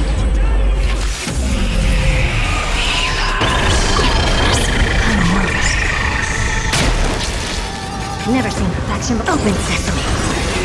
Curious, endless riddle. Nothing but a void. There is another world waiting to be saved. We have no intention of dying here with you!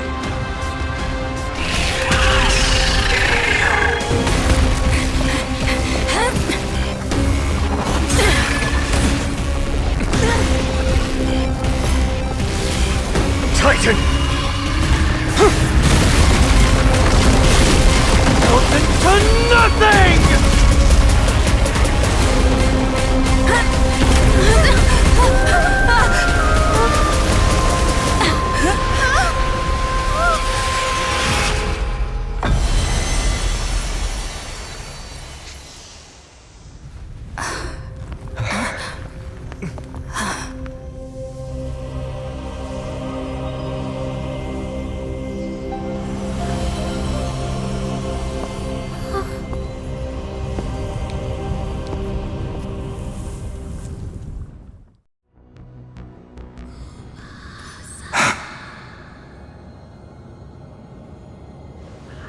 Aglaea, are you still protecting us?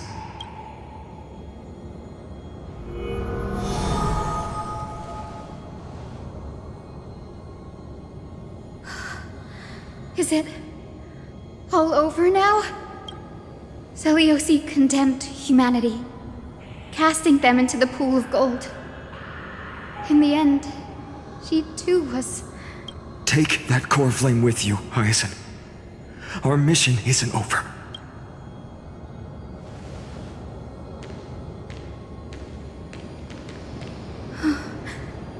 Coreflame of the sky, come with me.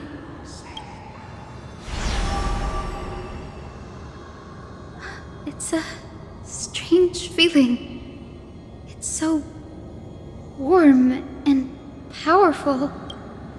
Holding it in my hand, it feels like the winds of this world might turn for me.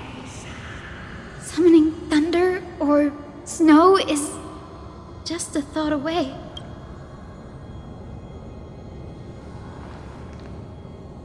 I understand how you feel, but right now, this platform is on the brink of collapse. Who knows how much longer it can hold? We need to find a way to leave. Look, over there.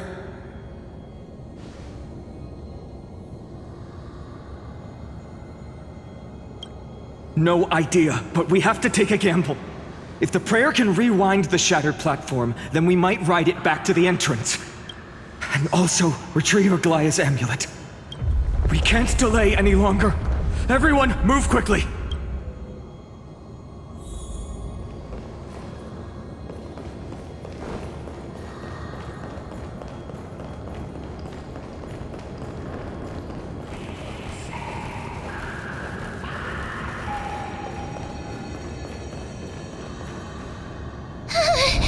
The golden thread is trembling. We're out of time. We have to retrieve it. Partner, quickly!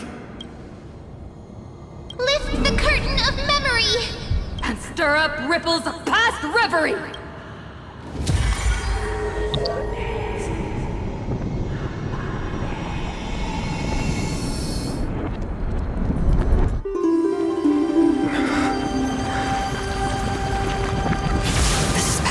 Prayer power! No!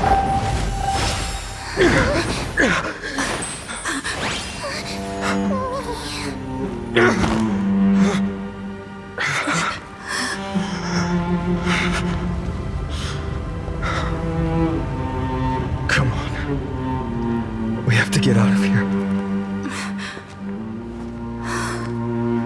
I shall have my final bath in warm and radiant gold.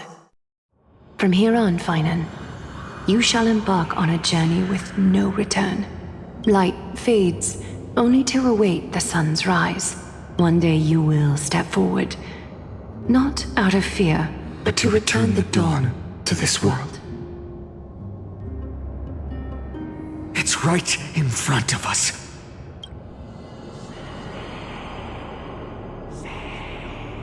This way! Behind!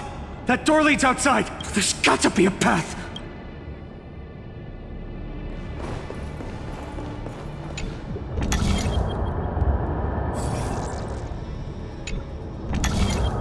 It worked! Let's go!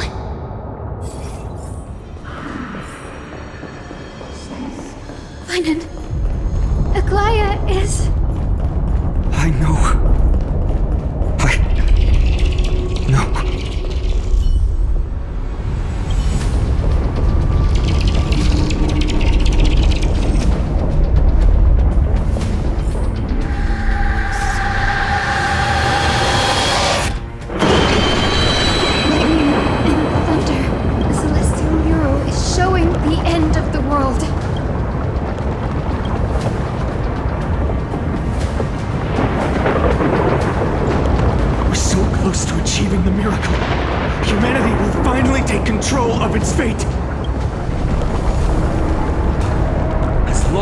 We can make it out of here.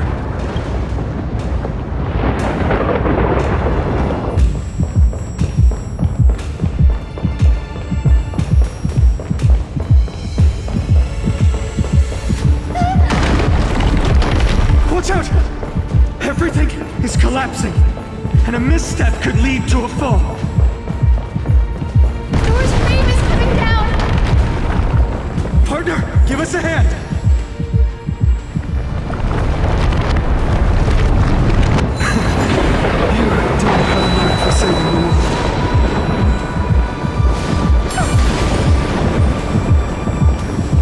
Stay close to them! Don't fall behind!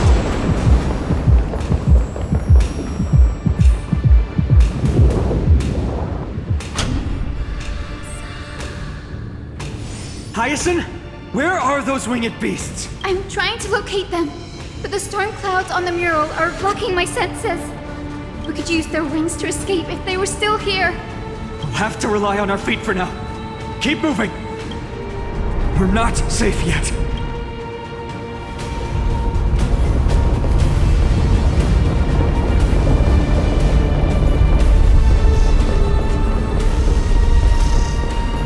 It's getting even more unstable. We're almost there. The end is just ahead. All we need is a rainbow bridge. A west wind compass. Leave it to me. Focus, Hyacinthia. Stay focused. We're out of time. The fortress runs on Aquila's divine energy. If I can channel the core flame...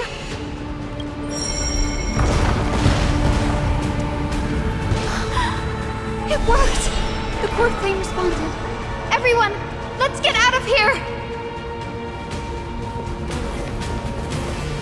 We all have something worth living for. And we all want to see Akima's second dawn.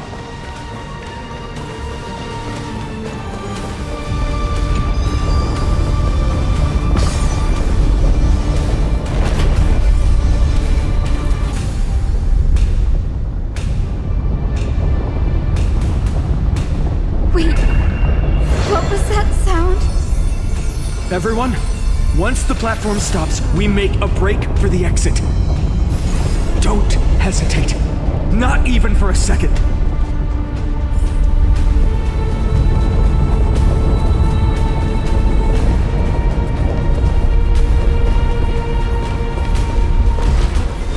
Everyone, hold on tight! No time for speculation. Run!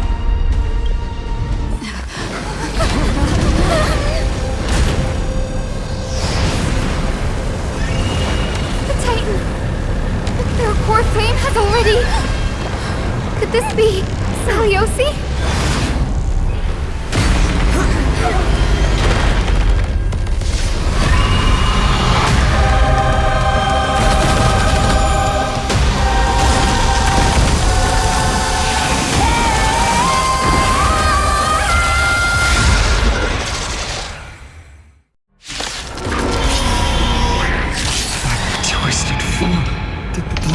Bring me back to life? The coreflame has been taken, yet they still move. Lady Seliosi, is that you?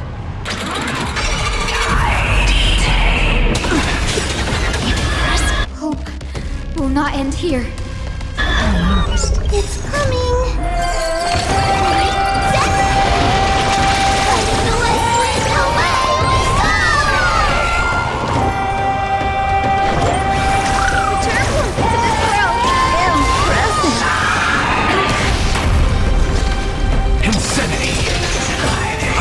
This divine power, I reforge all things. Crushed and torn! Expand your thinking. Witness humanity. Watch closely. This gentle. Awaken, Lady Seliosi.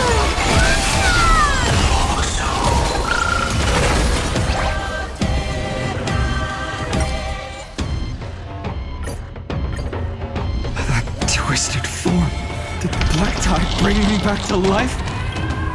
The coreflame has been taken, yet they still move. Lady Seliosi, is that you? Hope will not end.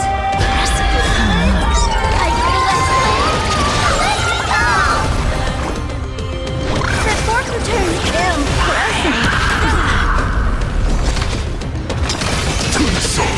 Look, with this divine power, I reforge all things!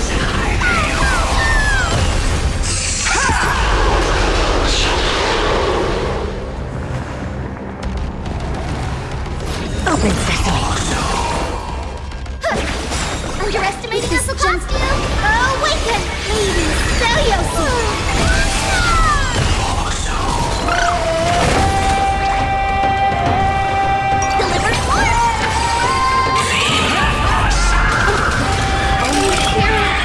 The echo of the apocalypse! Stop! Lady Seliosi! It's coming! Let me go! Never seen perfection before. Expand your thinking. Witness Curious, endless riddle.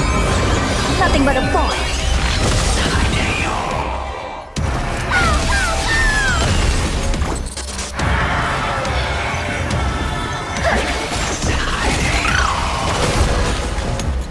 Open sesame. Watch it crumble. Punish the children of humanity!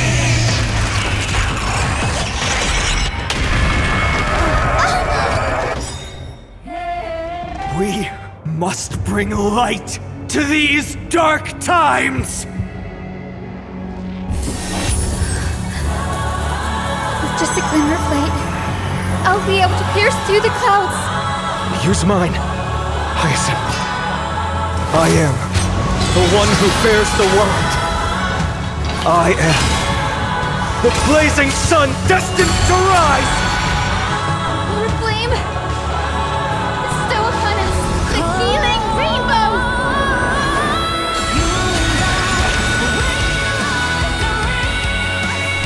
Underestimating us, Aglaea?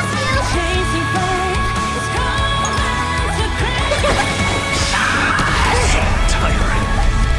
That fork return. Thank you. And I'll give you what you need. Awaken, Lady Seliosi. Thank you. frail scholar.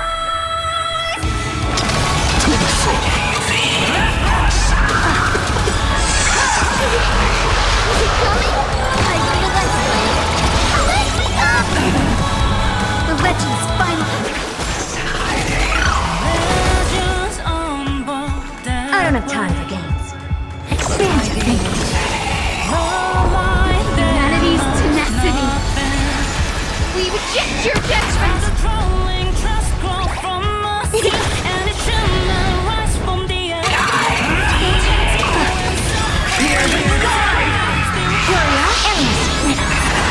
Nothing but a boy. Never open sesame. Watch it crawl.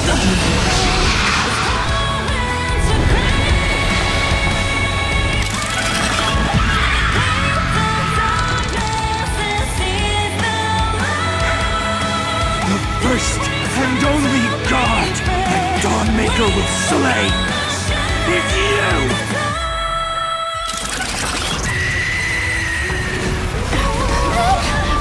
Hyacine! Heroes, help us!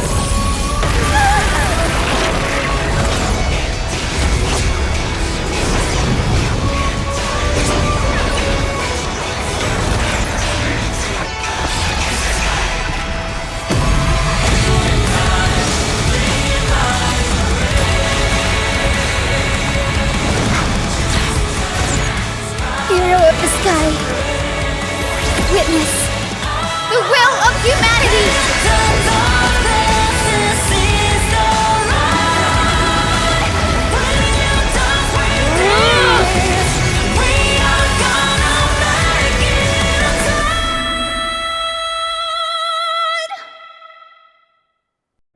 Children of humanity, you have overturned the judgment I once cast in disillusionment. Beginning with a lie disguised as a heroic legend, passed down for millennia. A grand epic of creation has been written. You are worthy of a new dawn.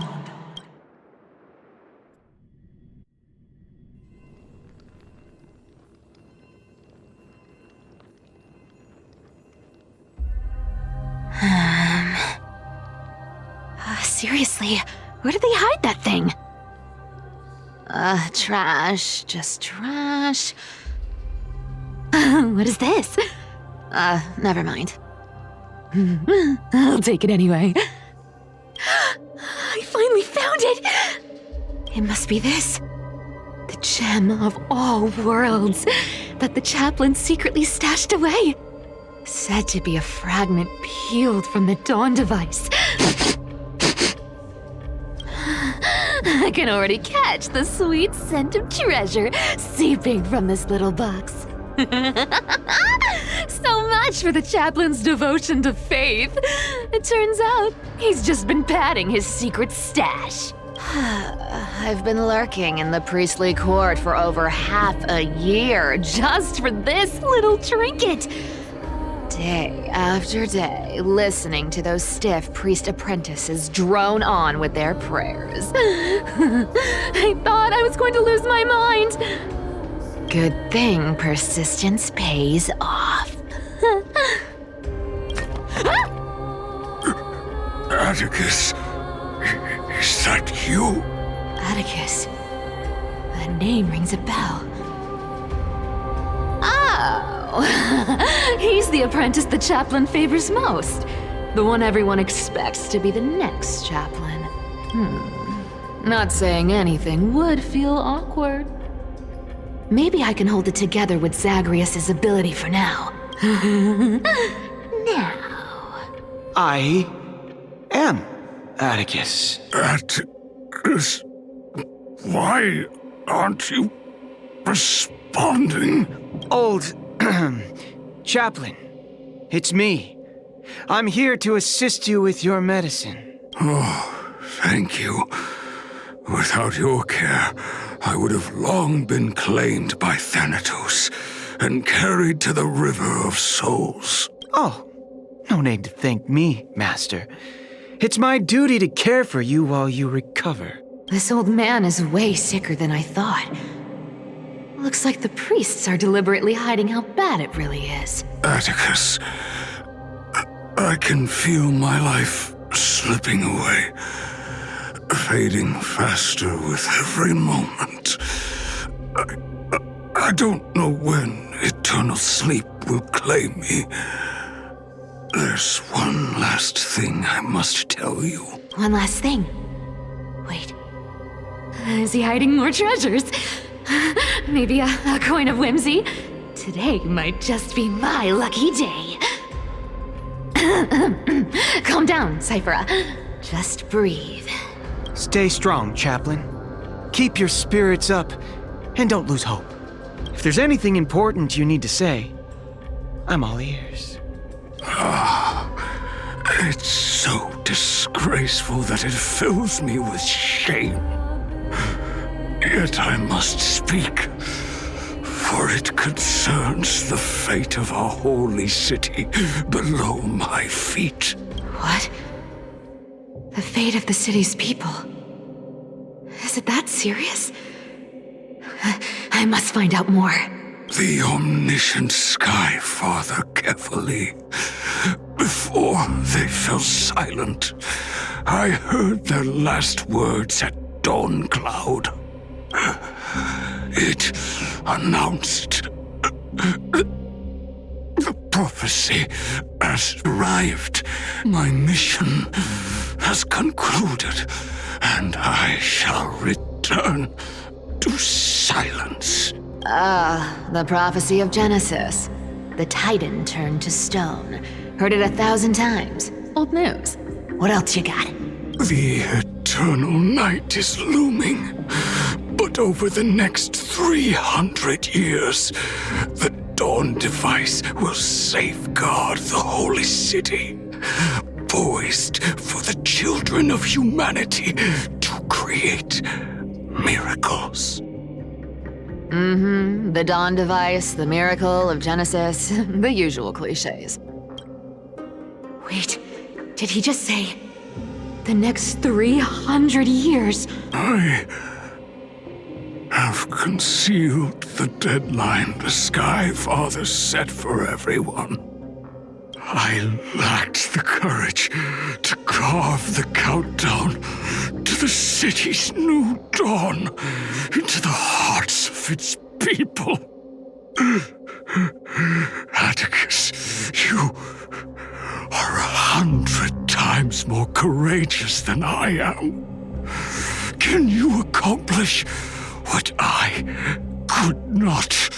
Will you share this harsh truth with all the citizens of Akima?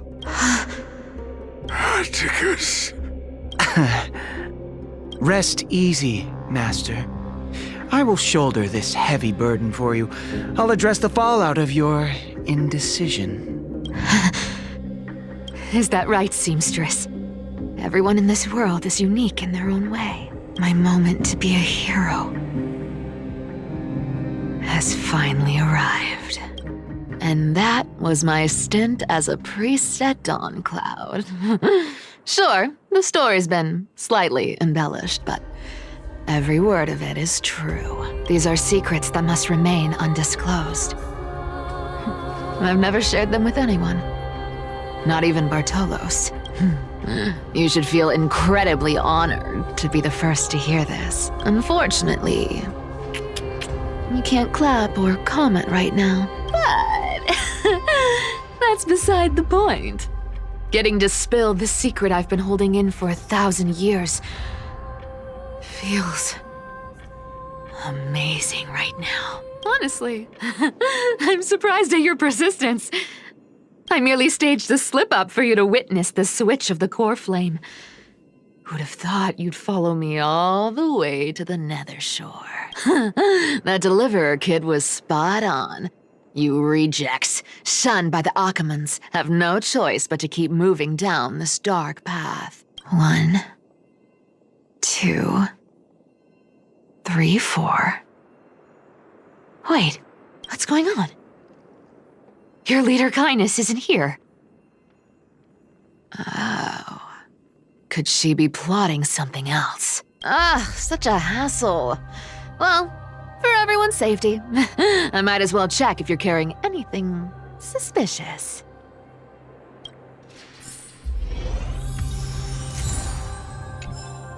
This dagger's got a nice look to it. Let's see it. Wow. It's crafted from Kremnoan steel.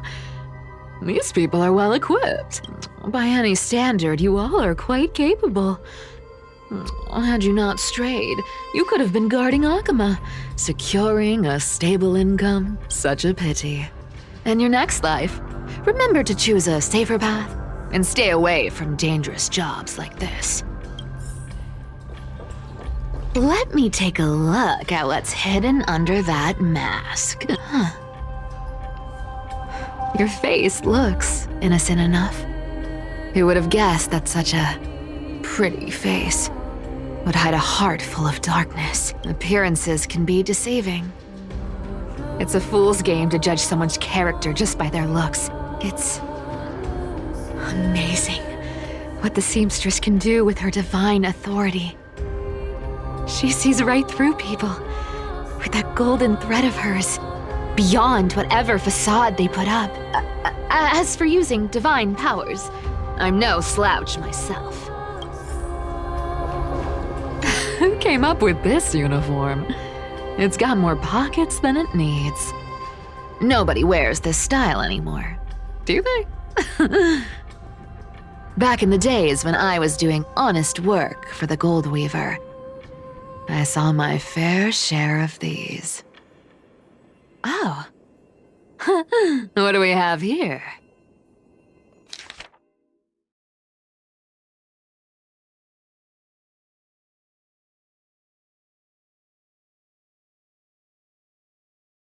A paper note. Aw. Talk about old school. All right.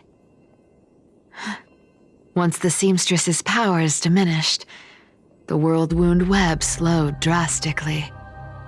From 5 threads to just 2. Looks like I was too quick to judge. Physical note passing still outpaces the reduced threads. No trace of Kindness. Is she hiding too well? Or has she given up? Well, I've done everything I could.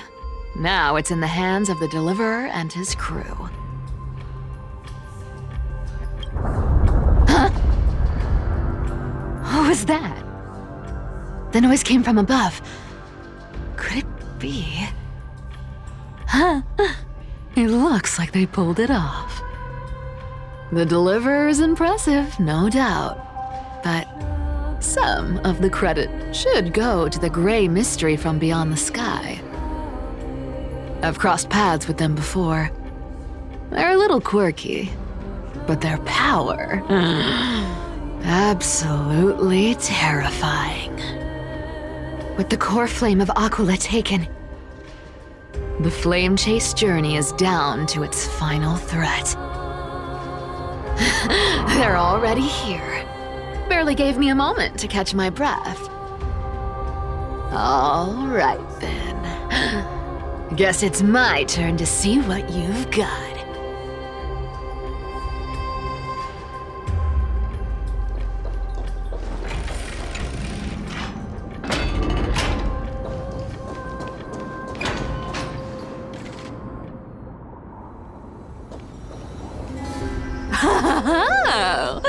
You made it.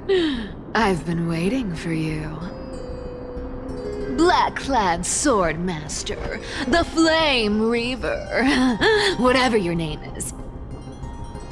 Look at you, sniffing around like a starving hyena, chasing the scent of the core flames.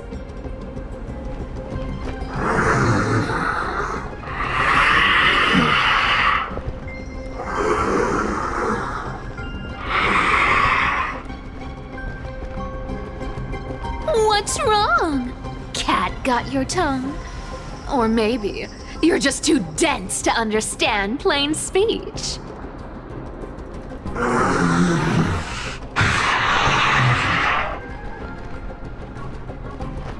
Throne of Worlds, coreflame.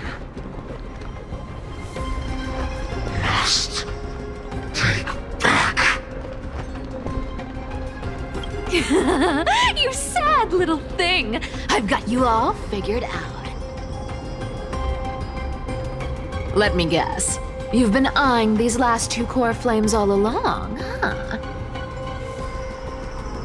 No wings, no allies. Oh, what a pity. Even with Aquila's core flame sitting idly in the sky, you're helpless to reach it. All you can do is sit and wait for the Chrysos heirs to bring it down, then swoop in like a brute to snatch it for yourself. Isn't that so?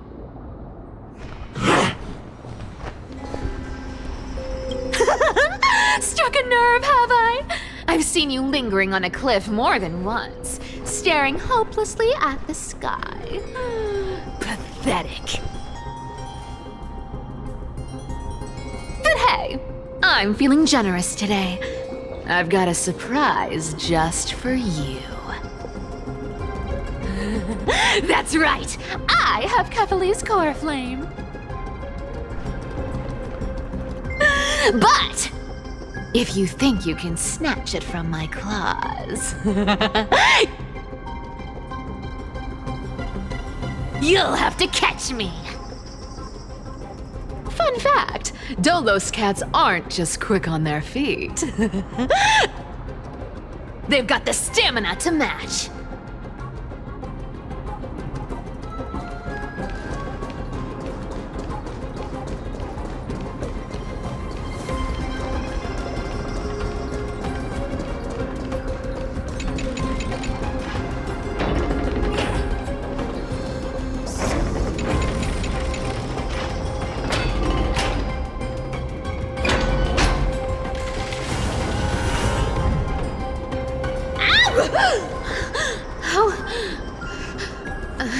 How did you get ahead of me?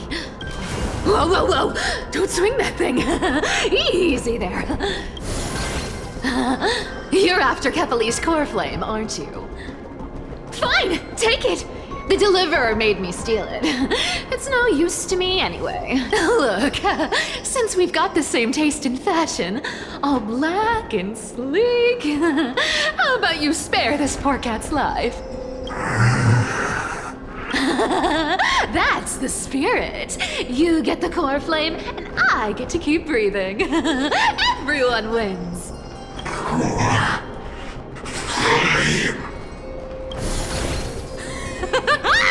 You really are a brainless mutt, aren't you? Woof woof. Come on! Come on! You're not gonna let a little setback like a lost bone stop you, are you? Well, look at that. They actually caught up with me. No one's ever managed that before. It's been a while since I've had a chase this good. Don't quit on me now. I'm just getting into the groove.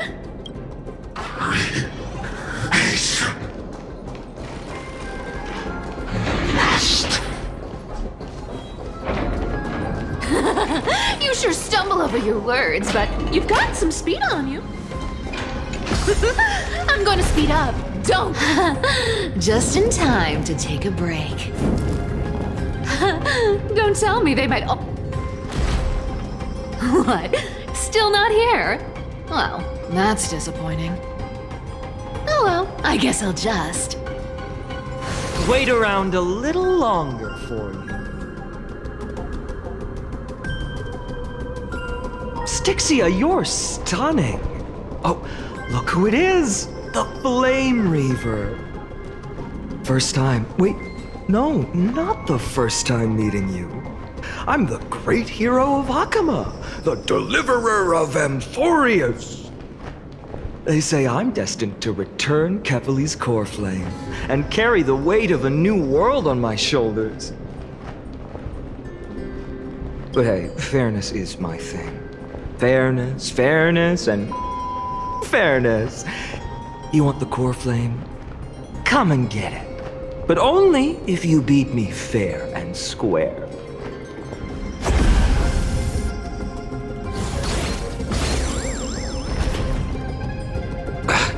Boring. I was hoping you'd at least humor me for a little while. Stupid mutt! Fooled by the same trick twice! Bye-bye, Flame Reaver. Not as fun as I'd hoped.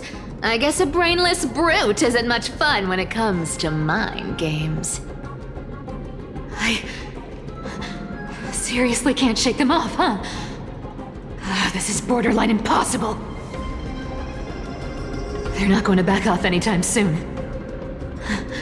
Well then. Guess I'll just have to lead it somewhere higher.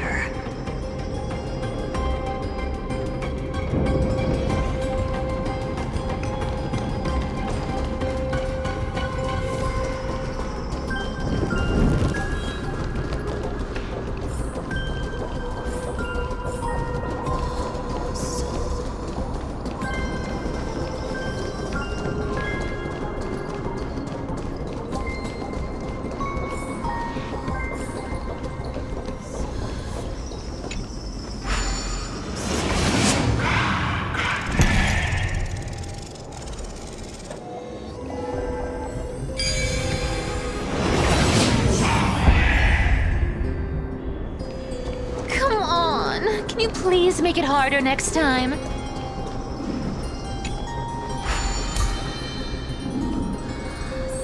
Cipher, do you still plan to go to dawncloud?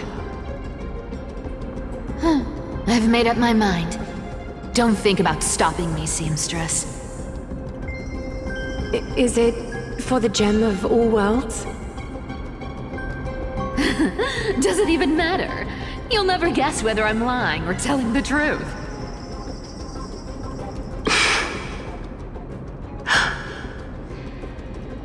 You're still wearing those golden boots I gave you.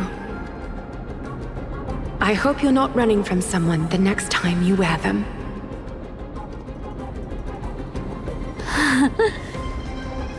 Aglaea, did you see that? No one can catch up to me. I'm no longer running to escape anymore.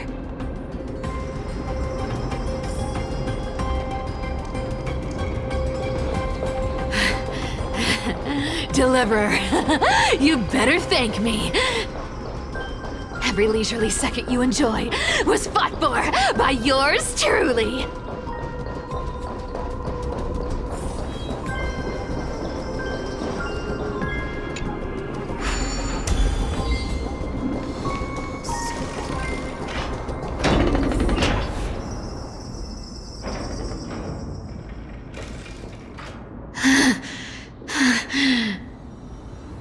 You just don't know when to quit, do you? Can't escape. This is fate. Fate? I always thought only privileged city dwellers like to toss that word around. As if they couldn't get by without using it as an excuse. Cycles can't be broken. Cycles. Fate! Give me a break! Everyone has to walk their path. Those who cling to gods and prophecies end up as hollow shells of themselves. Back then, I was nothing but a scoundrel. A cheat, clawing and scrambling just to survive in this messed up world. If I'd given up and played along, this place would have been nothing more than a lifeless wasteland by now. Coreflame. It has to be me.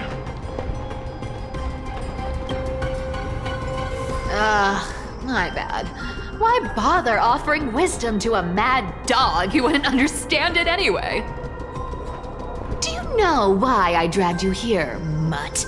Word is, you've tangled with that golden-haired lion before.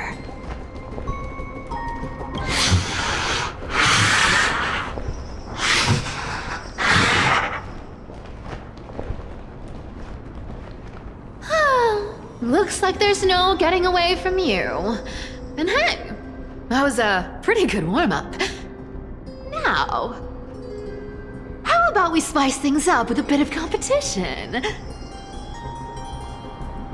As a fellow heir to the divine authority of Calamity, I've been a demigod for 1,000 years longer than the little lion. Now, let me see if you're worth your title, Flame Reaver. I've been around for over 1,000 years, and I've never met anyone who can match my speed. Until now. But speed isn't my only choice. So then, you're getting the full performance. I'll take it on. Come to me. With enough believers, lies become reality! Gotcha! I'll take it on. You can't run.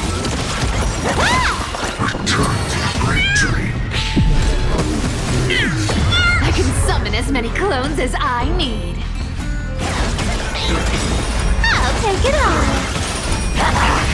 Found me. Come to me. Good dog. Is that all you got? I guess your sword skills aren't as impressive as I thought. Take it on. Come to me. You can't run. I'll take it on.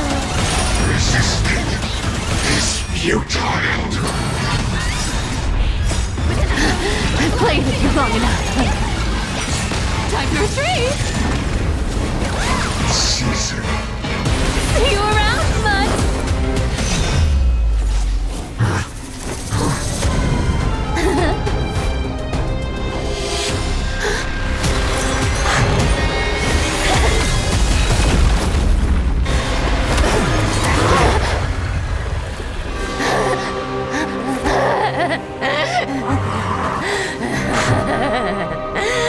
Only a mindless fool would fall for the same trick 3 times in a row. Victory is mine, fiend.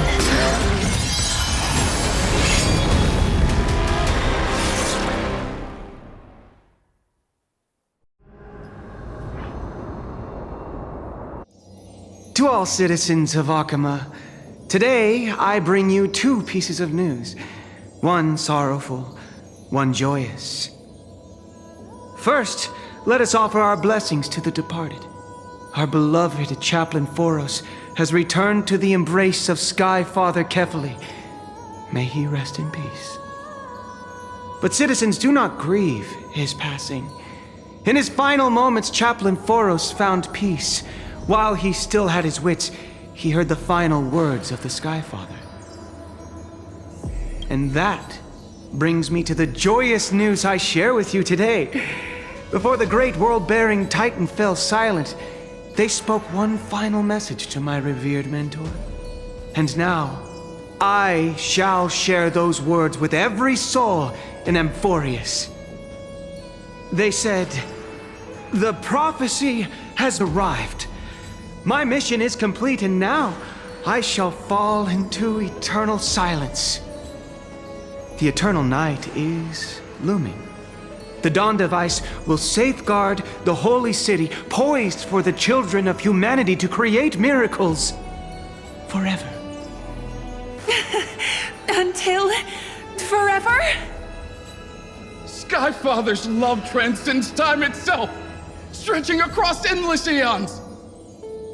Citizens, friends, as the newly appointed chaplain, I propose we host a grand 100-day celebration at dawncloud. A feast in gratitude for the Sky Father's gift. Our mission is to transform the Sky Father's words into unshakable faith. for 100 dawns, through song and dance. Every child of humanity within Amphoreus will come to believe the light of the Dawn Device never fades. Kephale's protection has no end.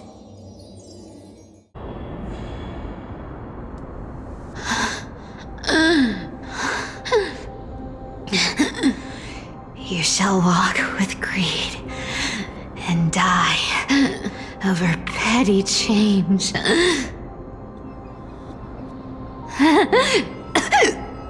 The prophecies, petty change,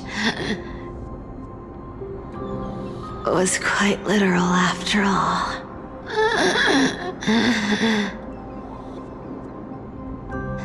Atticus.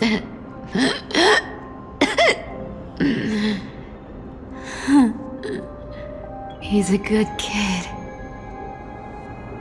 I stole your identity. I owe you an apology.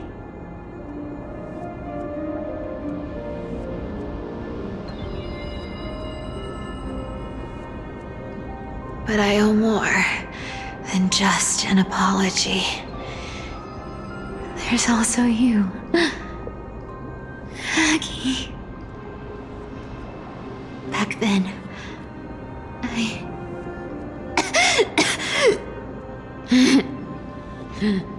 I had to leave Aquila. You see, you were so good at breeding hearts. If I had stayed by your side, my fragile lies would have been exposed sooner or later.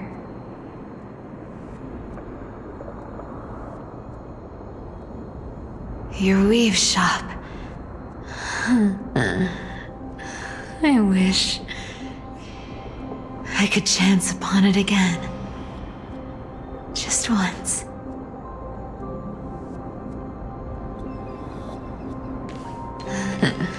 To be scolded by you and Treeby.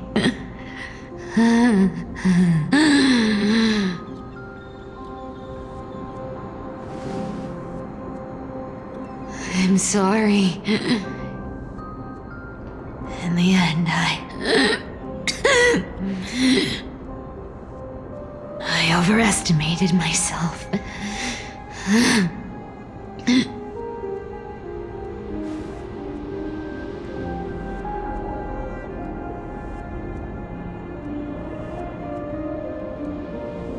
But at least there's one thing I did accomplish. Kephale's coreflame is not here. It's safe. It's safe now.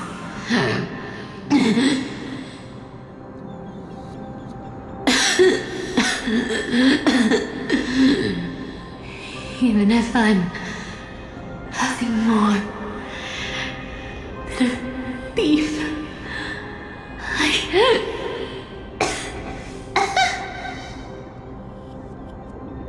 at least I did something for the flame chase. Aggie, can you hear me?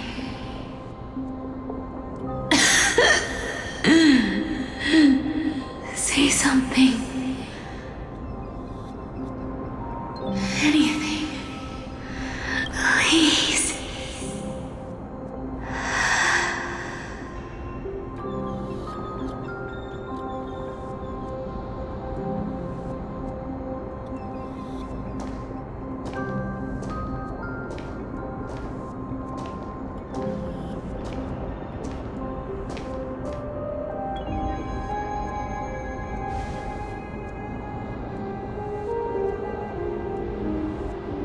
You are the unsung hero of Amphoreus, Cipher.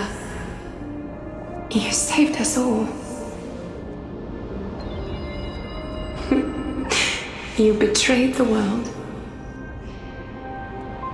And in exchange, you earned humanity 1,000 more years of life.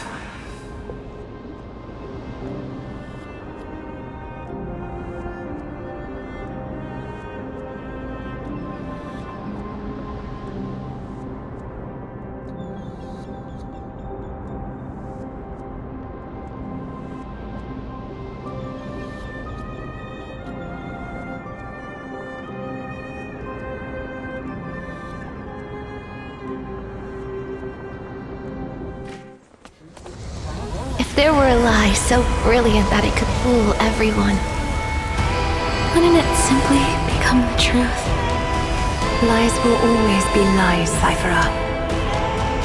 But sometimes they can be more noble than the truth.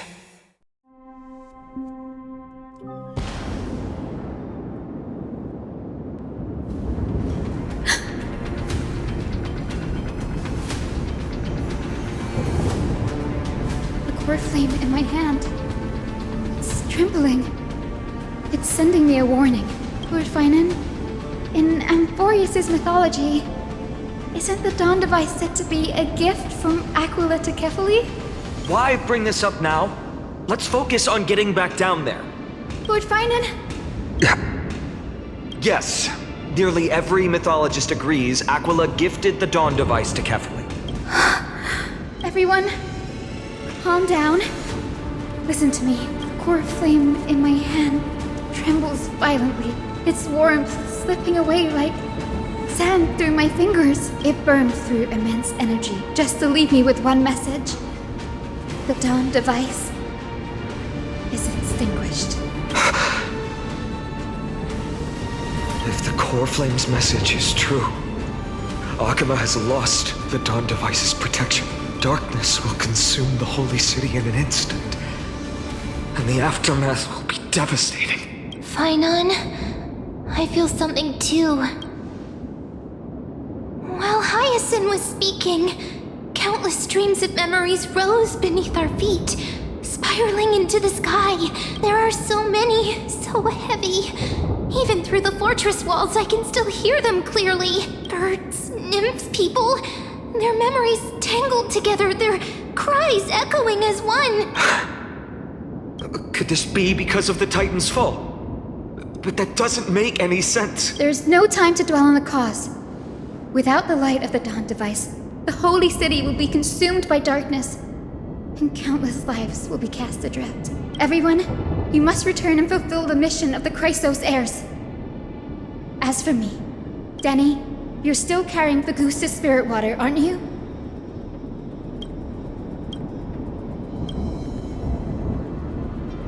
No. The time has come. Open the path to the Vortex for me. There's still one thing I can do for the people down there.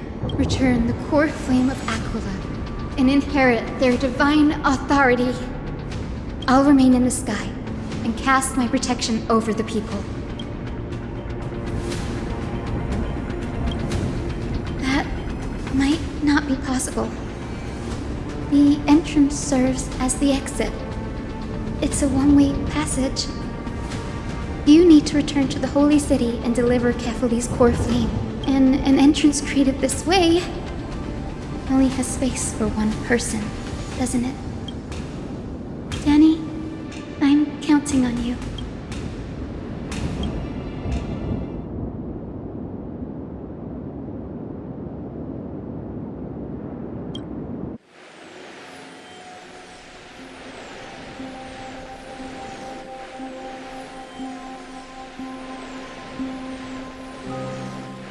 It still feels unreal. Even after seeing it a second time, you'd move in perfect harmony with the rivers and seas of this world.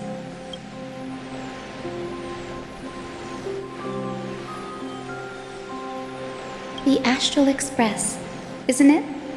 March 7th? The one you always mention. I'd like to meet her someday. can almost see the three of you traveling together, laughing and sharing moments. Of course I do. A sharp, aching sadness. I feel every bit of it.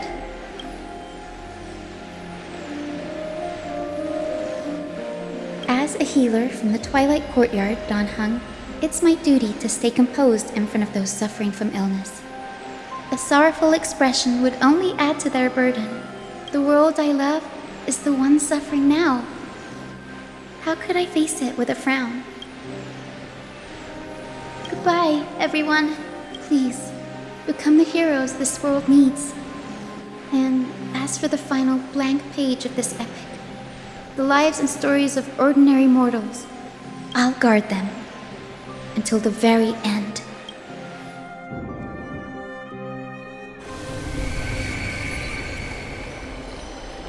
Miss Hyacine, are you really leaving? Yes. Lord Finan has already set the date for our departure. As a descendant of the Sky Hero, I must prepare myself and carry this responsibility. What about this new Twilight courtyard? Believe in yourself, Clementine. You're an exceptional healer, more than capable of handling things on your own. The patients trust you, and you've earned that trust. That's what matters, isn't it? Miss Clementine's medical skills are amazing! We believe you'll make the Twilight courtyard proud. Thank you, Lady Treeby. I'll do my best. I just don't have the same confidence and certainty as Miss Hyacine. No matter how severe the illness or injury, she always faces it with a smile. Honestly, I'm not confident about everything, Clementine. I've just learned how to hide my unease well. It's a skill I consider essential. It's hard to imagine anything making Miss Hyacine feel uncertain. Well, shall I give you an example? Since Lady Treeby happens to be here too. Wait, you're part of this? Look at the Flame Chase journey.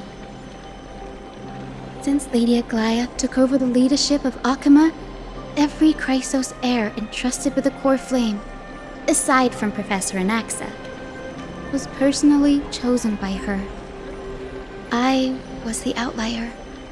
The hero Seliosi entrusted her bloodline with the legacy of the sky.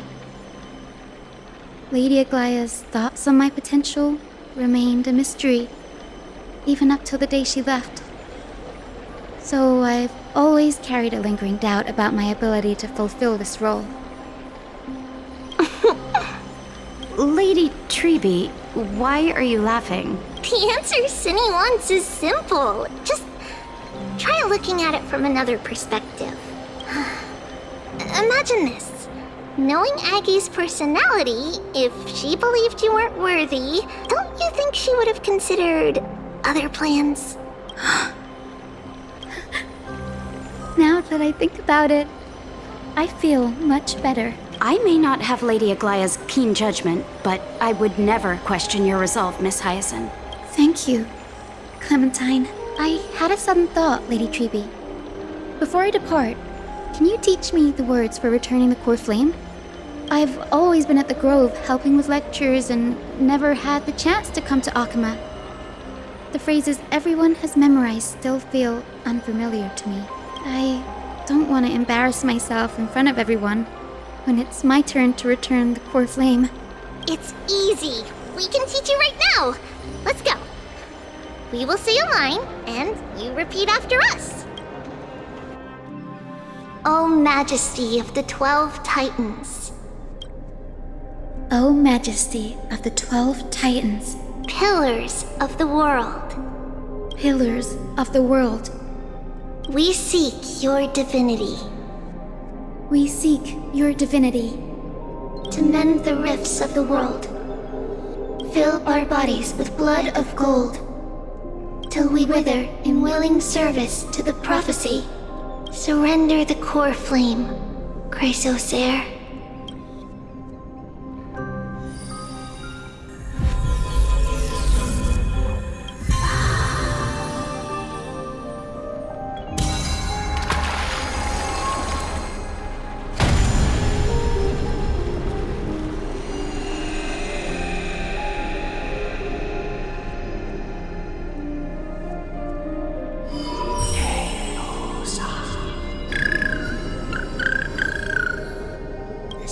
Destiny...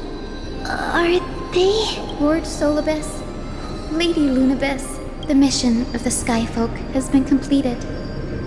Your watch can finally come to an end. We thank you, Miss Hyacine. Even though we were the source of that false legend, you still brought us freedom.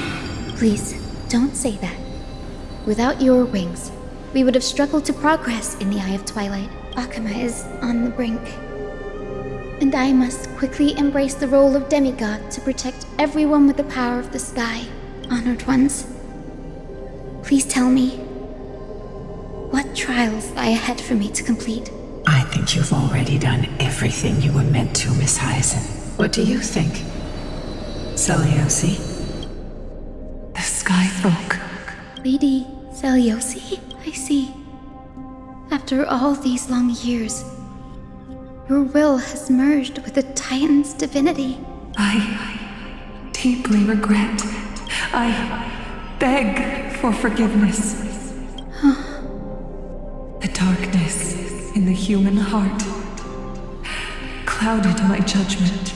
I failed to recognize the resilience buried deep within. Of those present that day, I don't know how many were innocent, how many truly deserved their fate.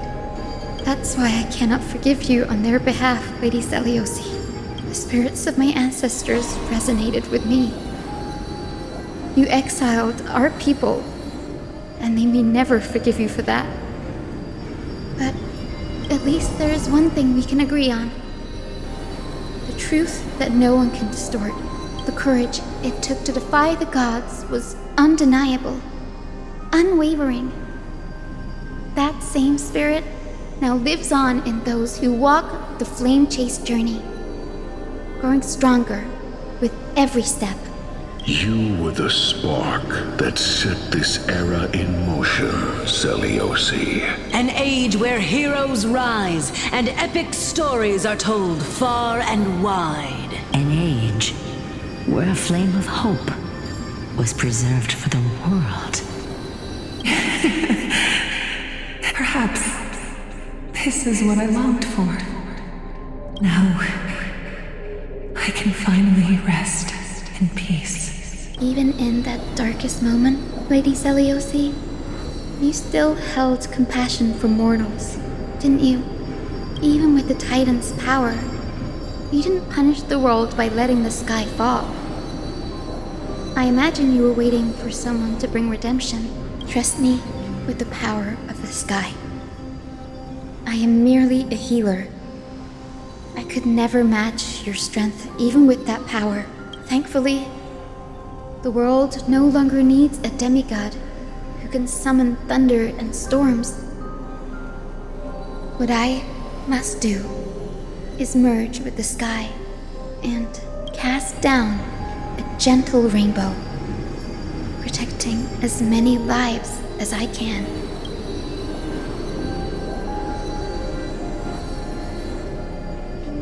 Professor Nexa, do you remember that lesson? In the end, I followed the path of my ancestors, returning to the sky. I didn't return to the earth to walk with the people, but even so, I still achieved my dream.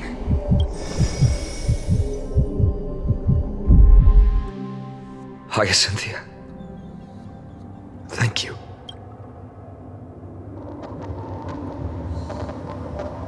Akama's dawn has come to an end. Why is this happening?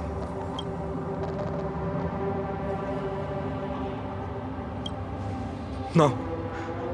It's too late. The sky had been completely swallowed by the black tide. This darkness, its power probably surpasses that of the Titans. All we can do is hope she can protect as many lives as possible. Is this the end for Akama? Don't give up. We're the ones leading this journey, so we can't afford to lose our way.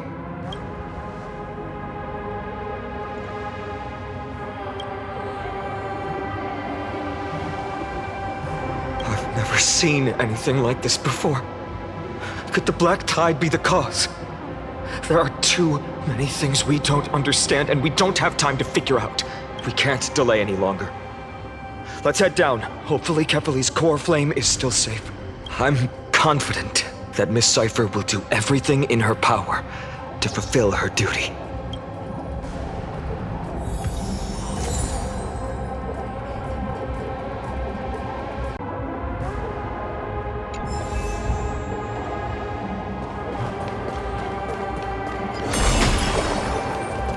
The transport platform's route is blocked by rubble. Partner, help buy us some time. Good job. Now we can get off the mountain. Black Tide creature. At dawncloud. Oh no. The people in the city. We must find out where they breached the city from. Tribby, please hold on till we get back.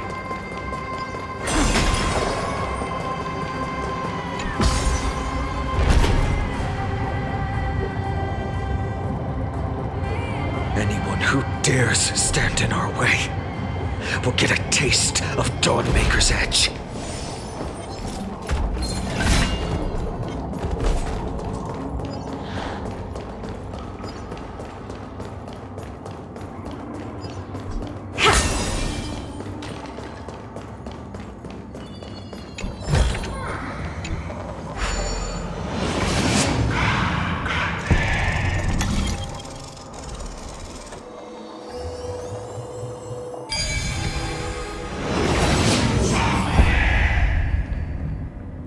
Over there! Kephale's coreflame is being kept in the center of the council. We must retrieve it and bring it back to the Vortex of Genesis. Right. Worst case scenario, we need to be prepared to return Kephale's coreflame. If the end is indeed upon us, we no longer have time to investigate the truth behind the miracle. We'll have to trust that Professor Anax's hypothesis is the only option. Apologies, Aglaea. I promised you that I would leave the choice of Era Nova to the people of Amphoreus, but I'm afraid there's no room for doubts now.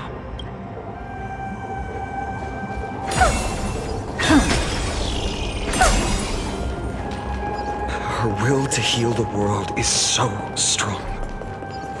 We'll definitely sense it if she succeeded.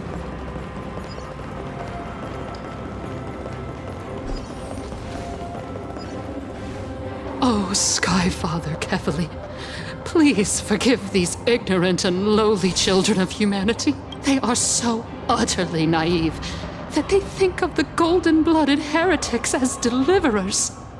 This blood-red sky, and the raging flames and demons throughout the land will purge their foolishness. Kindness. Lord Deliverer, why don't you join me in praying to the benevolent Kephale? Cast your eyes on this ravaged land. All of this, sins committed by you, blasphemous heretics.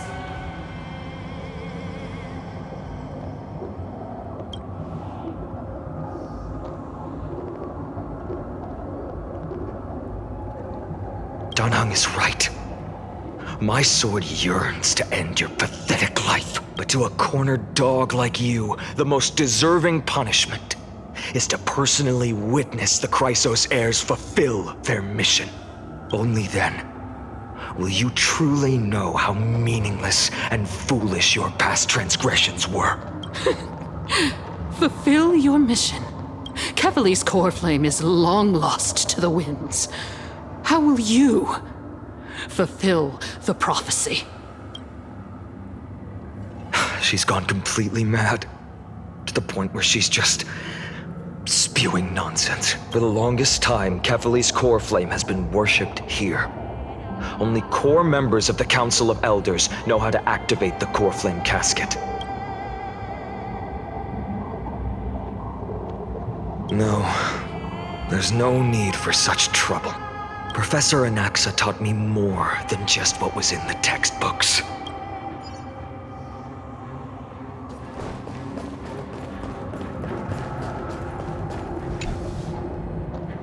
During his time at Dawncloud, Professor Anaxa conducted surveys in various areas. I still remember the words he used.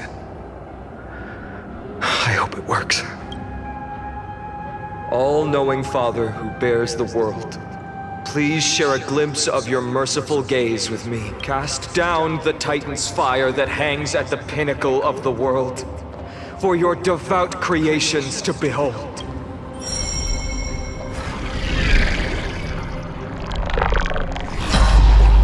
It worked. One step left to undo its arcane seal. Partner, I may require your strength again.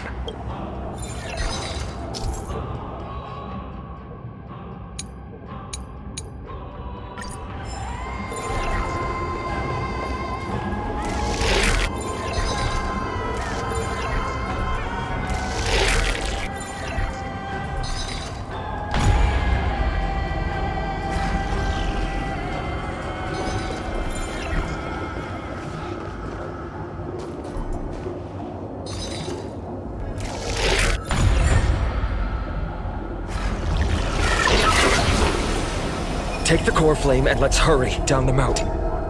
Donahung, can you use the spirit water art again?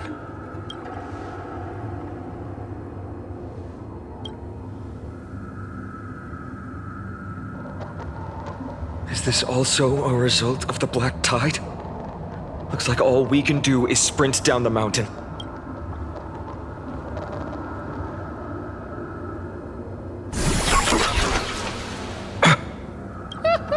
You all thought I completely lost my mind. If the core flame was never tampered with and has always remained here untouched, you all think I wouldn't have the power to take it away?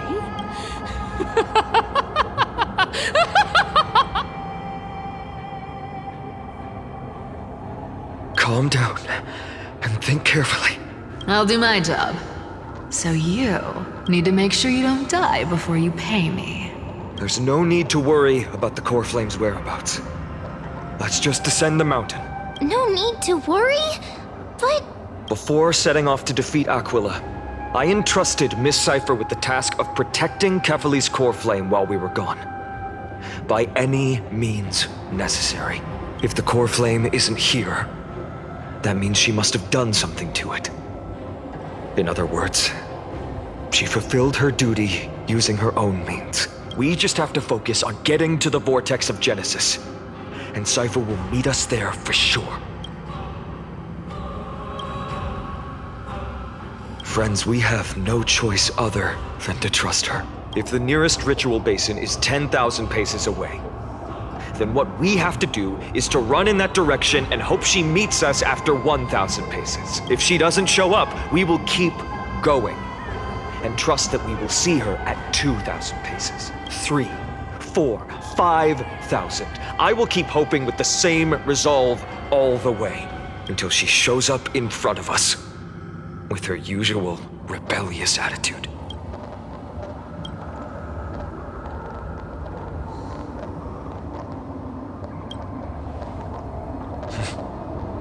She will be no exception. But before that, we must survive and break through this siege.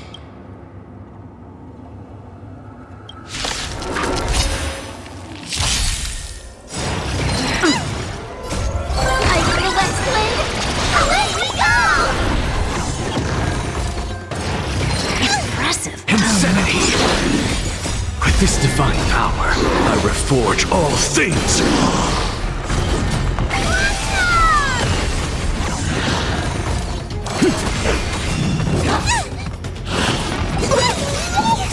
Fiends or devils, I'll crush them all!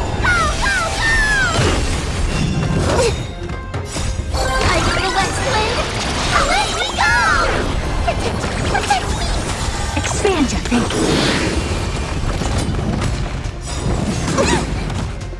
Endless riddles. Nothing but a void. Open sesame. Glimpse the unknown. With this divine power, I reforge all things! To the soul! Get there! He was loose! Like the west wind, away we go!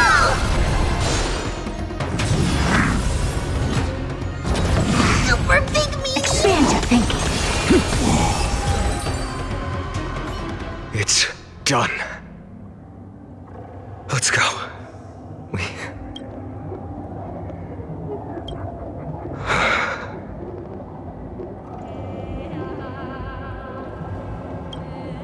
She may not have sought sympathy from others, but as a cleaner, she was willing to absorb a millennium of identities and memories for an objective that hasn't changed in that time.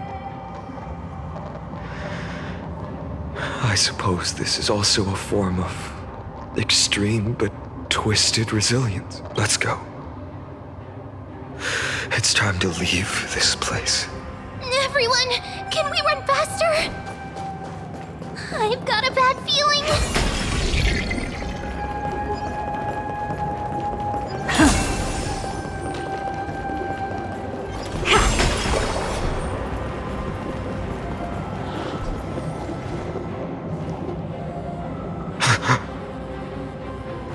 Everyone, look behind us.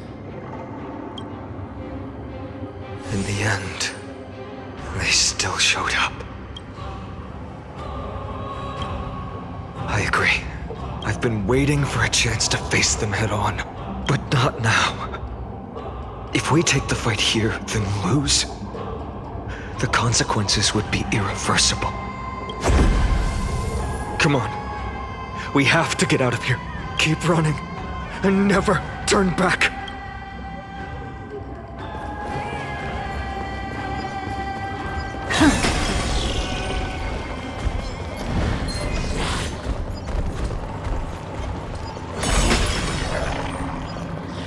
They will catch up to us sooner or later.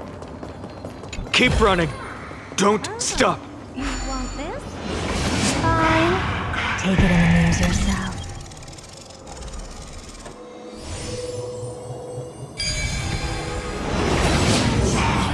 It's him! Lord Finan! What in the world?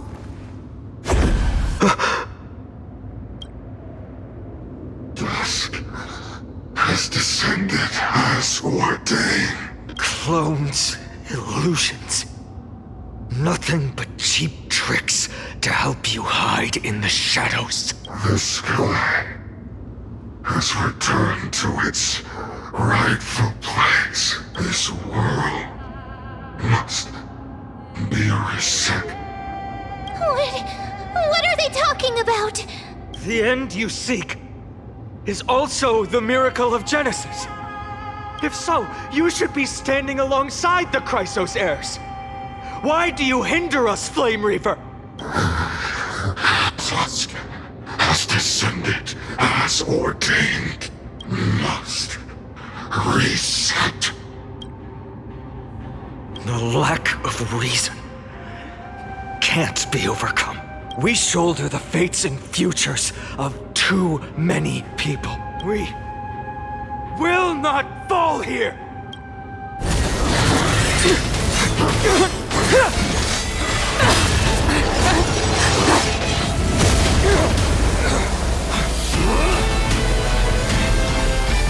Leave this to Casters and me!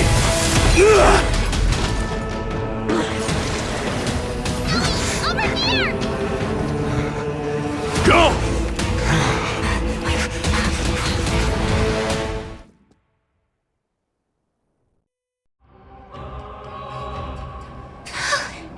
That was really close. It's too early to relax.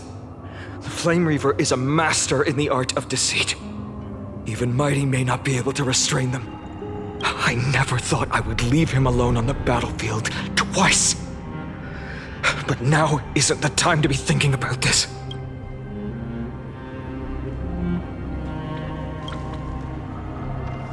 Protect us! Sky Father's sake! The Black Tide creatures are threatening the people. We can't just stand by and watch. Let's end this quickly. That rainbow barrier. With this divine power, I reforge all things.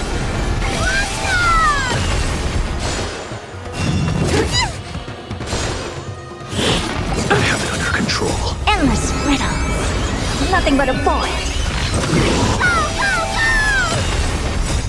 Hide in the west wind. Away we go! Expand your thinking. What a crone.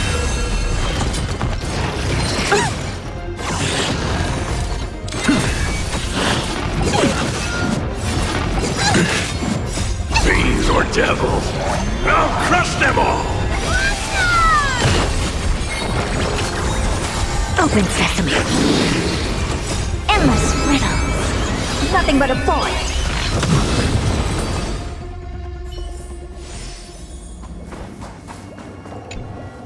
Everyone, you're all safe. For now. Thank you, Lord Finan. It is someone else who deserves your thanks. Those black-tide creatures just now couldn't breach this barrier. This energy feels familiar. Like the luminous arts that Hyacine uses to treat people. But it is much more powerful. Citizens! My companions and I can't stay long. Before reinforcements arrive, please do not step out of this barrier. This is a miracle left by the demigod Hyacine. Please trust her conviction. Miss Hyacine has also become a demigod, like Lady Aglaea. We understand. We will not leave her protection until you return, Lord Finan. I won't make empty promises. I might not be able to return in the near future, but even if there's no perfect solution, I will make a choice that fulfills this mission.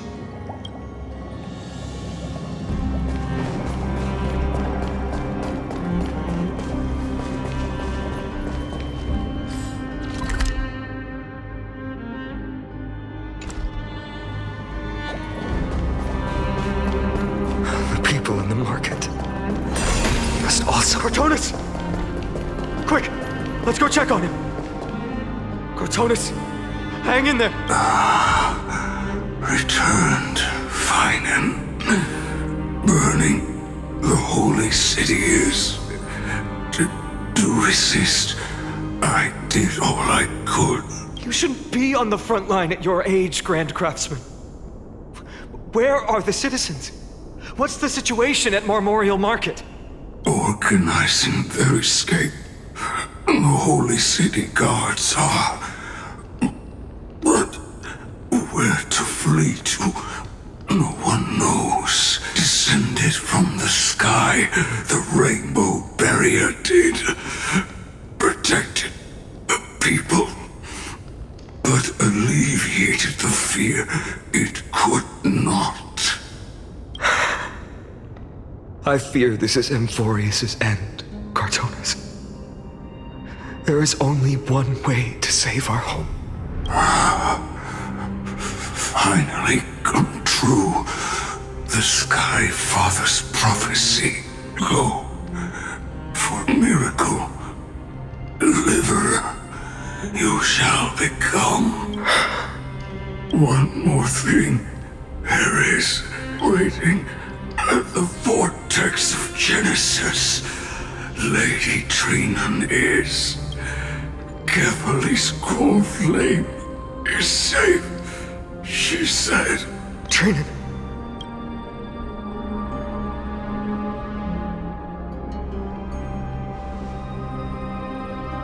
Urgent. The situation is. Leave them to me. The monsters died. I should have kept me here. The power of the rainbow light did.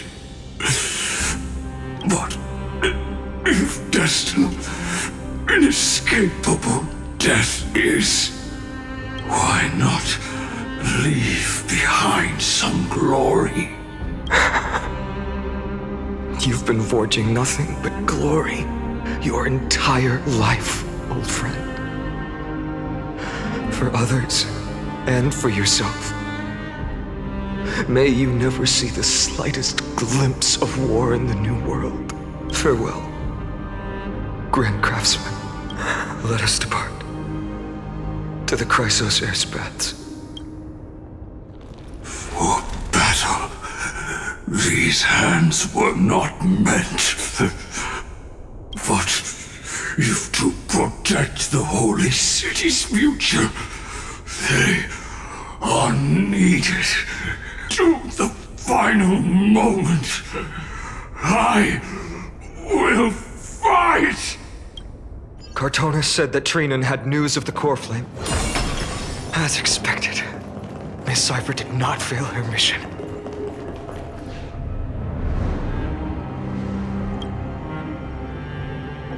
These buildings, I can feel it. Their memories are dissipating. Yes, the textures of memories are preserved within all things in Amphoreus. Even a single brick or tile holds countless traces of the past. There are no citizens trapped here, nor any signs of black-tide creatures. We have no reason to linger here. Let's head downstairs. The bath chamber isn't far away.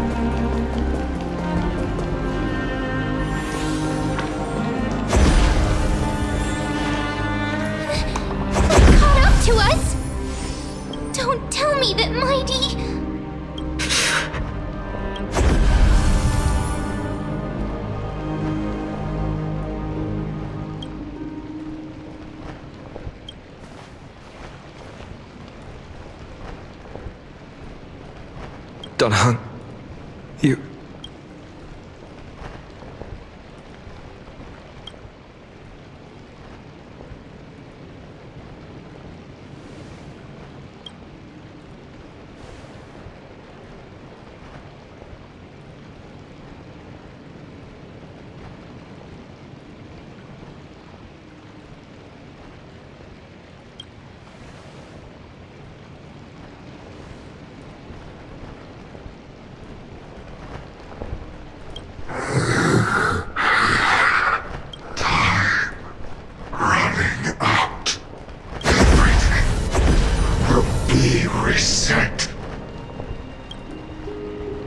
You better keep your word, Danhung.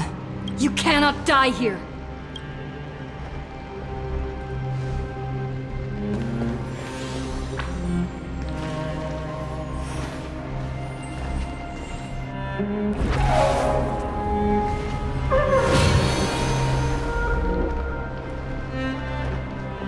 This power, unfamiliar.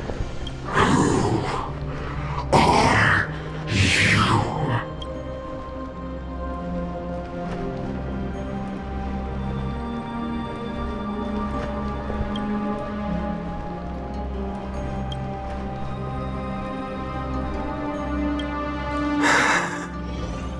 Follow me.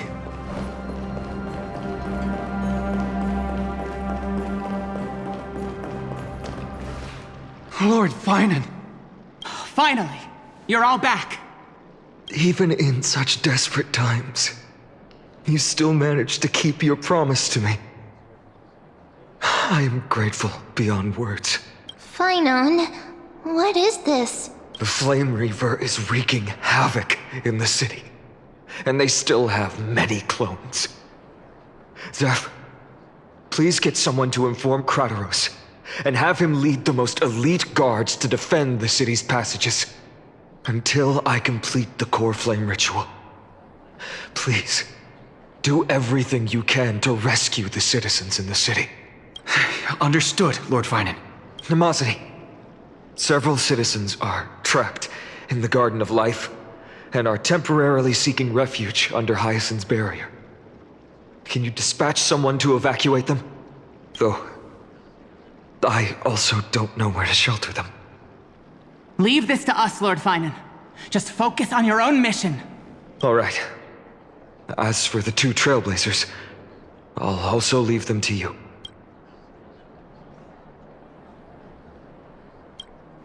My apologies, partner. I acted on my own this time. I prepared for the worst before the fight against Aquila. Even if there came a day when Akima was taken by the Black Tide, as long as we defeated Aquila, lifting the sky's curse, you and Don Hung would at least have a chance to get home safely. I know this is hard to accept, but even if it means being resented for the rest of my life, I still have to be responsible for you. Friend, you and Don Hung taught me the spirit of trailblazing. The best decision I ever made in my life was when I followed my intuition and chose to trust you. Don Hung told me many stories about the adventures of the Nameless. 2 of them left a deep impression on me, Bellabog and Penacony. The first story taught me that the fate of a world should be in the hands of its people. And even if the Nameless are willing to risk everything for an unfamiliar world, in the end, you still have to embark on a new journey and go to the next world that needs saving. Because that's your mission. The path you follow. In the second story, Don Hung told me about the few Nameless who sacrificed their lives for the prison world. I know very well that the 2 of you are willing to make the same choice for Amphoreus. After hearing those stories, I made up my mind. I won't let your journey end here. Somewhere beyond the sky, where Amphoreans have never reached, there are many people waiting for you to come home. The prophecy has always remained shrouded in ambiguity. Even if the 12th core flame is returned, no one knows how the Era Nova will manifest, let alone if the miracle will extend its favor to 2 visitors from beyond the sky. Before stepping into a fate unknown, the last thing I can do is help you return to your family. Please, don't worry. Lord Finan has already entrusted Elder Lygus to fix your transport. Lady Trinan's sentry gate is open on the main street outside Akima's walls. I'm sorry for making such an unreasonable request of you all. But we live in an imperfect age, where there is never a perfect choice.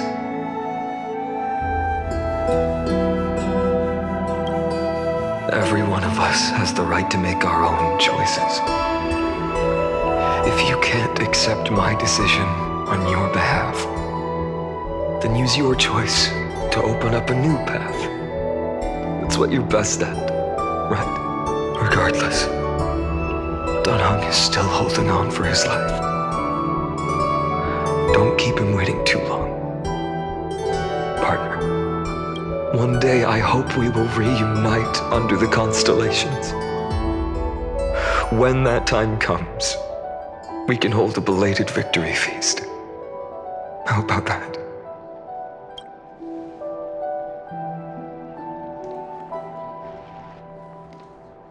The spirit water has dried up. Blast. Why is nothing going right? Calm down. There might be another way in. The closest ritual basin, the other chrysosers. Snowy. Trinan! I thought you'd be waiting at the Vortex of Genesis. Are you alright? When Akima's night descended, all the spirit water dried up along with it. We anticipated that you'd be on edge, so we came ahead to wait for you. You've always been the ones who knew me best. Kephale's coreflame. You know where it is? Yes. Little Cipher protected the coreflame well. No one would be able to guess where she stashed it. Bartolos, you can come on out.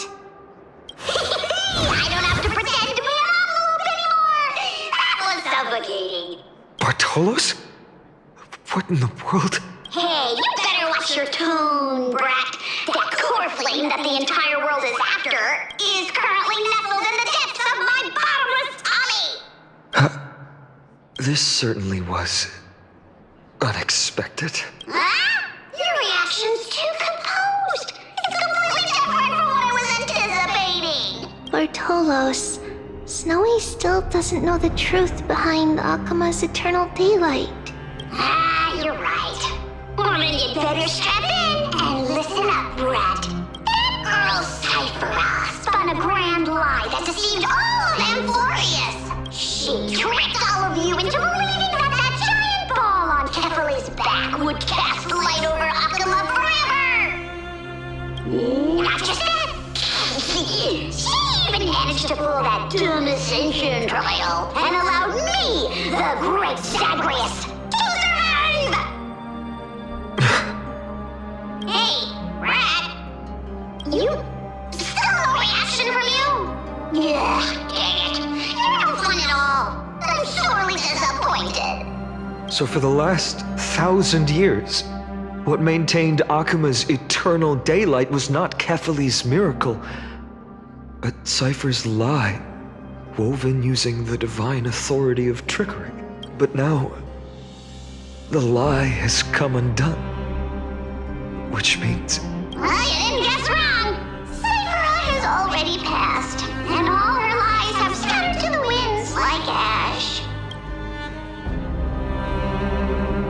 But you just said you, Zagreus, relied on Cipher's lie to keep living. If she is already...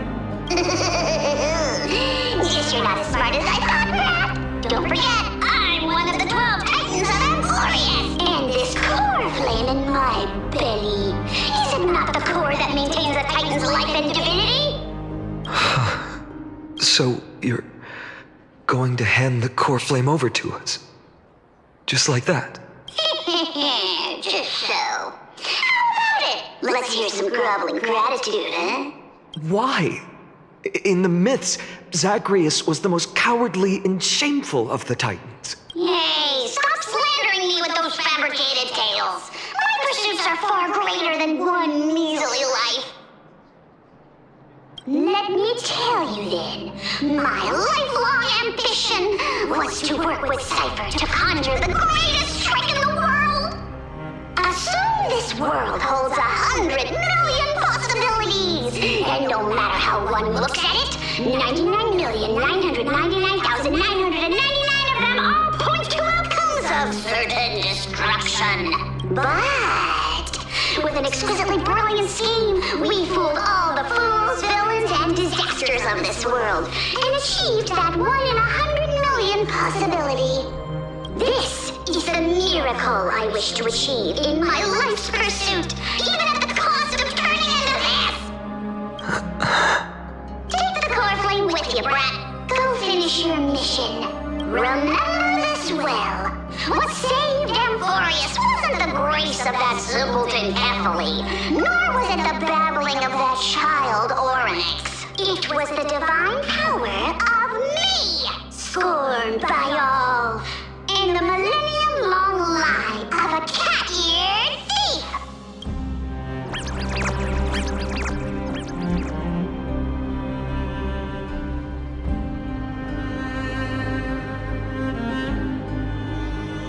Strife, death, trickery. So those signs deemed as harbingers of calamity will also leave behind marks in the tale of deliverance. With this, the final core flame can be returned to its rightful place. The spirit water in the holy city has all dried up. We can try to break the sealing magic of Fagusa's priests, and use the Century Gate to send you into the Vortex of Genesis. But that will likely exhaust any remaining power of Yanis that we have. After that, the rest is up to you, Snowy. Farewells. I've almost grown numb to them at this point. Right now, I can't even utter a plain goodbye. Snowy. Don't worry, Trina. I'm no longer the empty shell that Aglaea brought back to Akama. For every companion who couldn't reach the end, their conviction to save the world became a part of me, piecing together the soul I once lost. I lost my home village, but you, Aglaea, and everyone else created a second home for me. Now that this home is also in danger, it is my turn to repay your kindness and create a new world that can carry everyone's wishes. I hope that in that new world, a new sun will rise, bringing one dawn after another to all. Snowy, you've grown into the person Aggie always dreamed of. Indeed, we don't need to say goodbye here, because even without the prophecy, we have the confidence to say you will become that rising sun, and all of us will see each other again tomorrow.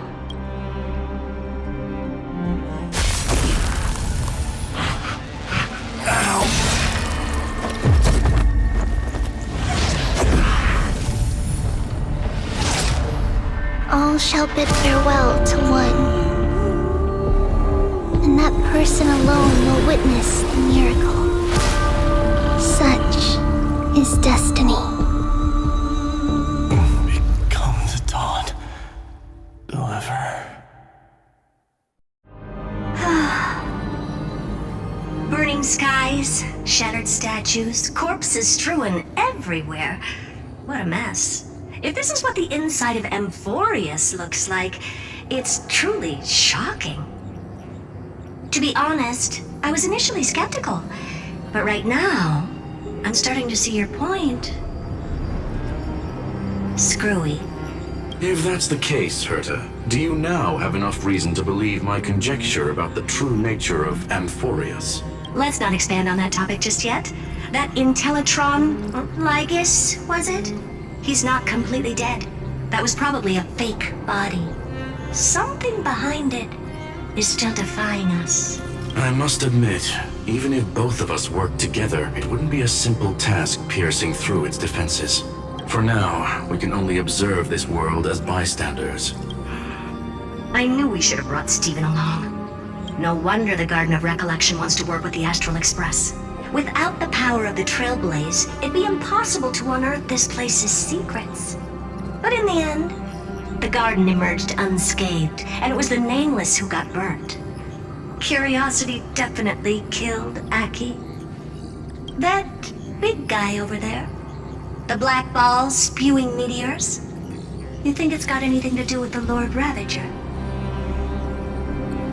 Alas, without sufficient computational power in the stream projection, I am unable to analyze the path energy. Suggestion: the immediate priority now is to find the whereabouts of the two Nameless. Research priority on the destruction can be lowered. Every second counts before that Intellitron's preventative measures kick in. All right. Stop making a fuss. How many times have we collaborated, and when did it ever not end in a perfect outcome? Why not add another mission objective while we're at it? The card-playing Mammal Keeper told me that the frozen Trailblazer girl might just also be trapped inside Amphoreus. If time allows, I will also investigate March 7th's whereabouts. Herta, do you hear that? A wave of desperate cries from the heart of the mountain city. The lives there are undergoing intense suffering. Conclusion: the butterfly has already flapped its wings, and an impending storm closes in. The Nameless are important allies, and you and I have matters to attend to, Herta. I beseech you. In moments when a choice needs to be made, one must not be distracted due to personal interests. Of course I know that. Fate really is a game of dice, Screwy. Who'd have thought that thing once sowed chaos across the cosmos, causing the Intelligentsia Guild to splinter and disintegrate?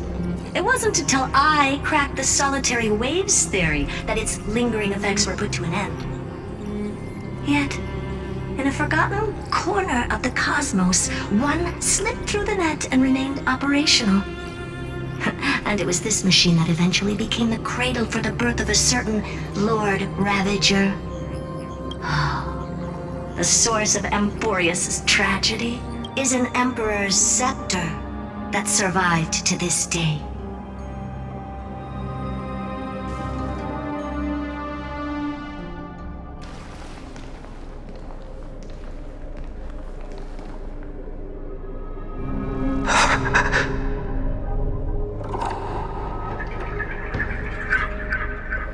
This is what the world looked like originally.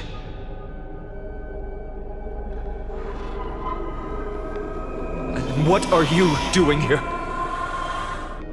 Answer my question, Lycus. Another hero has arrived at the Vortex. I can no longer remember how many times this has happened. The author of each epic, as the prophecy has foretold, stays their pen at this point. Just like each cycle of the extrapolation, in accordance to their primordial design, ends here.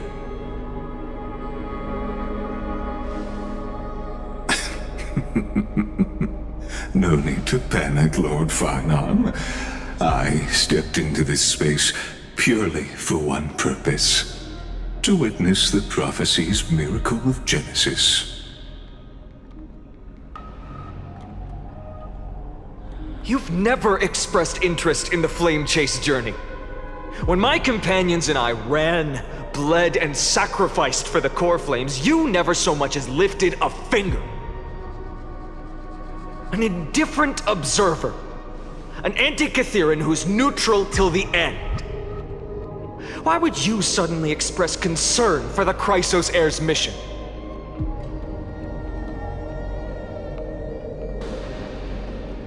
When that lone swordmaster left everything behind, plunging into a sea of madness, I was on the shore, listening. When that mighty lord shed his armor, filling the crevices of the earth with his iron bones, I was on the mountaintop, gazing down. Across 1,000 years of the Flame Chase journey, I have witnessed the ardor, resolve, division, and unity of the Chrysos heirs with mine own eyes.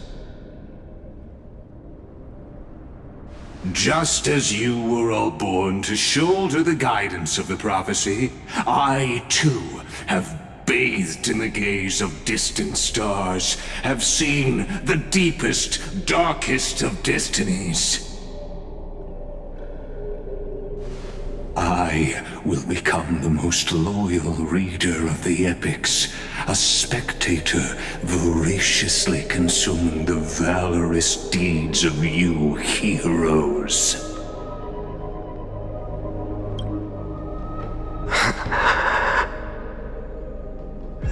Gaze of distant stars.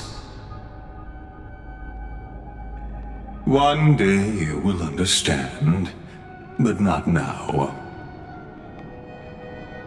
At this moment, Please disregard this observer and finish what you must, Lord Finon.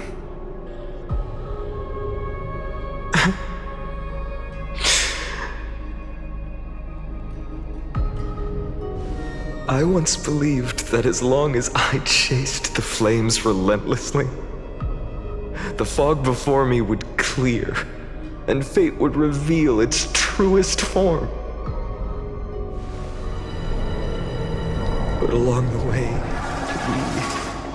they, all who passed, never once received the justice promised by the prophecy. I have perceived. Outside the Vortex, the world is collapsing, and the children of humanity are crying. But you, Lord Finon, will bury the old world with that core flame, bringing all things into a gray unknown.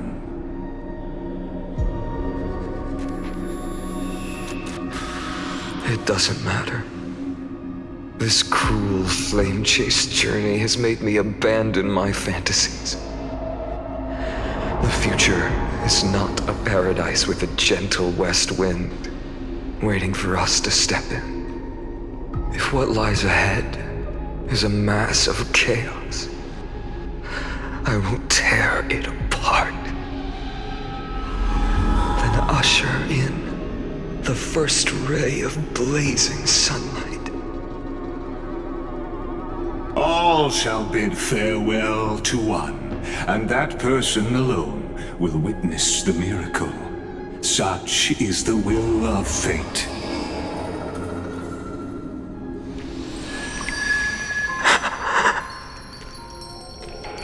Yet this time, will an epic with endless cycles.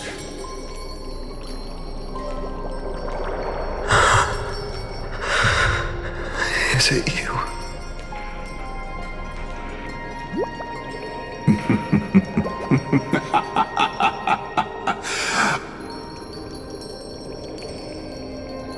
Turn a new page.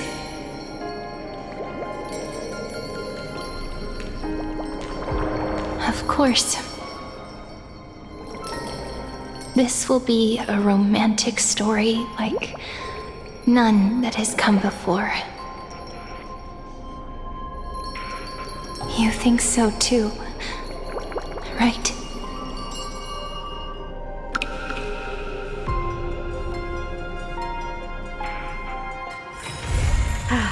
Need something? If not, then I'll be leaving.